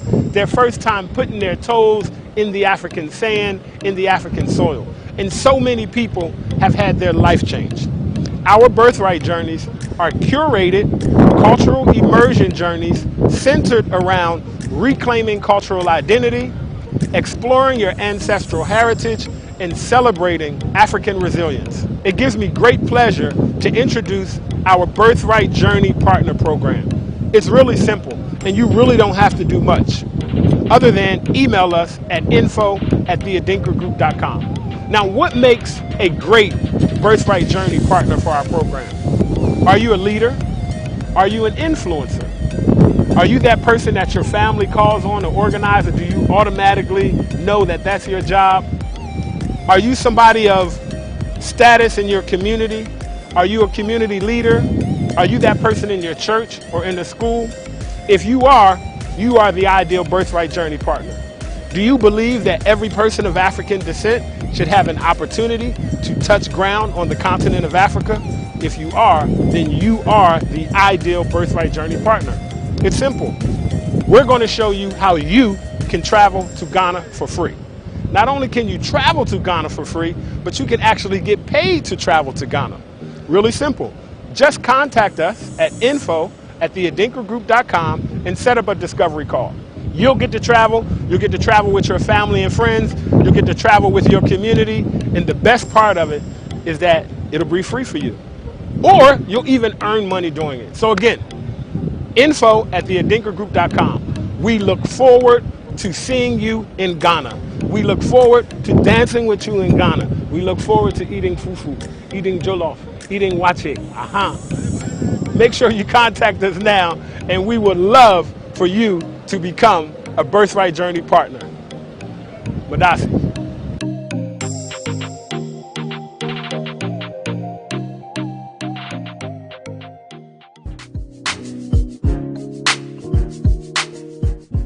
And we are back with our interview. We're going to jump right back in. So you needed to get some bread. I know I had this part of my life and I was like, I don't want to do this. I just need to get some bread. Yes. So you went to the bank. So I did go for one bank interview. I got pushed to the front of the line. this is Ghana. And I remember them asking me questions, and I'm like, I never thought I'd work in a bank during a bank interview. So that interview didn't go well. Right. Too much. This is important because we get opportunities and we messed them up, you know. So I messed that one up, and so a couple months later, I got another opportunity at a bank, and I was as excited as possible during the interview session. But I knew it was just about the money, you know. It's just about having some stability. So, and there's nothing wrong with having stability, because I know sometimes those of us who are really purpose-driven, we get on ourselves and we can't really, it's difficult for us to drive and find our purpose and help other people if we don't have no stability ourselves. Exactly. So I had to make a decision, get a job, be a grown-up, you know. So I got a job at a bank, and from day one, I knew I was not going to be there forever. Like, I'm not doing 30 years here. I'm not trying to rise up to CEO. Right. I just need this constant, you know, flow. So by that time, I had paused on the T-shirts because it was almost too easy to do because there was no intellectual property like protection. I had this one meme. I'll send you guys the pictures. You know, you can blow them up. And then it started blowing up. This is before there were memes, you know, and I just realized anybody who could see the image could just take the image and then put it on the T-shirt, and that's it. And I was duplicate. Like, low barriers to entry. So I'm like, I need to do something more difficult. So I joined the bank. Nice shirt, nice suit, nice tie, and my shoes were busted. You know, they weren't actually my shoes. They were shoes from under my dad's bed that he might have had before I was born, but to me, shoes were shoes. And then when I got to the bank, they're like, those are not shoes, you know? So I went out. I'm like, I'm going to buy myself the most expensive shoes I can find. Went to Osu, Oxford Street.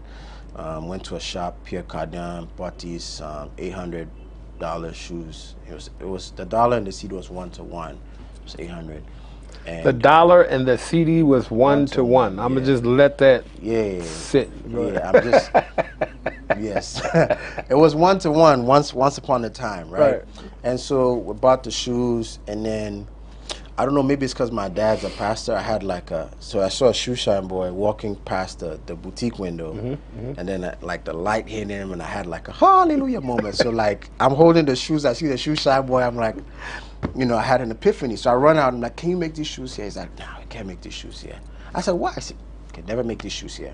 I'm like, can we? He said, my brother, we can never make these shoes here. I was like, no reason other than just that we can't. No. So then I thought, he doesn't go to school, he doesn't know anything. I'm like, let me ask my colleagues at work. Same thing.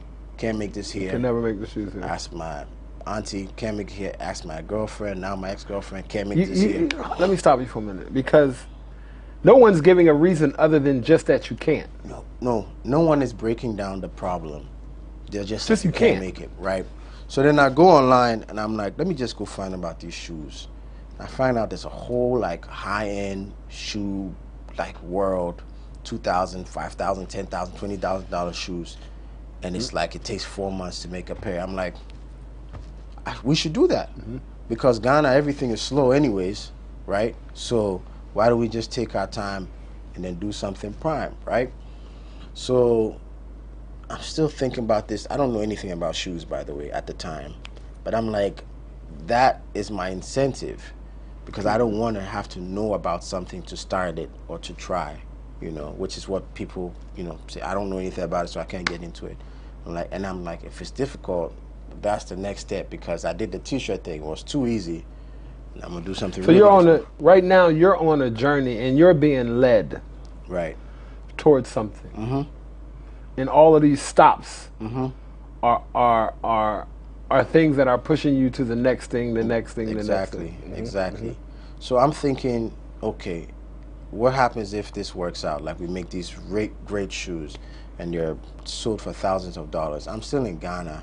And I'm like, what would I want to do with all that money? I'm like, besides having money, I'm like, I would like to, you know, be in a position where we can put money in the next unorthodox thing to come out of Africa. You know, the next thing that's impossible from Africa. So that's how come we came up with the name Heal the World, which H-E-E-L, because we're making shoes. We wanted them to go global, but we wanted to be a conduit for other innovative, unorthodox things from Africa. So we wanted to, give a portion of what we're doing towards that. So I remember coming up with a name with a couple of people I was trying to start the business with, and I thought they were going to shut it down, going to laugh at Michael Jackson and, Heal the World. I mean, but they were like, all right, so it's okay. Like, they didn't say anything that let me know the name was a great name. And then, I read a book, 4 Steps to Epiphany by Steve Blank. And he's got this thing in there called MVP, Minimum Viable Product. And what you do is, you have this big dream, this vision, this goal, but you have to have something that works. You have to start somewhere and prove that works, and then take it to the next level. So that's what MVP is, minimum viable product. Like, what's the least I got to do right now to prove something works? And because when I started off, I remember, because I wanted to make $1 million shoes, I was working on like a shoebox for like 4 months. And then after like 4 months, my partner at the time, my business partner at the time, it's like, yo, your shoebox looks like a coffin, bro. Like, so let me ask you this. Everybody said it's impossible. So what was your journey like in making a shoe company? Was it like you traveling? So did you travel to other places in Africa? Are you sourcing leather from here, there? Are you like, or is it just on YouTube or looking at videos, meeting with craftsmen? What is? I mean, first off, I'm working in a bank, and so I'm not as mobile. You're doing your 9 to 5, I'm doing and then my your 5 to 9. My 5 to 9. So what happens is, there's a young guy who's coming in to the bank every day selling jerseys during the World Cup, and I loved his consistency and his professionalism. And I'd done some work with his brother before, but I'm like, this guy's serious. So I'm like, I had the brain, I had the money, I didn't have the legs. So I partnered with him to help me do some groundwork. Groundwork means finding materials, finding shoemakers, testing them, photo shoots, just all that stuff that I couldn't do because I didn't have the time. And so that took probably 18 months. And then by the 18th month, it's almost December. And I'm like, you know how December is in Ghana. Like, if it's gonna pop off, it gotta pop off. It gotta pop off. So I'm like, yo, this thing is not ready, but it needs to come out now. Right. And we'll wing it. We'll wing it as it goes. So we end up doing our first photo shoot at the African Region Hotel. It's not too far from here. Run by this great guy, Chief. And had like a beautiful African like setup and the carvings and everything, and people had never seen that before on social media. Like in Ghana, like, it's just an African brand, had so much attitude. The shoes were awful, but there was so much attitude. No, shoes were awful. Like, they were only for the shoot. You couldn't actually walk in them. Did you attempt to explore other African countries? Like, in your research, did you look up other African countries? Did you visit any to see if anybody else in Africa was making shoes, or it was just like Ghana? I did check out, I did research on them, but I was so on MVP, like, don't get carried away watching what someone else is doing. That might even discourage you. It's like, what can you do with what you have?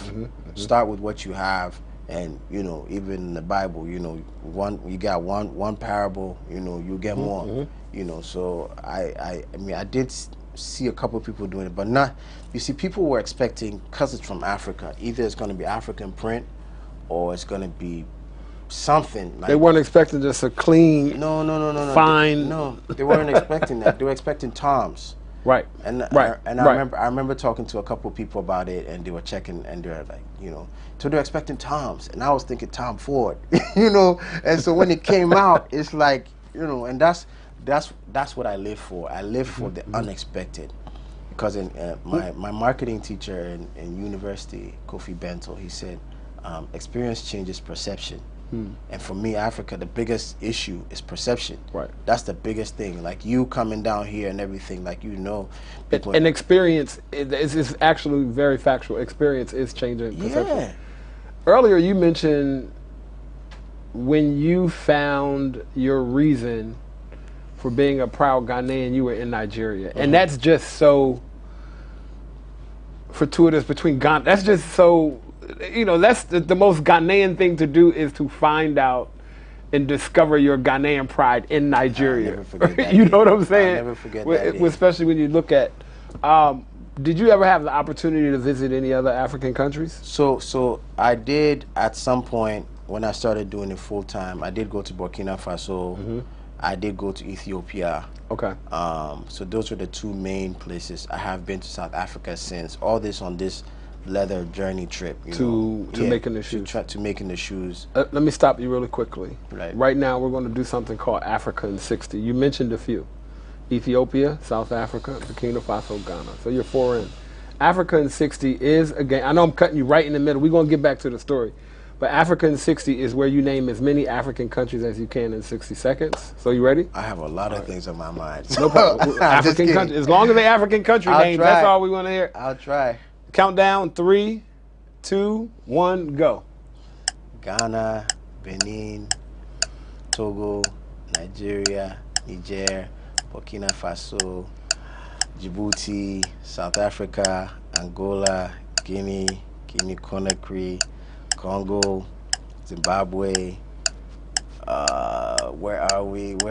Egypt, Morocco, Algeria, Tunisia, Senegal, Sierra Leone, Liberia, Gabon, Gambia, I said Liberia already. Man, where are the other African countries? Did I say Ethiopia already? Sao Tome, Sudan, where are these other African, Tanzania, Uganda, Kenya, Rwanda. Where are we? Where are these other African countries? Oh my God, I'm like done. How many have I got so far? 20. That's it. You got 29. I got 29. 29 is good, bro. 29 is not bad. 29 is good. 29 is not bad. What's the you most, was on the roll. What's the most? I think the most might have been like 35. Somewhere between 35 and 37. I'm a B student. I'm a B student. I never make no A's. I just get by. I know enough to move. I know enough to not get lost. So that's me. I got you. That's me. I don't want 36 anyways. You're gonna look at me funny. You're gonna look at me funny. No, I'm not. I'm not judging. I'm just kidding. All right. So Burkina Faso, Tanzania. Ethiopia. South Africa. You're on this journey for leather. Right, for leather. Specifically for leather, which is your main material. Just leather crafts. Let me put some time in, right? So what did you find on this journey and look, when I first started, we wanted to do styles that were what people knew, but then did not know could be made in Africa. So penny loafers, Oxfords, monk straps, what people know. People want to start with what they know. When they have had enough of that, then they want to take it to the next level.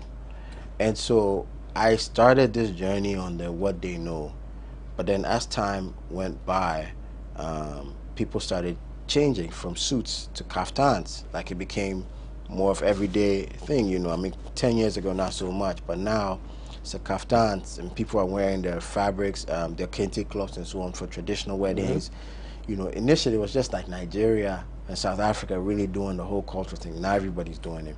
So then we got into footwear, into sandals and slippers and ahinimas. But then about 6 years ago, 6 years ago, I was like, there has to be more. There has to be something deeper than what I'm doing. Like I've done the MVP. I'm like, okay, what's really here? So that's when I started finding out and exploring other tribes and the crafts. These Tuareg, craftsmen, and these, the Malians are really great with leather, and they got their own signature. Then we have people in villages, hand stitching, and it's like that's what they do. They don't know anything about no machines. This hand stitching, this is going to be, run from generation to generation, like heirlooms. And it's just been wonderful. I think what's been missing is documenting it, organizing it, and transforming it in a way in which is contemporary. which is the next step, which is where I'm going. But we'll talk about that in the future. Like, we'll talk about that soon. Right. On So, cue. so that you just created the segue. So the next question is, so you've been running your company for about 10 years. About 10 years. Right. And it's going well? Yes, right? It's going well. It's going well. It's going well. You've been featured on CNN, you've been BBC. in magazines, BBC, you've done that. Are the majority of your customers Ghanaian? So we have certain products that do very well in Ghana. Shoes you're wearing, the half shoes, the slippers, the sandals, loafers. We have these sneakers and, you know, Croc and exotic that do well outside, because you know our people, African American, we like them different. Yeah. You know? We like them different. You know, they might, because the African Americans, the diaspora, want stuff they can wear there. You know, that they don't have to stick out like a sore thumb on Wall Street. So we have. So it does quite well, both sides. Right now, I'm really focusing on the diaspora, because I think there's a deeper appreciation for what's made on the continent. Yes. You know, as well, and this has always been done for the diaspora, because just in Africa, in America, African Americans spend $30 billion annually on luxury products, and out of that, I would say 98% are like European or American. Now, not only do you give them money, you give them credibility. You know what I mean? And you give their heritage and their culture, you magnify it. You know, so for me, I'm focusing on connecting more with the diaspora and whatnot, because it's not just about the money, it's about the pride as well. You know, you travel, so hey, like nice shoes, nice that, and you're like, yeah, we got them made here. Right. So first they don't even think it can be made there, and then it's fly, and then it's it's the sauce. There's something African Americans and, you know, diaspora have that is called the magnifier effect. We might not have the numbers or the spending power, purchasing power that the Europeans or the white people have, or the white Americans have, but how to make things hot and fly and viral. We run the world. You know, and so I feel like that's something we need to tap into. Right. You know, we need to convert all that energy back towards Africa. You can be in the U.S. You might not be ready to make a trip down here, but you can get your stuff made down here. But you can get it made and have it shipped. Yeah, let me ask you this, because we're running out of time. So as we wrap up, how important was a campaign like the Year of Return, and how important is that kind of thing, not only for Ghana but for all of Africa, for young entrepreneurs like yourself who are focused on made in Africa products that are luxury, right? Because you're not saying, like in your business plans, you're not saying we want to make the least expensive shoe. No.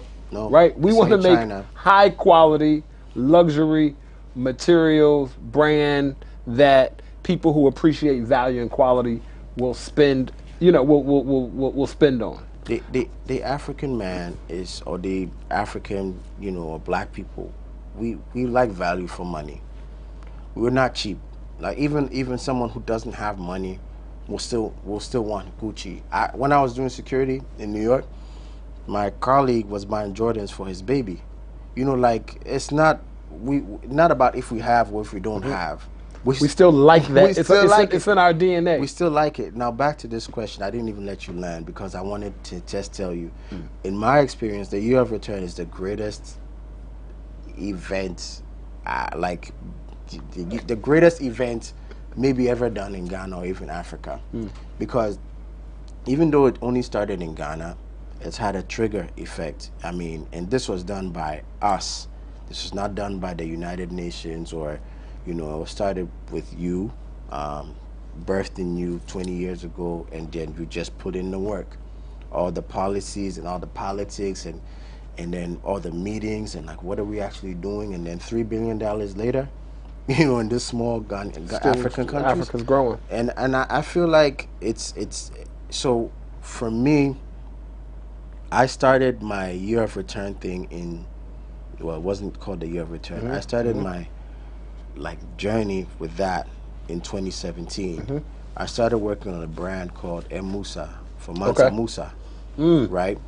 And this is like, I just saw all these other brands, Goyard and all these other ones selling for ridiculous prices. I'm like, and they're all based on heritage.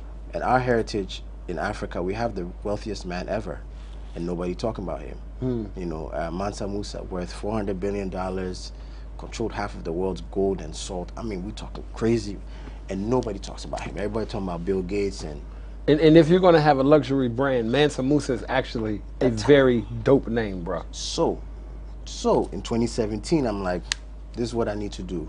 So I started working on it in 2017. Outdoored it in 2018, and then like 3 weeks later, Black Panther came out, and then a couple of weeks later, they said Ryan Coogler and Michael B. Jordan working on a Mansa Musa movie. So this was 2018. Then in 2019, Year of Return. The stars are aligned. Like, I was like, you know, and I remember when I was working on it, I remember meeting this top fashion executive. She had a magazine, it's Vogue or one of them. And I remember meeting her with one of my products, and she's like, how much? And at the time, it was cheap. It was $7,000. I say it's cheap. I'll explain. And she's like, you know, she's a white lady. She's like, oh, it's expensive. You know, like, and I'm just like, it's $7,000. You know, because you see the LV bag for 3 or 5, and it's not even close in terms of, you know, quality craftsmanship. You know, not even close. And it's $5,000. And I'm not, and at that point, I'm like, this is Mansa Musa. It's our greatest African heritage thing. If we don't price it accordingly, nobody's going to. If we don't respect ourselves, nobody's going to respect us. So for me, for Year of Return, all the people coming down here, yes, there were parties, there were cultural experiences, there were trips to Cape Coast, everything, but it was like all that money that was spent on the ground in Ghana, all with the jobs, vendors, all the connections, all the relationships made. You know, like Ghana has never seen anything like that before. People come down for Christmas, but this is different. This was the people came down to connect. And I feel like what you did, what you and the entire team did, Ghana Tourism Authority and Diasporan Affairs and you know, the Afrochella boys and everything, did a great thing. And I think it's here to stay. It's here to stay. It's like once you've seen, you can't unsee. Right. And Very true. Very true. I'm hoping to tap into that. You know. Hey, listen, we tapped in. Before we go, give us one piece of advice for young diasporan entrepreneurs, because what I see right now is a lot of young entrepreneurs moving to Ghana, working virtually from Ghana, looking for opportunities in Ghana. What's one piece of advice that you would give to diasporan entrepreneurs looking to do business on the African continent? I would say, one solid gem that they can take with them. Be export oriented. Come down here, get the groundwork done, export. Because what you already have is you already have the foreign background. You don't need to come here and say, I left everything, like, because the West got systems. They got systems. They got credit. You know, they got the West got credit. If you could come down here, put something together, find a way of tying that in with your American roots or Caribbean roots, find a segue between that, and then tap into the infrastructure, which is already in the West, you know, maybe even a bank account, run that for 6 months, get credit, you know, that you can, you know, spend here. And export the products out. Because the interest rates in Ghana are crazy. Right. The financial systems are weak, you know, not in a bad way, but not it's different. It's very different than the West. Different, not even so close. So if I was coming down here, I would be asking, what is it down here that I could send back there? Because I would get more value for it. You know, the dollar is killing. It's miles away. It is exotic. It is foreign. It's quality. It's of high value. It's from the African continent. You're going to be able to sell it for a higher price point in the U.S. All of these things. You can leverage off your credit in the U.S. You know, and that's what I would do. So that's one thing I would say people should do. That's something I'm also looking into doing. And just come down here, and there's only one of you. You're only one of one. And don't worry about what everybody else is doing. Do yours, do it your way. We got social media, we got tech. Build your community, and just let God just make everything come together. You know, don't be scared. Like what are you doing in the U.S.? Don't be scared. Don't be scared. Don't be scared. My brother. Yes, sir. Man, we could talk forever. I appreciate you. We could. You just dropped off some gems. Each of us is a one of one. Drink water and mind your business. That's what you should do when you come here. Drink water and mind your business. Literally mind your business. Right. Stay focused on it. We want to thank our guest, Fred Digby Jr. for coming. I want to thank him for the shoes. You're going to see more and hear more about Heal the World from me directly, because I already seen the pictures and I'm copping a pair of everything because I like to stay flying fresh too. And now that I know I could do that on my feet, and an African brand from Ghana, it's over. It's a wrap. Thank y'all for tuning in. Make sure you follow Heal the World. Join us next week on Diaspora Link. Peace. You're doing great things around the world. Thank you for tuning in to another episode of Diaspora Link, here exclusively on GhanaWeb TV. Diallo Sumbri, your host. I really hope you enjoyed our conversation today with my brother, Fred Digby Jr. I hope you understand the importance of manufacturing our own products on the continent of Africa and exporting our high value, high quality to the rest of the world. Today we're going to leave you with a proverb, as we do every week, to share some ancestral wisdom. Today's proverb is, one hand can never lift a heavy load. I'll say that again.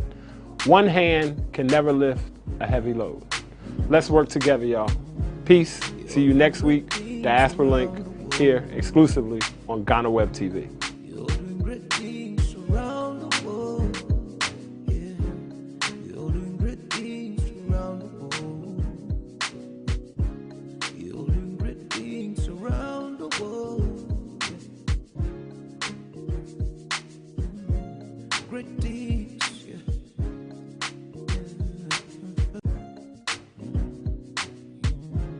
You're doing great things around the world.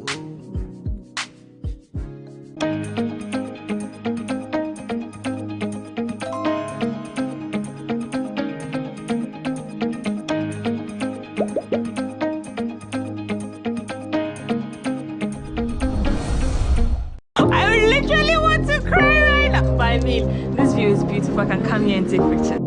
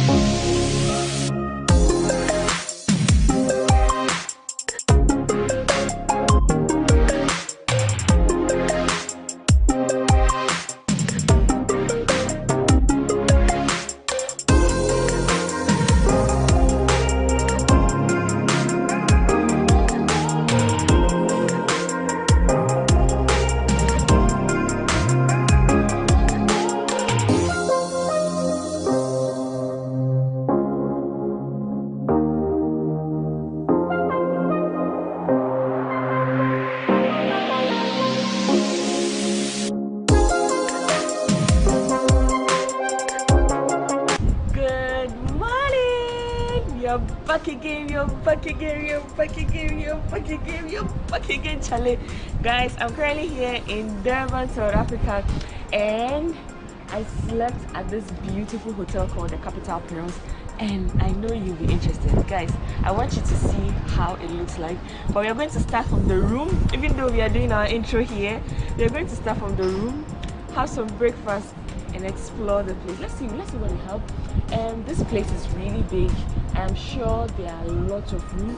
Some have like the view, the sea view, others don't. So let's see what this place has to offer. I'm super excited. I slept so well, but I need you to see what I am seeing right now. So let's go, let's explore the hotel. Let's go.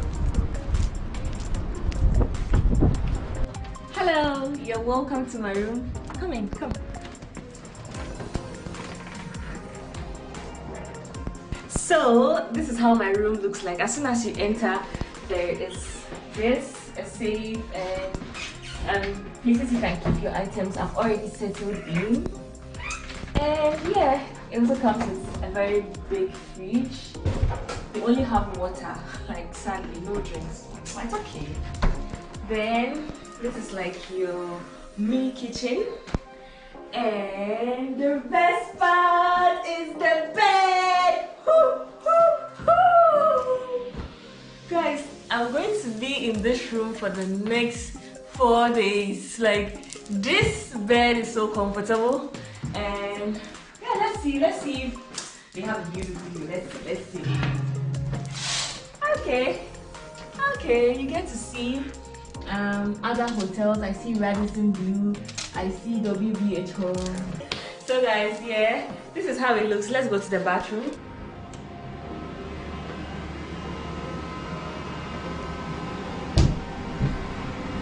So yeah, they have like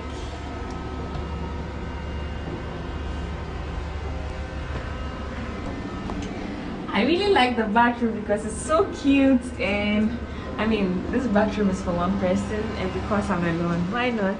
So I love the place. This is where I'm going to be for the next 4 days, and I'm super excited. And guys, let me know in the comment section if you like the place already. I haven't really explored the place yet, but I'm yet to. I'm glowing. I like the South African sun. I love the strip. I'm enjoying my time so far here. And yeah, it's like I'm glowing different. Let me know in the comment section if you also agree. Hi, Sassy. Let's see your room. Yeah. Gosh, yes. Okay. Beautiful kitchen, beautiful bathroom. You know, they're quite spacious. Well, the best thing about this room, right? There's a balcony view. Come check it out. Come and check it out. Wow. This is what you call an expensive view. This view.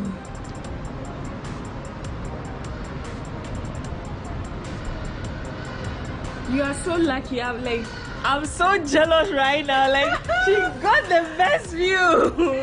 Yeah.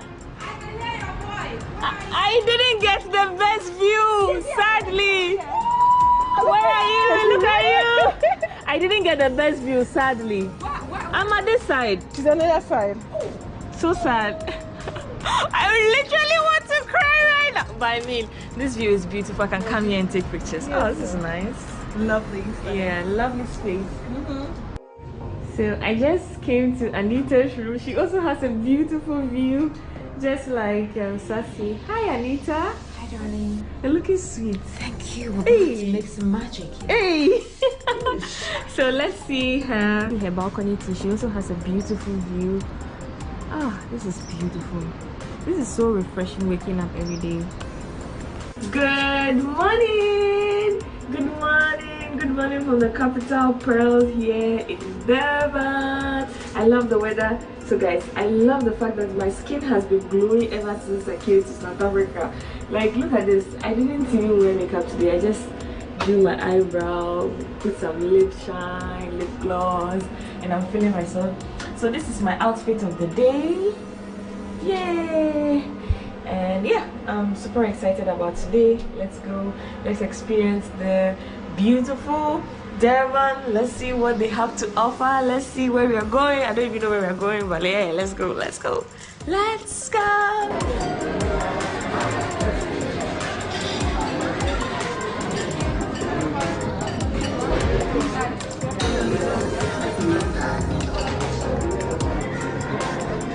Good morning. You're the only one here. Yeah. Everyone else is still sleeping. And I forgot to mention that here, nose mask is still like compulsory. You have to wear your nose mask every time. This is my first day here having breakfast, and you all are coming. So let's go grab some breakfast.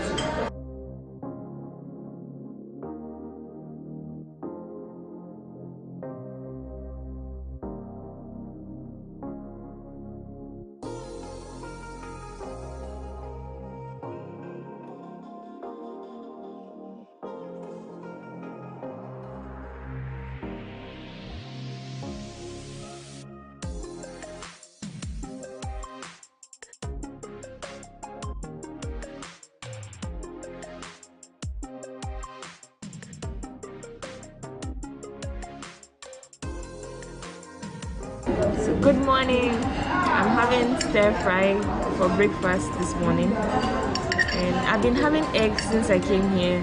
So today no eggs for me. For the first meal here at the Capital Pearls Hotel, this is good. I had stir fry. I think I'll just go for fruits. This is apple juice, and call it like end my breakfast because it was so good. It was really, really good. How was your night? Restful. You know, I can hear the waves. You know, the beach waves this morning. Spectacular. Anita, how are you? How was your night? It was fabulous. Fabulous. Oh, you didn't come to my room now. I'll come tomorrow.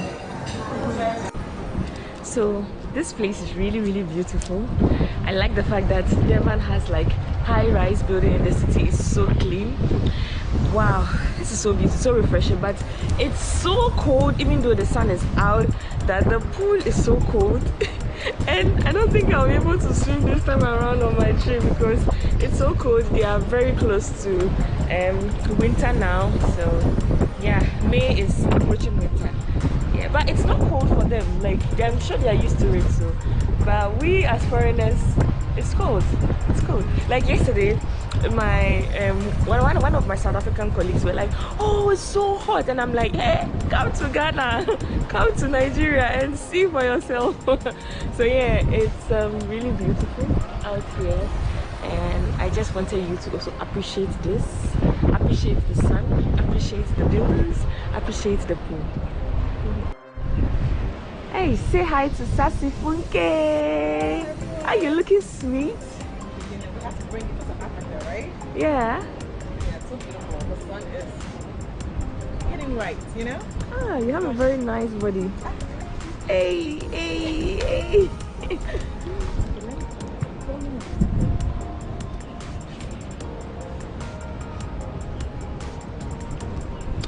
So we are going to take some few pictures here and leave. This is the sea view from here.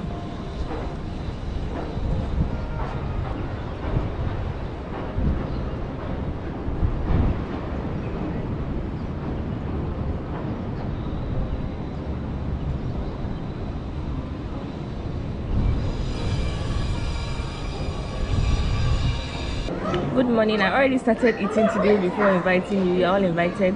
I'm having chicken, beans, and potatoes, and some yogurt, vegetables, and seeds. This has been my favorite meal since I came to South Africa with tea. So, okay, yeah, you're all invited. I'm here with Sassy Funke. If you don't know Sassy Funke, you need to check out her channel. She's a Nigerian YouTuber. Yeah, talking about travel and whatnot. You're gonna love me because I have the energy, you know, and I'm gonna love you guys too. So come on board. So it's 5 o'clock now, and I came downstairs to swim because this is the only time we have here at the hotel before dinner. And guess what? The weather is so cold. The weather is so cold. I don't know if I'll be swimming because I'm already. This is my first attempt to swim, and like, woo, this feels so good. I think the best time to swim is during the day.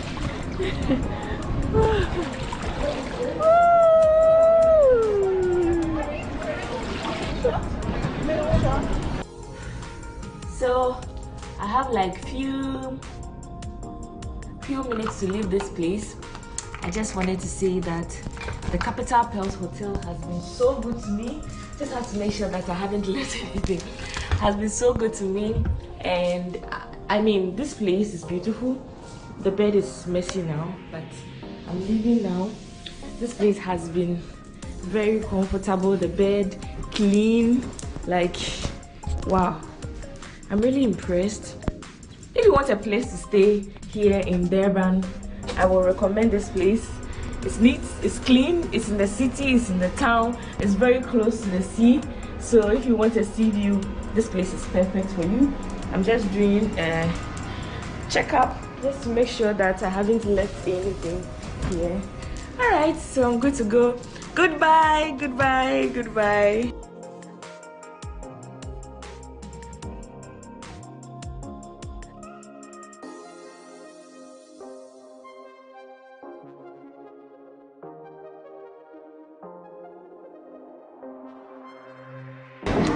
So guys, I'm super late, so this is what I'm having for breakfast before I leave this hotel.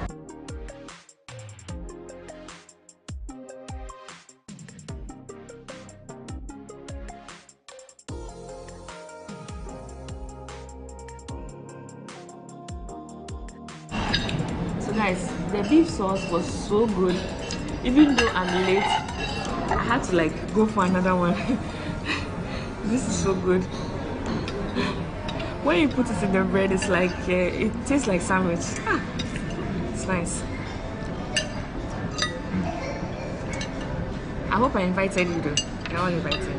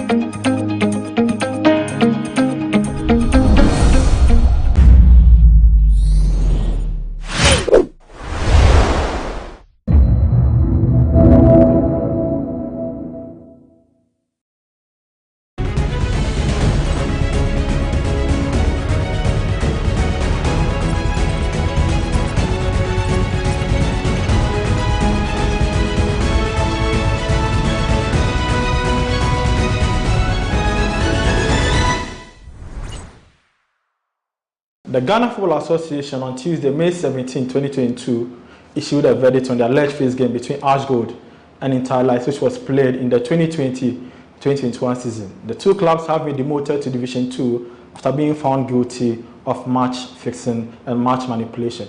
Today, we are in the office of the lawyer of Interlights, who have appealed the decision by the disciplinary committee, to speak to him on a variety of arguments in his 15-page statement. This is Sports Tech. I'm Perez as well, and after this break, we talk law. Welcome back from the break. This is Sports Check on GhanaWeb TV, and my guest today is lawyer Felix Nanose. He is the legal rep for Interlights, who have applied an appeal. Maybe I take him again. Welcome back from the break. This is Sports Check, and my name is Perez as well. My guest today is lawyer Felix Nanose, who is the legal rep for Interlights, who have appealed the decision by the disciplinary committee of the Ghana Football Association to demote his club and Ashgold to Division 2. Like I've read your appearance, I think we have over 15 pages. And is it 15? Yeah, I think so. 15 pages, but I want us to dwell more on the particulars of the. I think that's where the meat is. Yeah. We have four grounds of appeal. Yes. That we filed challenging the decision of the disciplinary committee. The first ground of appeal, as you have it in our appeal, is the fact that it's our contention that the decision that was given by the disciplinary committee was against the weight of evidence that was adduced or led during the proceedings. Now, what basically that means is that if you consider and evaluate what actually was placed on the table by the prosecution, vis-a-vis the investigations that they carried out and the case that they put before the disciplinary committee, if you evaluate it, the charges that were leveled against Interlights Football Club was not proven. But they found evidence of someone who, in quotes, self-volunteer of the club, basically colluding with some players, having interactions with some people at Ashgold to fix the game. I think the main bone of contention is who is the man in question, the Niamua guy. Okay, so this Emmanuel Niamua, or aka Ni Gogo, used to be with Interallies Football Club. Okay. Now, in the 2014-2015 season, Emmanuel Niamwa was registered with the club as the logistics officer. He was in charge of making arrangements for football pitch, getting us jerseys and everything that had to do with logistics. So after the 2014-2015 season, he resigned because he had the opportunity to serve his people in his hometown. He was installed as a chief, so he resigned. This is 8 years ago. Was that communicated to the FA that this man no longer holds any position in Good. Now, per the regulations of the FA, every football season, you must present the list of officials that you would want to work with. So, from 2014-2015, Emmanuel Niamwa was no longer with us. That is the more reason why, in presenting their case, they were only able to pin us down to 2014-2015. Meanwhile, the matter in contention or the season in contention is 2020-2021. Why didn't they get evidence to the effect that in 2020-2021, Emmanuel Niamwa was part of our club? The argument from the FA's perspective, and I've heard a few people closer to the FA, they claim that on that particular day, in that particular game, he was present at the pre-match in the name of Interallies. He traveled with the team, he was in the team's hotel. So if I'm not an official of the club, and per what I have read, you have to be an official of a club to represent the club at pre-match. And if Niamwa was there, if he traveled with the team, and if he was slept in the team's hotel, then clearly, I mean, those are grounds for a layman to assume or to agree with the notion that Niamwa is indeed an official of Interallies. Well, you see, we have it at the back of our mind. After the investigations we ourselves conducted, Emmanuel Niamwa had an agenda that he wanted to execute or to push. Because he was an ex-official of Interallies Football Club, of course, he was at every point in time welcome to the club. Once we didn't have any reason to believe that there was this hidden agenda that he wanted to execute, we had no reason to distance ourselves from him. Now, it's true he joined the team bus. It's true he was with the team when they went to the hotel. But that wasn't sanctioned by management. It was on the blind side of management. So management of Interallies were not aware that Niamwa was even part of the team? No, but then we confirmed that Niamwa joined the team bus and he was part of he was with the team when they lodged in the hotel. So after this whole issue had come up, it was very sorry on our part because the manner in which the game was played and the outcome of the football match was such that it was mind-boggling for management. So we ourselves, or Interallies Football Club, conducted its own internal investigations. And I will put it on record that it was based on the investigations Interallies conducted. We were able to fish out Emmanuel Niamwa. If it wasn't for Interallies, GFA would have never had Niamwa as part of being part of this whole saga, because he was nowhere in the radar. Because the only people who GFA had their mind on, or the investigated to GFA had their mind on, were the players, and maybe the coach. If you stretch the argument, maybe the technical team. It was our investigations, when we were conducting our investigation and we were asking the players what went wrong. That was how come we got wind of the fact that Emmanuel Niamwa joined the team bus. He joined the team where they lodged in the hotel. So it became apparent for us to question him as well. And because he was an ex-official of our club, it was very easy getting him. So we asked him, we interrogated him, we got report from him, and we were able to link his attitude or his actions before and after the game to this whole scandal that had rocked the entire football match. So it was our investigative report that was presented to GFA. That led GFA to invite or engage the CID to trace Emmanuel Niamwa and get all the call logs or his call records and the Momo transactions that went on. If it wasn't for Interallies, this revelation wouldn't have come to light. Someone would argue that the GFA would have also spoken to the players eventually, and just as you guys uncovered during your interrogation, they would have also discovered from the players that Niama was the brain behind the whole thing. I beg to differ on that, because it's based on the way we conducted our investigations that pinned some of the players down, because they are players. We know how to treat them. It was the kind of pressure that we gave them, the kind of interrogations that we made them go through, that they came out voluntarily and linked Emmanuel Onyamwa to the whole picture. Because originally, Emmanuel Onyamwa was not supposed to be part of the team that went there. So it raised an eyebrow. But was that the only time Emmanuel Onyamwa has been on Interallies? You see, when it comes to Emmanuel Onyamwa per se, he is part of the Regional Football Association. Okay. He is active in the sporting world when it comes to football in Ghana. So he makes arrangements for football pitches. He contacts commissioners and all that, and he arranges matches to be played. But on that fateful day, because because he had an agenda to push, that's how come he was able to maneuver his way around and execute his agenda. Now, if you read a report from the GFA said that Ash Gold was dealing with Emmanuel Onyamwa because they felt or they believed that Emmanuel Onyamwa was an official of Interallies. You see, it is because Emmanuel Onyamwa had represented or misrepresented himself to Ash Gold. That's how come they were dealing with him. But make it clear, let me make it clear. Interallies Football Club is a legal entity on its own. Sure. What Interallies Football Club does is distinct and different from what the officials of Interallies do.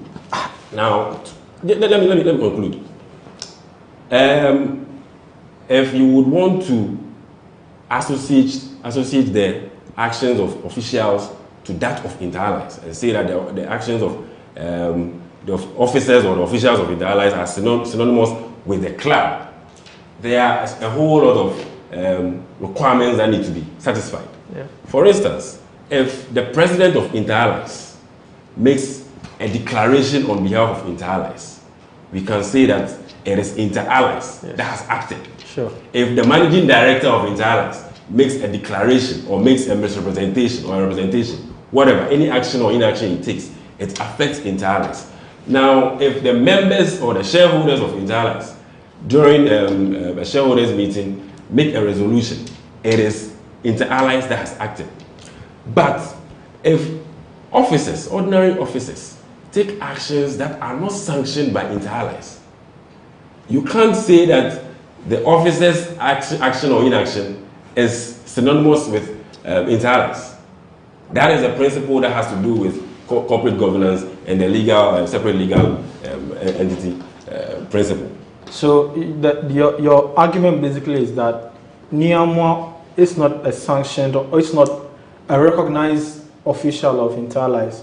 Therefore, his actions cannot be equated or cannot be meant to be actions or decisions of the club. Precisely. And our reaction after the game and the sanctions we also placed after the game should tell anyone that if indeed we were complicit in this whole scandal and in these whole allegations that were leveled against us, we wouldn't have voluntarily given out information. You see, one, he wasn't registered with us during the season in contention. He is not an official of Interallies. That fact needs to be established clearly. And of course, when the prosecution was leading evidence and were giving their side of the story or prosecuting their case, they only said they were able to link Emmanuel Onyamwa to Interallies because of a 2014-2015 FIFA Connect system. Sure. What happened to 2020-2021 FIFA Connect system?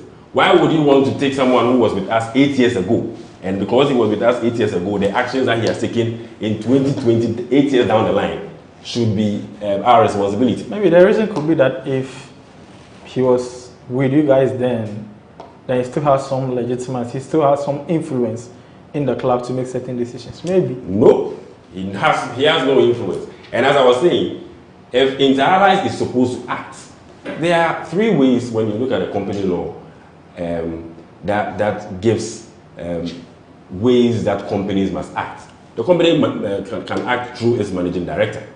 The company can act through members during a general meeting, or the company can act through the board of directors. Niamwa is nowhere near these category of persons in the company.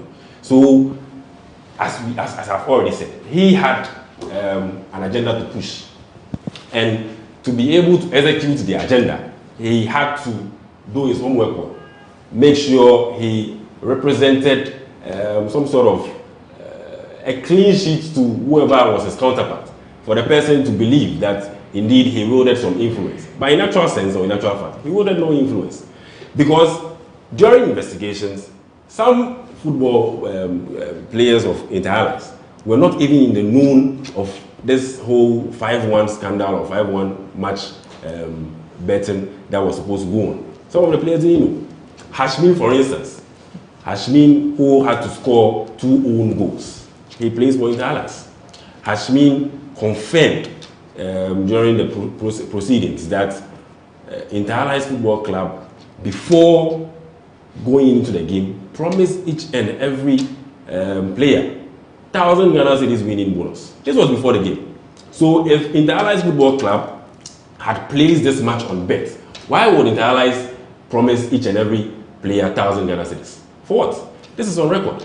And we are saying that the disciplinary committee, if they had attached weight to this piece of evidence, same way that they attached weight to Hashmin's evidence, and for that matter, they mitigated his sentence, they would have realized that Inter Allies Football Club was not culpable of the charges or the offenses they leveled against us. You argue again that the FA's ruling was based on conjecture and basically allegation. They had no foundation basically to come out with a decision they came out against Inter Allies. On what basis do you make such argument? Good. Now, if you read the decision, they are saying that when they interviewed Niamwa said he wasn't going to release any information to them as far as Inter Allies was concerned. And based on that, they felt Inter Allies was responsible and Inter Allies was guilty of. It could be that he's protecting the big bosses who, commissioned him to undertake the. That is the conjecture we are talking about. If you've leveled charges against me, you should be able to prove. Yeah. It is your case against my case. Yes. You are the prosecution. You should be able to gather your evidence and prove.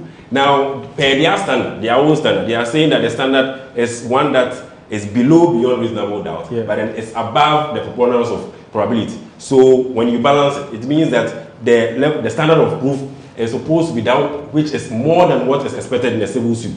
So if you are saying that Inter Allies was complicit in this whole saga, you should be able to link it up. Okay, when Niamwa was able to engage the other party, and Niamwa was sent money through Momo, he was given the money. Did he give any official or did he give Inter Allies that money? Did Inter Allies benefit from the transaction that went on? These are things that the disciplinary committee or the prosecution was supposed to have satisfied. This wasn't done. So how then do you pin Inter Allies as part of the whole deal or the whole scandal? It should be linked up. It shouldn't be just based on conjecture. Because he was not able to provide you with evidence, you are saying, okay, then we are guessing that he's withholding evidence from us and he's trying to cover up Inter Allies. It doesn't work that way. All right, thank you very much, lawyer Nana. Felix Nana this is Sports Check. My name is Perez as well. We are discussing the ruling by the Ghana Football Association, the subsequent appeal by Inter Allies. Dear lawyer is my guest on Sports Check today. And after the break, we will dive into more issues here.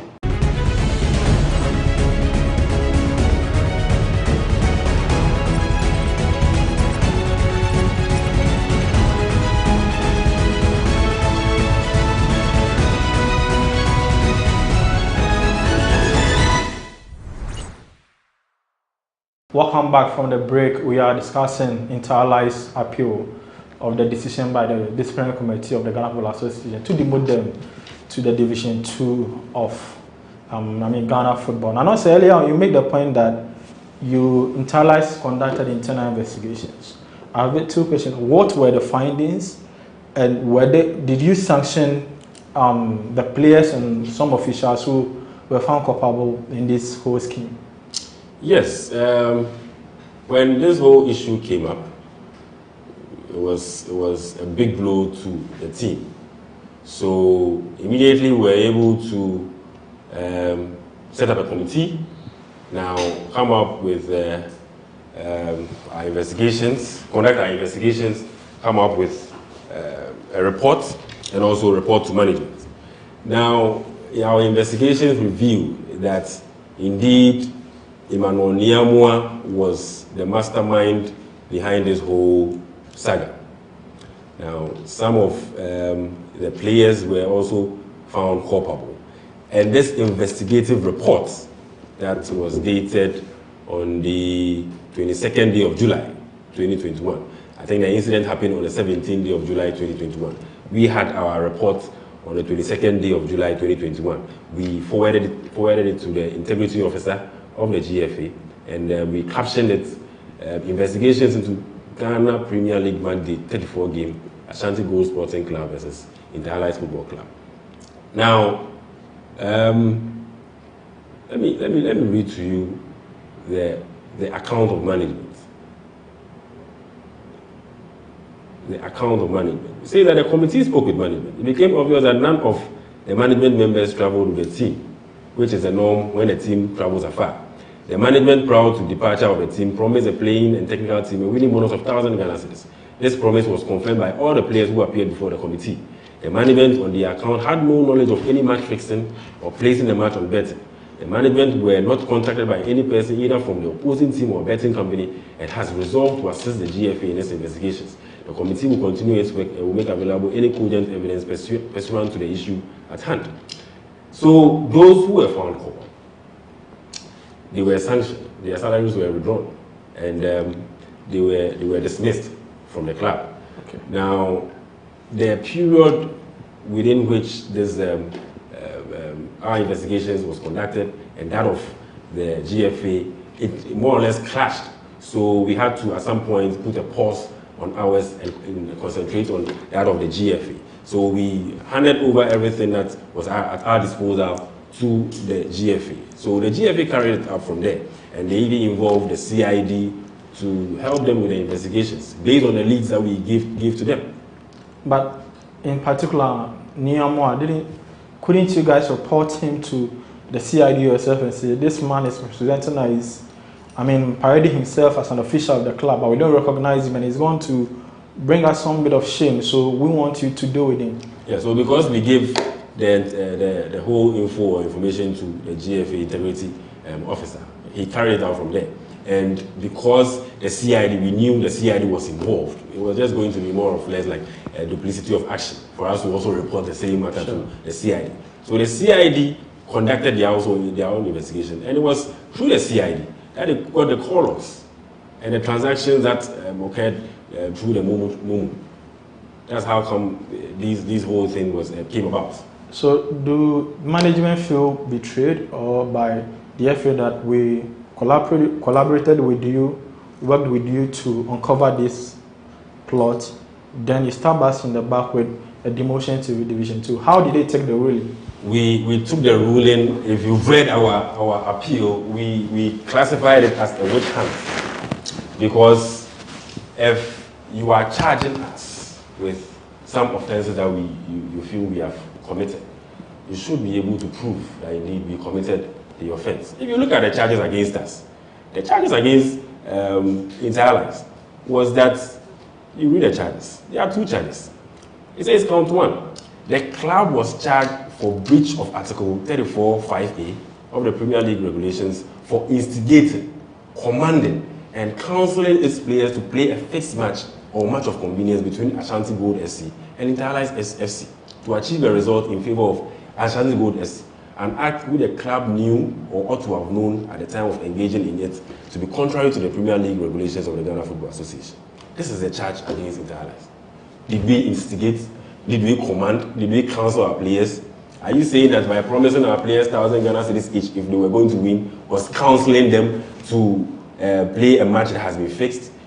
Obviously, it didn't sit well with us. So we feel that we've been given a raw deal by the GFA or the disciplinary committee. Now, Hashmin, who also came out to more or less voice out his frustrations on air, he's been punished. Do you think someone who sees himself as a whistleblower, someday, somehow, when he gets involved in this kind of things, will voluntarily come out and voice things out? I think the issue with the Hashmin situation is that you don't take the law into your own hands. In basically, committed an illegality in trying to correct an illegality. So you feel that they've planned to fix a game. You've heard of it. There was a match commissioner. There were GFA officials. You could have told them. You don't take the law into your own hands as a player, go win, score 2 goals, and bring the name of the game into disrepute. So basically, I think from you, I understand what he was trying to do, trying to make sure that what they had planned did not come to pass. But in doing so, how he did it is the main. Because I think the FA, the thing is that once you hear of it, you must report, you must take an action. And as a player and as a stakeholder, what he should have done was to report to the match commissioner. And maybe you could argue that maybe the GFA could have let him off the hook. But I feel like a 6 months ban, it's okay, honestly. Well, I'm not to argue for Hashmin, but the reason why I chipped in Hashmin's issue has to do with the fact that he was able to collaborate with the GFA. Yeah. You know, we are all here to protect the integrity of the game. Sure. You should also bear in mind that in as much as some of us would want the integrity of the game to be held high esteem, there are some bad nuts within us who also want to bring the name of the game down into disrepute. So what actions are you taking, or what actions will you take to encourage those who feel that they are here to protect the game? Now, Hashmin, of course, he took an action which everyone would believe that doesn't happen in football. He was subbed on at some point in time, I think when the match was 3-0. He was subbed on when the match was 3-0. And when Ash Gold had scored the 5th goal, he felt that, okay, the rumors he had heard was coming to fruition. So let me just scatter everything and put sand in their gari by scoring the 2 own goals. For us, when Hashmin also gave the interview, it was surprising to us because he didn't inform anyone. Management was not aware. And the whole saga was so bad in taste to the extent that as management or as top members of the top hierarchy of the club, you will sit down looking at the faces of each and everyone and asking yourself, what went wrong? Yeah. What did we do wrong? What happened? That is why we conducted our own investigations. It became very important that we conducted our own investigations, and we came up with our investigative report. But you cashed in, Interlice cashed in on one of the players. The Lamptey, the one he sold to Kumasi and Kotoko. The deal was done way before the completion of the 2020-2021 season. Interlice cashes in on most of its players. When you look at the whole of the sub-region or even Africa, Interlice is one of the clubs that is able to export its players to foreign clubs or foreign teams. So you had already signed for Kotoko even before that game? Precisely. That was the last game. That was the last game of the season. And I think there were 2 games from match day 34. 34. Yeah. Okay. So the deal was already done. It wasn't because of that game that got what's his name? Lamptey the deal. Okay. He already had his plans, and he already has had his way out of the club. So now what do you want from the FA? Okay. From the appeals committee? We want a reversal of the decision that has been handed against us.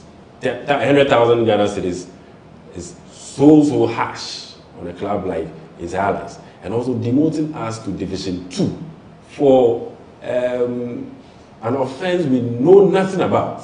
It is different if evidence was laid or there is concrete evidence to show that Interlice Football Club as an entity did engage as the charges spell out, did engage with ASGO in this case to collaborate and come out with this ugly fixture. But we didn't have any hand to do with, hand in it. Why should we be punished? And if the FA refused your request, what next? There are structures. We are going to CAS, the Court of Arbitration of Sports. That is where we would head our next journey to. That is where we will go. We believe in our case. We believe we have a strong case to make at the appeals committee. The appeals committee would consider the arguments that we have placed before them. More importantly, the dichotomy that we are making between Inter-Allies and its officials and Emmanuel Niamu especially, who we have established, or who the disciplinary committee was not able to establish, that the season and contention, he was our official. And he had, or he wielded influence in the team so as to have actions or commit actions that would be binding on the team. Once he was nobody, he was someone who had his own agenda and wanted to carry out a secret agenda. He was on the front of his own. That's how we put it. His actions are not binding on the club. You know, when you talk about Inter-Allies, the first person that comes to mind, Mr. Delali Senaya. How is he taking all of this? I mean, I'm sure you've had conversations with him. Of course, I'm in constant touch with Dela, and he's so distraught about the whole saga. You know, if you know how difficult it is to run a football club in this country, and if the reputation you've built for a very long time should be nipped in the bud just like that, it has a toll on you as a football manager. So, I mean, as much as he's taking, the blow given by the disciplinary committee in good faith, he also believes in the system, and that's how come he's instructed us to appeal against the decision and go and does it feel targeted? When I listen to some officials of ASGO, they claim that it's because they were against Keto Kreku in the GFA elections.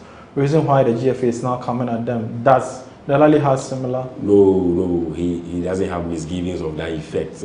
He's a free thinker. He doesn't think someone is targeting him. He really feels and thinks that the decision was not applied in accordance with the law, in accordance with the evaluation of the evidence that was presented to the disciplinary committee. If the disciplinary committee had indeed evaluated the evidence correctly, we wouldn't have been sitting here having this conversation. Inter-Allies is so innocent of the charges that were leveled against them. So what measures is the club putting in place to ensure that they will not find themselves in this particular situation a year or two from now? So it's very important that whoever comes close to the club is scrutinized. Now, in terms of phone handling, the club is putting in place measures that would make sure betting of any sort is not encouraged by any of the players. We have our own internal regulations or internal structures that we are putting in place to make sure that the integrity of the game is held in high esteem and is not nipped in the bud as people want it to appear like. So as we speak, the club itself is putting in place some measures that would protect the image of the club. But this will affect the club a lot because Inter-Allies basically it's a produce and sell club, and I'm sure your partners outside who buy players from your club will now be looking at this and say, are these the kind of characters we want in our team? It has affected the club. The more reason why we would want to have our name vindicated, because if we leave matters like that, it means that we are accepting liability of matters that, or of charges that we know nothing about. That is why we are using the legally acceptable channels to ventilate our frustration and also put our case forward and make sure that the decision given by the disciplinary committee is overturned. And we are 100% confident and sure that the appeals committee of the GFA will look through the charges that were leveled against us, the arguments we are making or will be making before them, and they will have a basis to reverse this decision that was given by the disciplinary committee? I mean, good luck with that. This is Sports Check, and I've been speaking to lawyer Felix Nanao, the legal rep for Ashgo. They've appealed the ruling by the disciplinary committee of the Ghana Football Association. They feel that they cannot be held liable for the mistakes and the greed of Mr. Emmanuel Ni Amoa, who colluded with the CEO and owner of Ashgold to fix the game between Ashgold and Interlice last season. This is Sports Check. My name is Perez Ezwapal. Upon.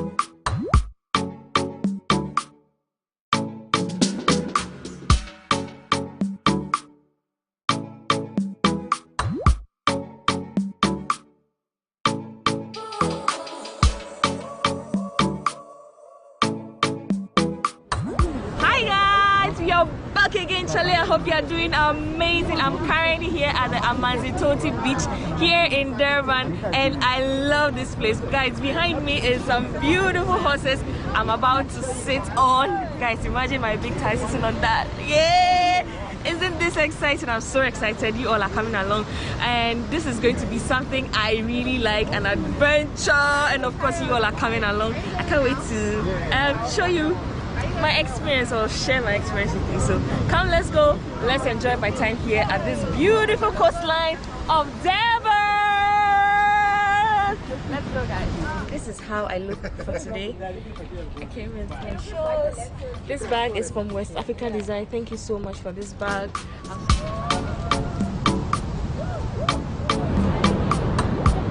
Oh, she's pretty. What's her name? This one, his name is Viking. Mikey. Viking. Vikey. Yeah. Hi, Vikey. I think I like you. Oh, yeah. Oh, and this is also pretty. What's his name or her name? Sorry. Yeah. Chester. Chester. Wow. These are some pretty horses. I don't know which of them is going to be mine, but whichever one I get, I think I can't wait. So this is the atmosphere here. We are very close to the beach, and I like the fact that the city of Durban's coastline, everywhere seems beautiful. They have high-rise buildings, which is very good. They have really made good use of their coastline. Wow. Hi.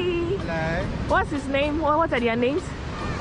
This is Black Label. Black Label. This is Diamond, and this is Skipper. Ah, how old are they? 6, 6, 3, and 4. Oh, he's the youngest. She, yeah. Oh, she. Wow. Hi, Tayo. What's up? Ride it slowly. Okay. Please. Okay. Relax for now. Faster. So this is my new friend. What's his name again? Zamboki. Zambuka. Zambuka. This is my new friend. He's called Zambuka, and he's so beautiful. Guys, you guys are coming along. So let's go horse riding. Woo! Are you excited? Yes, I'm excited. You look scared. I am scared actually. It's my first time, so this is going to be a beautiful long ride, and yeah, I can't wait. These are the horses, and he looks calm, and yeah. So am I holding it well? Let's go. Daniel! Hey.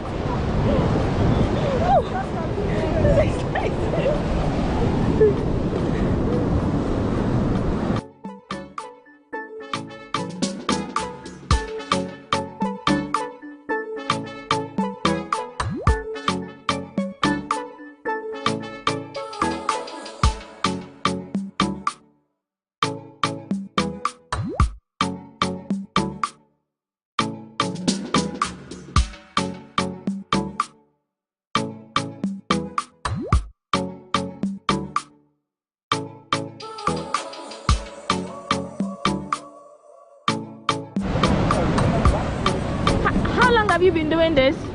I've been at Gary's for 2 years. For how many? Sorry? For how many years? For 2 years by Gary. For 2 years. Oh, okay. But Gary is the name of the company? Yes, Gary is the guy behind. Oh, okay. That's good. Wow, this is beautiful. I need a new job. And of course, my new job will be to train horses and be able to ride one.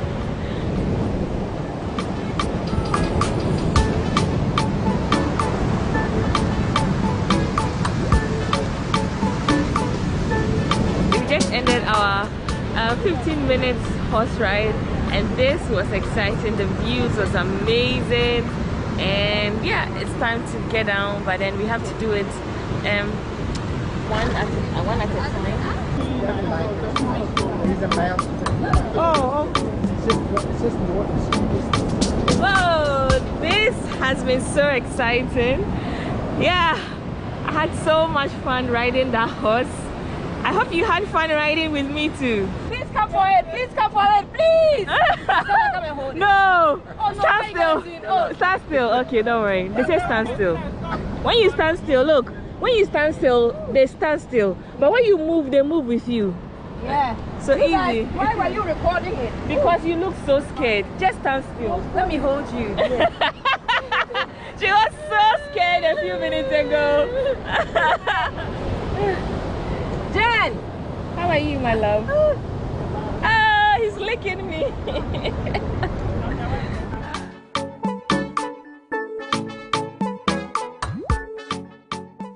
After a successful fun day, it's important to know the history about South Africa. So we are currently heading to learn the history of Mahatma Gandhi. Muslim merchant. And then Gandhi came face to face with apartheid in this country. He fought against racism, division, poverty, and the plight of the Indians. In 1903, the land was advertised, it cost around £1,000. And then Gandhi decided to purchase that land, and then he built that White House and named that house Sarvodaya, the good of all. He stayed and worked in that house for 21 years in South Africa. Although Gandhi was an Indian man, he represented Indians in South Africa, but his legacy was slowly studied by African leaders, later civilly. Because of the struggle that he fought against racism, he fought against division and poverty in this country. He had a newspaper that was printed and published into 4 languages, Gujarati, Tamil, Hindi, as well as English. Although his house was set on fire, it was looted and destroyed completely by African community, by the local people. And that solid red foundation lies in devastation for 16 years. This house has been rebuilt. This house, it does talk by itself. It talks about books that inspired Mahatma Gandhi. Although Gandhi was not a Christian, but he embraced the Christian religion. If you are a Hindu, you are Muslim, you are Jewish, you are Zoroastrian, and you are Sikh, you are mostly welcome to have a prayer. And close to Phoenix Settlement, we talk about the first vote that was made by Nelson Mandela. It was on the 27th April 1994 when Nelson Mandela chose this location to cast his first vote. And thirdly, we talk about a religion that was found by a black man in South Africa, not using the teachings of the New Testament, using the old teaching of Moses. The name of that religion is so-called Nazareth Baptist Church. And the founder of the church in 1910 was Umprofeti Isaiah Shambe. Please join me. Khan's house, it was built in 1940 because this house became a prayer house. And then Phoenix Settlement is clustered with buildings. The printing press where Gandhi was printing his newspaper, Indian Opinion. Gandhi's primary.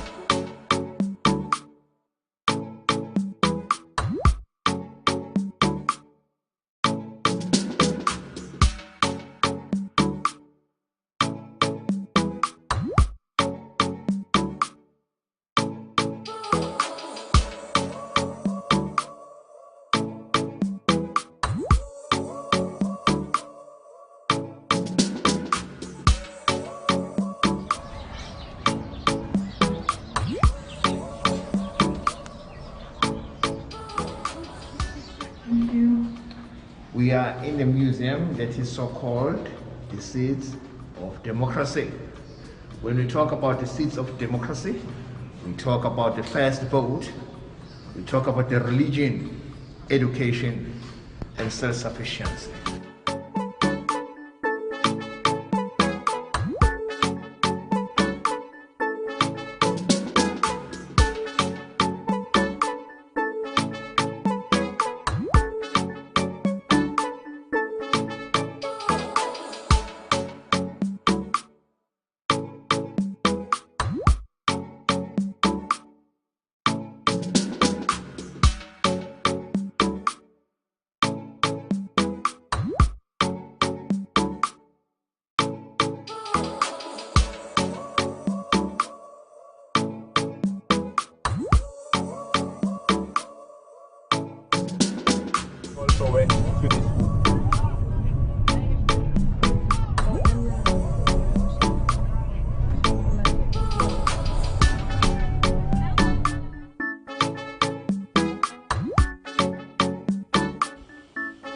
We ended up having lunch at the Soul Cafe, and you can't come to South Africa without trying their local delicacy, which is meat.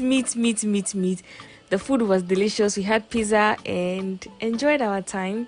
This brings us to the end of this video. I hope you enjoyed watching this video as much as I enjoyed being here, as much as I'm enjoying my meal here. A big shout out to the South African tourism for making this happen. Thank you so much. I hope you enjoyed watching this video. Until next time on my next video from South Africa. I love you all. Mwah.